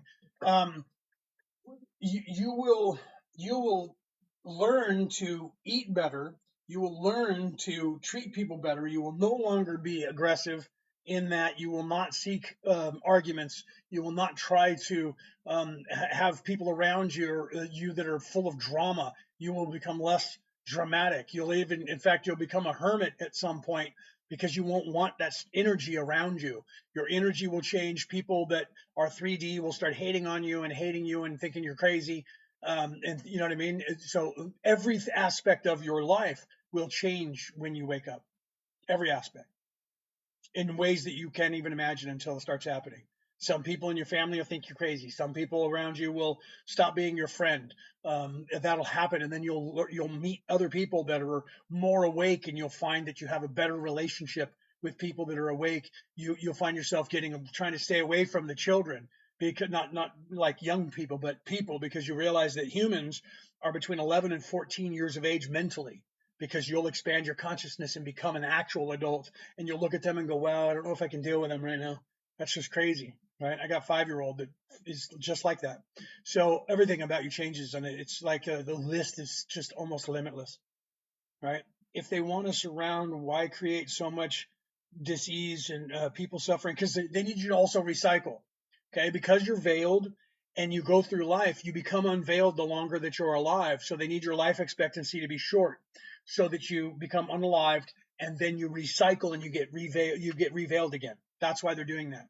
They keep you hurt, they keep you diseased, they keep you sloppy, they keep you melty, they keep you poisoned, and you can't expand your consciousness, and you can't get out of here. So you have a short lifespan, and you just keep coming back, and you never wake up to realize what's happening. Let's see. I remember feeling the fall. Feel like I'm unaliving. Then in the extreme speed in the spiral with the light. Well, that happens if you're going through a near unalived experience, right? What are the 3 eye abilities? What are the 3 eye abilities? Or are you saying third eye abilities? Oh, third eye. You're trying to say. What is the third eye? I read that wrong. What is the third eye? Well, the third eye is sight. So all the clairs that you get, right? The clairvoyance, clairsentience, all of those psychic abilities is a part of the third eye. All of it is. Spell casting, magic, any of that stuff. So astral projection is expanding of your consciousness. So if you can see with your third eye, you can then travel, because you're not going to be seeing with these eyes anymore. You're going to be seeing through those eyes. Same thing with when you're healing someone, you'll have the ability to actually be able to see and or feel or sense someone has an injury or something in their bodies. All of that stuff unlocks. You'll be able to communicate with trees. You'll be able to communicate with animals. You'll be able to communicate with a rock. Sounds crazy right now, but you'll see colors more vividly. It'll be insane. The energy. Animals don't run from you as much. You can walk up and look at a bird, and if you get too close, the bird's going to have to run because it's afraid that you might try to grab it. But you can sit there, and animals will look at you and go, wow, hey, and you go, hey, how's it going? They won't see you as that threat. They won't immediately run from you because you're not dangerous to them anymore. So nature stops snubbing you. There's so much that happens when the third eye opens. What about imagination? Is that one? Well, your imagination is your thought and it's your creative control and ability. So if you're thinking straight and your focus determines your reality, your imagination, that which you think is you thinking and making something up, is actually that which you think, which you're thinking to make something happen. So that changes as well, right? So what you think you can become, your focus determines your reality. So when you realize, open your third eye and realize what I focus on determines the reality of the whole. So that if I'm a good person, that's going to uplift everybody around me to become a better person, whether they like it or not. If I eat properly, other people are going to see me doing that. I might inspire someone. So my focus determines my reality. So whatever you can think of and manifest will happen, because then you'll know that you can do it. You'll see that you can do it. You'll see the results and you'll be able to do it. So your imagination becomes more powerful as well. Let's see. Not thinking when meditating is where I'm struggling. That's the problem, is to quiet the mind. That's the problem for everybody. That's the hardest part, just so you know. Okay. So you're not alone. Yeah, right. Brooke said it's okay to think, just don't give it any energy, and so it can go away. Right. So that is the hardest part. The hardest part of meditation is learning to focus your thoughts so that you're only thinking about what you want to think about, because your mind wanders. It wants to. Right. I have the same problem. Everyone struggles with that part. It's when you're sitting there, you're trying to meditate, all of a sudden you find yourself thinking about, I got to get gas in the car, and I got to remember to get milk when I go to the store, and oh crap, I didn't put anything out for dinner. Wait, what am I doing? I'm supposed to be meditating. That's normal. It's just like when you're trying to go to sleep at night and you keep thinking and you're trying to shut off your mind, and all of a sudden you shut it off and fall asleep. Same thing with meditation. It just takes time. It's not an easy thing, right? Can you be ill and still be awake? Yes, absolutely. Being awake has nothing to do with your physical body being healthy or not. Although it's easier to be awake if you take care of your physical body and your physical body's not sick.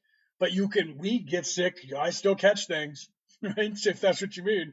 I still catch things. We're fighting off, colds and flus all the time. Right. So yeah, fluoride. Yeah. Get the fluoride out of there. Right.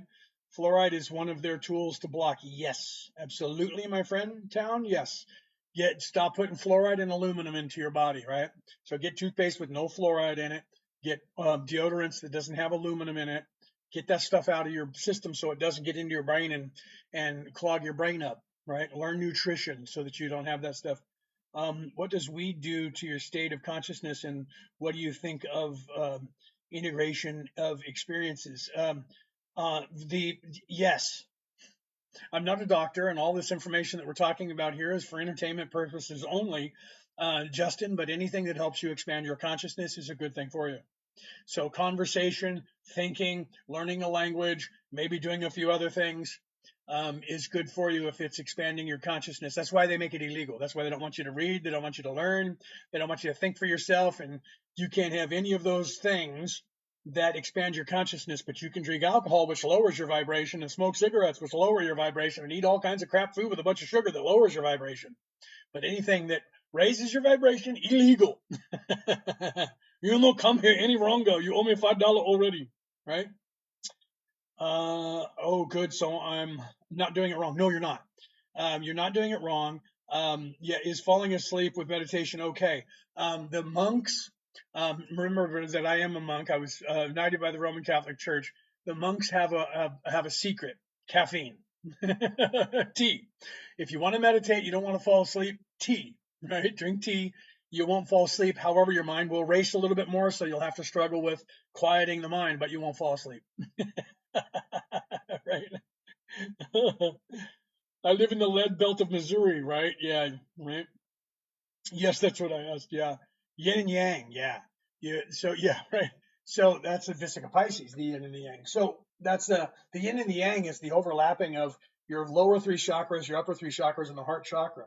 The Vesica Pisces is the heart chakra. Okay. So the yin and the yang is the symbol of turn it sideways and put it on your body, right? Feminine, masculine, and both overlap because that's where they both overlap is in the heart. Evil people, people who are self-serving in physicality, they still love. They only love themselves. People who are living in the spiritual or more spiritual minded, they're more caring and loving of other people. They love themselves, but they also love other people. So it's the yin and the yang. You got to find the feng shui of the yin and the yang to make it work right. That's the Mitsubishi, the Japanese call it. That's where you get that. That's why the car Mitsubishi, look at the symbols, 3 diamonds. That's what that means. Mitsubishi is Japanese for 3 diamonds. Lower chakras, upper chakras, triple toroidal field, yin and yang. Okay. We teach that in Reiki, by the way. We show you how all of those converge into the Kundalini Kunda buffer energy and balancing the chakras and the meridians and everything else in your body. That's part of the training of Reiki 1 and Reiki 2 and Reiki 3. How much do your courses cost? Depends on the course. Depends on what we're doing. That's why it's best if we send you an email. I think, let me put this back up and see if it shows you that's the wrong one. I apologize for that. Where is it? Is it this one? There you go. That doesn't have our prices on there. Oh, okay. Sorry. Well, you can see the courses. It just doesn't have the prices on there. Email us and we'll send that to you. Okay. Because each course is different. Like the Defense Against the Dark Arts is 88 Australian dollars. So if you're in America, that's more like 65 to 63. I don't know what your dollar is right now. The dollar's stronger. Pound sterling and the euro are stronger than the Australian dollar. So that $88 for the 2-day gig will cost you somewhere between 58 and 65 because your money goes a lot further. Same thing with the other stuff. No way I had a brand new Mitsubishi Outlander Pearl White, had it for 15 years. The symbol of Mitsubishi is 3 diamonds. Yeah, the words Mitsubishi means 3 diamonds. Yeah, people don't realize that. That's what it means. Mitsubishi, 3 diamonds. That's what you're saying. 3 diamonds. Mitsubishi. Actually, it means diamonds 3. Mitsubishi. Diamonds 3. That's a religion. That's part of their religion. Polish the 1 diamond, which is the upper 3 chakras, feminine. Polish the other diamond, which is the bottom 3 chakras, masculine or physical, right? Mind, body, spirit. Mind, right? Body, physicality, and spirit. So the body would be the heart chakra. So the 3 diamonds is the 1 is the heart chakra. 2 is the upper chakras. 3 is the bottom chakras. Mitsubishi. And if you look, they have it done like this, right? So you have the 2 planes and the upper. So that's the way they have it that way. Mitsubishi is mind, body, spirit. Polish those, keep them in balance. That's balancing the 7 chakras, and you can ascend to heaven, right? I talk different about life, the creator, etc. Harmony is missing, right? Well, you have to find that. That's why as a theologian, I read all these religions and I try to show you guys that they're all the same. They're all essentially telling you the same thing. Then there's semantical things. They're telling it different because, like the story of Jesus coming down from God's Son, coming down and representing in the physical, and then becoming unalived and ascending back to heaven. Odin and Thor both did the same thing. Okay, Odin came down and was crucified and then went back up, and Thor came down and was unalived and then saved and then went back up and became the light of the world. Same story. Moses did the same thing, right? Moses is the telling of the same story. Marduk in the ancient times from fighting Tiamat did the same thing. Okay, so that story is universal. It's the same story being told slightly different because it's a different time and a different place and a different culture and a different language. But the name, and this is why I said you have to realize that archon means archangel today to most of you. We don't use the word archon anymore, but it's still there. And people go, archon must have been an alien. No, the concept of what that archon is the same concept of what we call an archangel. Okay, so you have to realize that the savior character is the same. Shiva did the same thing in the Hindu religion. Okay. So when you look at these religions, you'll find that they have a savior character. There's a slight difference in the dichotomy between male dominated God, female dominated God, or dual aspect, but they all had a son, and that son all came down to earth and then went back up to heaven. Right. So you just have to realize that it happens a slightly different. Moses came down and was delivered out of the basket of the river, which is very synonymous with a lot of religions, by the way. Then he came out and was the savior of the people. But he didn't know it, didn't realize it. And then when he did, he descended as a commoner and then was cast out and supposed to go and wander in the desert till he became unalived. And he wandered in the desert until he gave up. He gave up and fell. But then the Creator resurrected him and didn't let him become unalived. And then he went to work for the Creator. And then he was sent back to save the people and become the light of the people and lead them out of darkness into light. Same thing, just told slightly different. Okay. Yeah, most people don't know that Mitsubishi means that, right? Yeah, I'm learning Japanese, but if you learn about spirituality, you find that out because you find out that that's what they're talking about in that religion. So, right, I talk different about life. Oh, I saw that. I hate to ask you, can you repeat that one more time for my son? Which part? Tell me which part, and I'll repeat it for your son. Let me know what you want me to repeat, and I'll start over and repeat it. And what's the difference between Reiki and Defense Against the Dark Arts? Well, Defense Against the Dark Arts is we're going to tell you definitively. Here's all of the negative stuff. Here's all what people do to you, and all the negative things that you're up against. Okay, including like propaganda, dark magic, all of that. Here's what you do to protect yourself so that they can't do those things. Thank you for that. Right? That's what Defense Against the Dark Arts is. Reiki is teaching you. Reiki is Japanese. It means Rei means light. Ki is energy. Like Chinese, it's Chi. Ki is energy. So it's light energy, source energy from God. So Reiki, me teaching you Reiki is going to teach you, I'm going to attune you to this energy that you're going to pull from the universe, to pull through your body and to put out through your hands to other people, to heal them, to charge them with that energy that their body is going to absorb and heal. Okay. So Reiki 1 is about learning to heal the self, transmuting that energy into self to upgrade yourself. Reiki 2 is learning how to transmute that energy to give it to other people. And Reiki 3 is learning how to expand to the point of being able to tune people and give them that ability. So there's a big difference there, right? Well, let's see what else here. I tried ordering your book. It wouldn't let me check out. Oh, I'm not sure why. God, where did you try to order it from? Yeah, go to my publisher is Author House. So if you go to my Facebook page, look up Leonard O'Neill on Facebook. There's a link to it, right? Or look it up and find it and go to Author House and it'll let you. That's the publisher if you're in America or over in that area. The Mitsubishi and the Chakra. Okay. So let me know when he's ready and I'll tell him that. Okay. So he's probably old enough to know Kundalini, right? So the Kundalini is the masculine energy that the Hindus talk about. The concept of that, they have two energies. One is Kundalini, one is Kunda buffer. Okay. That's the energy that has to do with going up your spine and healing your chakras.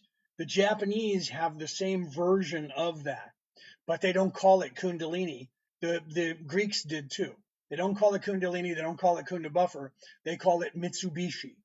Okay, so the Mitsubishi, the vehicle, the symbol on that company's logo is 3 diamonds because the words Mitsubishi means 3 diamonds. The concept in the Japanese religion of ascension back to the Creator is by polishing and keeping bright the 3 diamonds. Those diamonds are physicality, the bottom 3 chakras, physical plane, the upper plane, which is spiritual, and the heart. Each one of those is a diamond in the Japanese ancient religion. If you polish the plane of mind, body, and soul, you go to the Creator. So the soul would be in the heart. The mind is the upper 3 feminine. The body is physicality. So it coincides with all of the chakras, only they have the triple toroidal field. Okay, that's the yin and yang, where you have that in the darkness there is one dot of light, and in the light there's one dot of darkness. That's because the overlapping that is that. Hopefully he's listening, right? Hopefully you were ready when I started talking. The overlapping part in that yin and yang is the heart chakra, because there's a toroidal field that is the feminine energy that goes to the heart chakra. Toroidal field goes from the heart chakra to the physicality, one diamond, two diamonds, body, mind, soul in the heart. And so it covers the heart, because people who are living in the physical plane love themselves, so they love. People who are living in the non-physical plane or in the spiritual love other people, because they're not self-serving. They're in service to others. So the heart is where both reside, because evil people still love. They just love themselves. Good people love other people. Okay. So the Mitsubishi literally means diamonds three, but we talk backwards in English. So it's three diamonds. So that's why the symbol for the car, the company, is Mitsubishi. And it's the three diamonds. You polish those.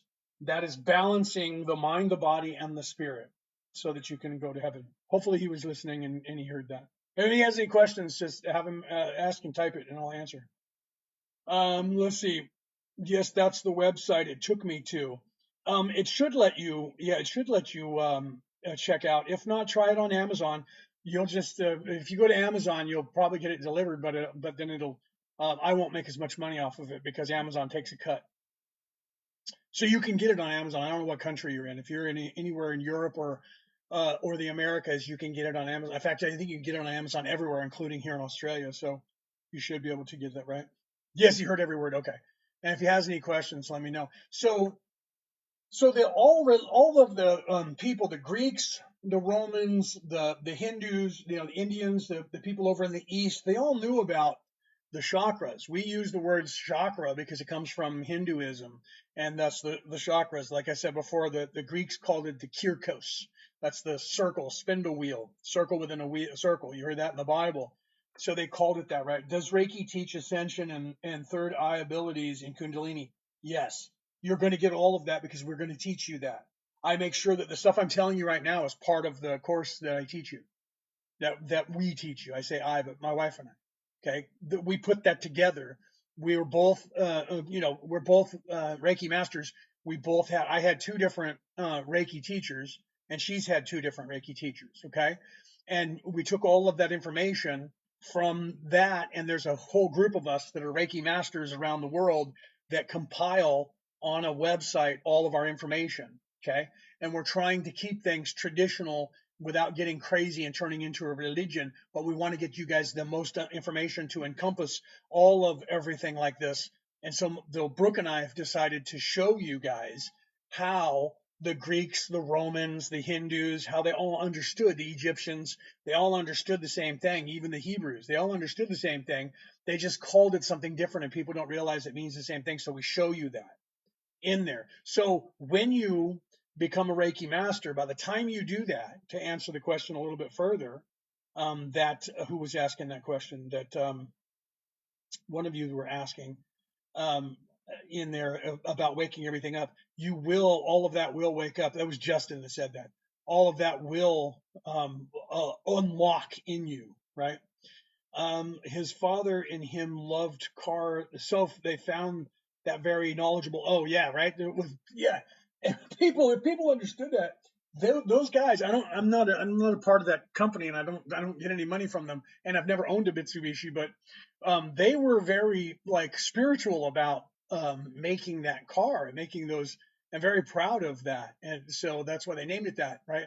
As an American, if you're an American, then that means that, when the Japanese attacked the United States, they were flying the Mitsubishi Spitfire aircraft that was the World War II fighter plane and bomber plane that attacked the United States. The engine was made by Mitsubishi, but they still, that was very spiritual and religious for them in that respect. Let's see. We see what you're saying here, right?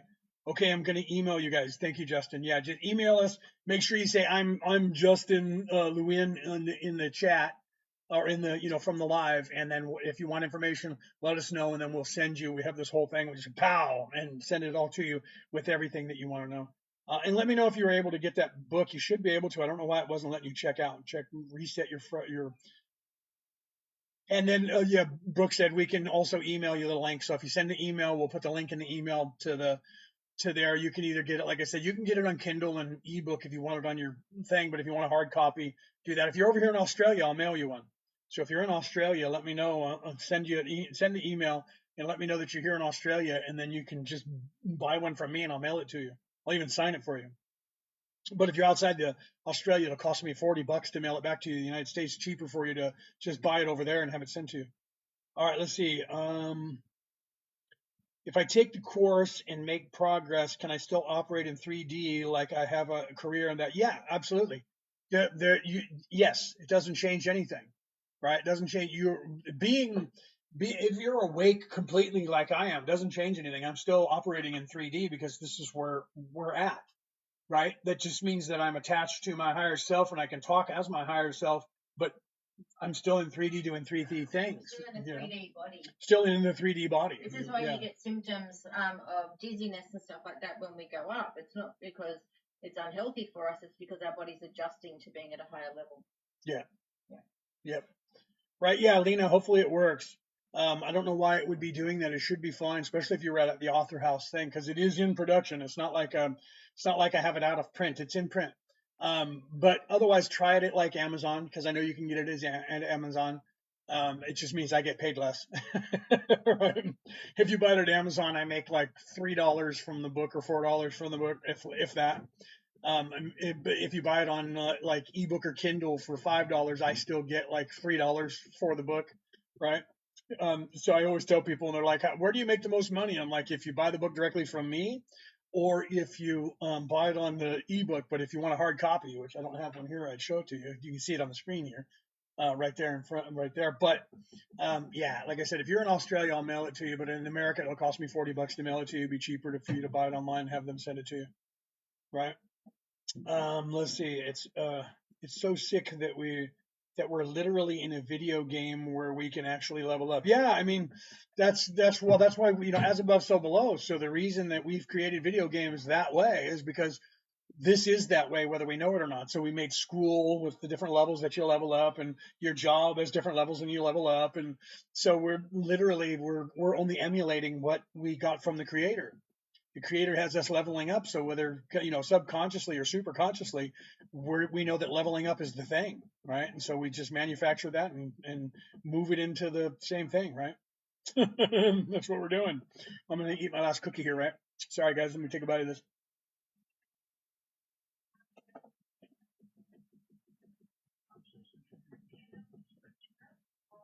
I don't know if this is a bad question, but as you ascend, can you still have physical? Yes, you can. There's nothing wrong. There's nothing changes. You're in the physical body still.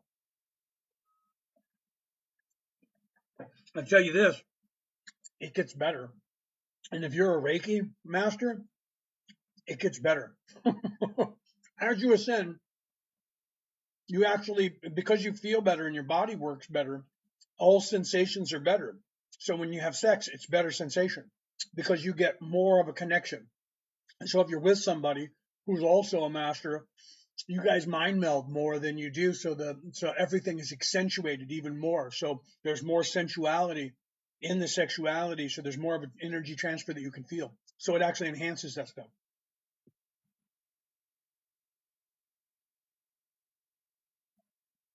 Are there extraterrestrials helping with ascension? Yes. Some of you are extraterrestrials. You just don't know it. You weren't born here. I wasn't born here. This body was born here, right? But the spirit that's in here is not from here. So in that respect, I'm an alien from that respect. I just didn't fly here in a spaceship. Not in 3D anyway, right? So there are extraterrestrials in 3D. There are some in 3D, but most people that are 3D are still fighting the whole 3D thing, right? So when you're in third dimensionality, if you watch like The Chosen, the story about Jesus, you'll see they show you in there that Jesus, so he's supposed to be the son of the creator. He comes down in physical form. He's in 3D in a 3D body. Guess what? He is exposed to and has to deal with all of the same emotions and things that we have to deal with. So if you watch that series, you'll see that in the beginning, he was afraid. He was by himself and he was kind of scared and he was praying. That's a vulnerability because he's dealing with the same shit that we all have to deal with in the third dimension. When you're down here, this place is rough. This place is hard. This place is scary because you're here. You have an ego. You have a conscience. So your ego is blah, blah, blah, blah, blah, blah, blah. Your conscience is blah, blah, blah, blah, blah, blah, blah. And that stuff gets you freaked out. You can get like, anxiety and stuff, right? Can you manifest physical parts for your body to change like the structure or the build? No, you're still human, but you can make it upgrade. You can upgrade it to where it's just by eating the right foods and exercising, your body is going to be stronger and you're going to be less apt to get sick. You're going to be less apt to disease. You're going to be like you're going to become almost immortal. You become like a superhuman. If you actually eat right, meditate, take care of yourself, all of a sudden you're not sickly anymore. You don't get sick. Your body has better energy. It becomes more efficient, right? So that in that respect, right? So is reincarnation real, or what happens when you die? Yes, it is real. You do reincarnate, whether you want to believe so or not. When you're in the body and the body ceases, your immortal spirit is forever. You don't disappear. You don't become unalived. You then move to a place of reflection and you start designing another life with your higher self and your guides. And then you decide who you're going to be, whether you're going to be a man or a woman, and whether you're going to be who your parents are going to be, your siblings, all of that. Those are all factored in. You contracted to the people who you live with. You come with a group of people and you kind of stay with that group of people, and you end up meeting each other in life. You're either parents and cousins and grandma and grandpa and mom and dad, brothers and sisters. You stay in a little family unit, and you just move around in that family unit over the different lives. You help one another, and then you ascend. So yeah, but you reincarnate 7 to 10 times. It takes the average person between 7 and 10 lifetimes to go from becoming first self-aware, I think therefore I am, to I am therefore I think, the second awareness. So the first awakening is I am worth something, I am something. I'm not just running on instinct, I am actually something. Your next awakening and awareness is not only am I something, but I am immortal and I am forever. So that's the illumination, the second illumination. The first one is I have a worth, self-worth. I am alive. I want to be alive and I think. So I'm a person and I have value. That's your first awakening. Your second awakening is I am something that is part of the creator, and expand your consciousness into I am a co-creator and I can create here. We all can create here and I have power, and that's your second awakening. That's the illumination. Then there's more above that, but we don't want to get into that right now. What do you think about the 3-day fast, and what would it do and what to do after it? Fasting, you have to decide. Each person has to decide what they're willing to do and what they want to do for fasting. Fasting is good. How long you fast is an individual choice, right? So you have to decide what you want to do. If you want to go 3 days, go 3 days. Just don't do something that's going to end your life, right? So there are certain things that you need to consume to stay alive. You might be able to go without the food, but you got to have water.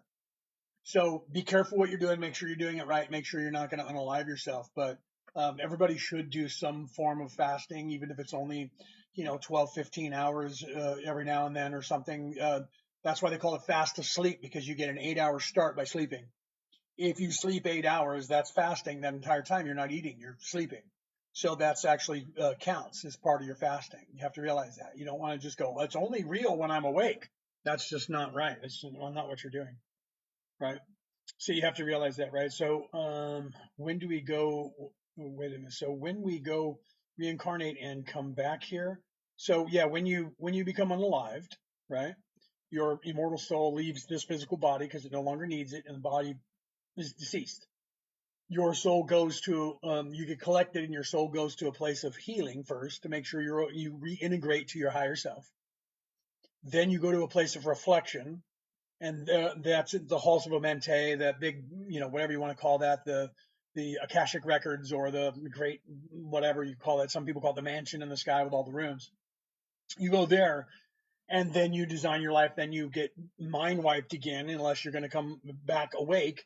Then you get inserted. Your immortal soul gets inserted into a new little fetus, and then you go through that whole process of gestation and being born and coming out and not knowing what's going on and living another life.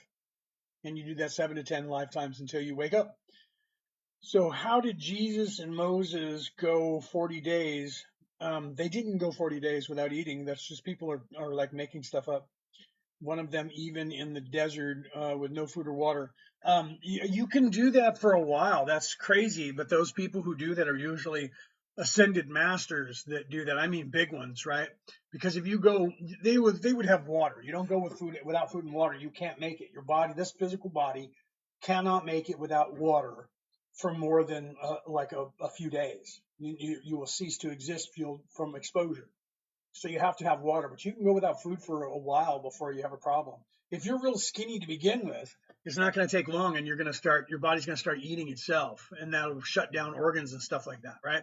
So a lot of the stories where they're like, yeah, they went 40 days with no food and water. No, they didn't. Not on a physical plane, and if they did, that's why they say it. They say it that way because then they go, there's no human that could have done that. So clearly, if he did it for 40 days, he must be God or the Son of God. That's why those stories come that way. But it's rare that you're going to find somebody that actually sits without food that long and doesn't become unalived, right? So if you're very overweight, you have plenty of fuel, your body will eat itself, and you'll lose some of the fat, a lot of it, and you'll lose a lot of weight in 40 days, but you will. And so if you're drinking stuff like bone broth and water and stuff like that, you can go without food. There are people that have done that, but you're still consuming something. You can't go without water. Your body will cease to be without water, right? Wait, you said that you leave your body and get wiped before the next incarnation. Yes, when this body ceases, you become unalive. This body is no longer viable. You're not in 3D. You're outside of that. So then you go, and then when you come back, your memory gets taken away from you. You get veiled again, so you don't remember who you are. But if you're coming back to this body, before your next reincarnation, you're awake when you get reincarnated, but you fall asleep. Yeah, when you come back and get born, you get locked into 3D and you fall asleep. You lose that. That's why children, a lot of times, they're really young and they'll talk to you if you get them when they're still awake, and they're like, I remember this and I remember that. And people are like, oh, don't they have a great imagination? And you don't realize they're still awake. They haven't fully gotten integrated into 3D yet, right? So you see that happening a lot, right? So, okay, I'm going to need to go. My wife is telling me that it's time. I've been on here for 4 hours, 20 minutes. So I'm going to need to go off here so I can actually have some food instead of just snacking on some stuff. So the loved ones that have passed can't come back and visit us because we reincarnate. No, you can still talk to them. They're just not physically able to come and sit. You can talk to your mom, dad, grandma, grandpa all the time. You just have to expand your consciousness and realize that mediums do that for you, because you don't have that ability unlocked in you. So you go to a psychic, and a psychic talks to them for you. You can learn to do that yourself, right? Because you're talking to the higher self, not the physical body. Yeah, because it's not the physical body that you're talking to, right? It's the higher self. So when you're talking to, say, your dad, you're talking to the spirit that was your dad, okay? And he's going to talk to you as if he was your dad, but he's not in that physical body. You're talking to his immortal soul, right? All right, guys, I love you. I'm going to get some food. I'll see you guys next time, right? Make sure you click that thing and hit the bell and follow us. I'll be back live probably Monday or Tuesday of next week. You just got to hit that bell so you know when I go live, okay? And then you can ask more questions or email us at merlinandmaeve@gmail.com if you want more information. We'll send that to you. To all the classes that we teach. If you guys are interested in that, all of them will be on Zoom calls unless you're in Australia, specifically New South Wales, Australia. So you won't be too far away. Then we do it in the physical form. Otherwise, we'll do it via Zoom. Will be a Zoom call where we can sit and talk and have the conversations. All right. I love you guys. Have a great night. Have a great day, depending on whether it's morning, afternoon, or nighttime for you, wherever you are in the world. I'm in Australia, so it's daytime. If you're in America, it's nighttime. If you're in Europe, it's nighttime. I love you guys. I'll see you guys next time. Okay. Thanks for being here. Make sure you hit that bell, right? You guys have a good day.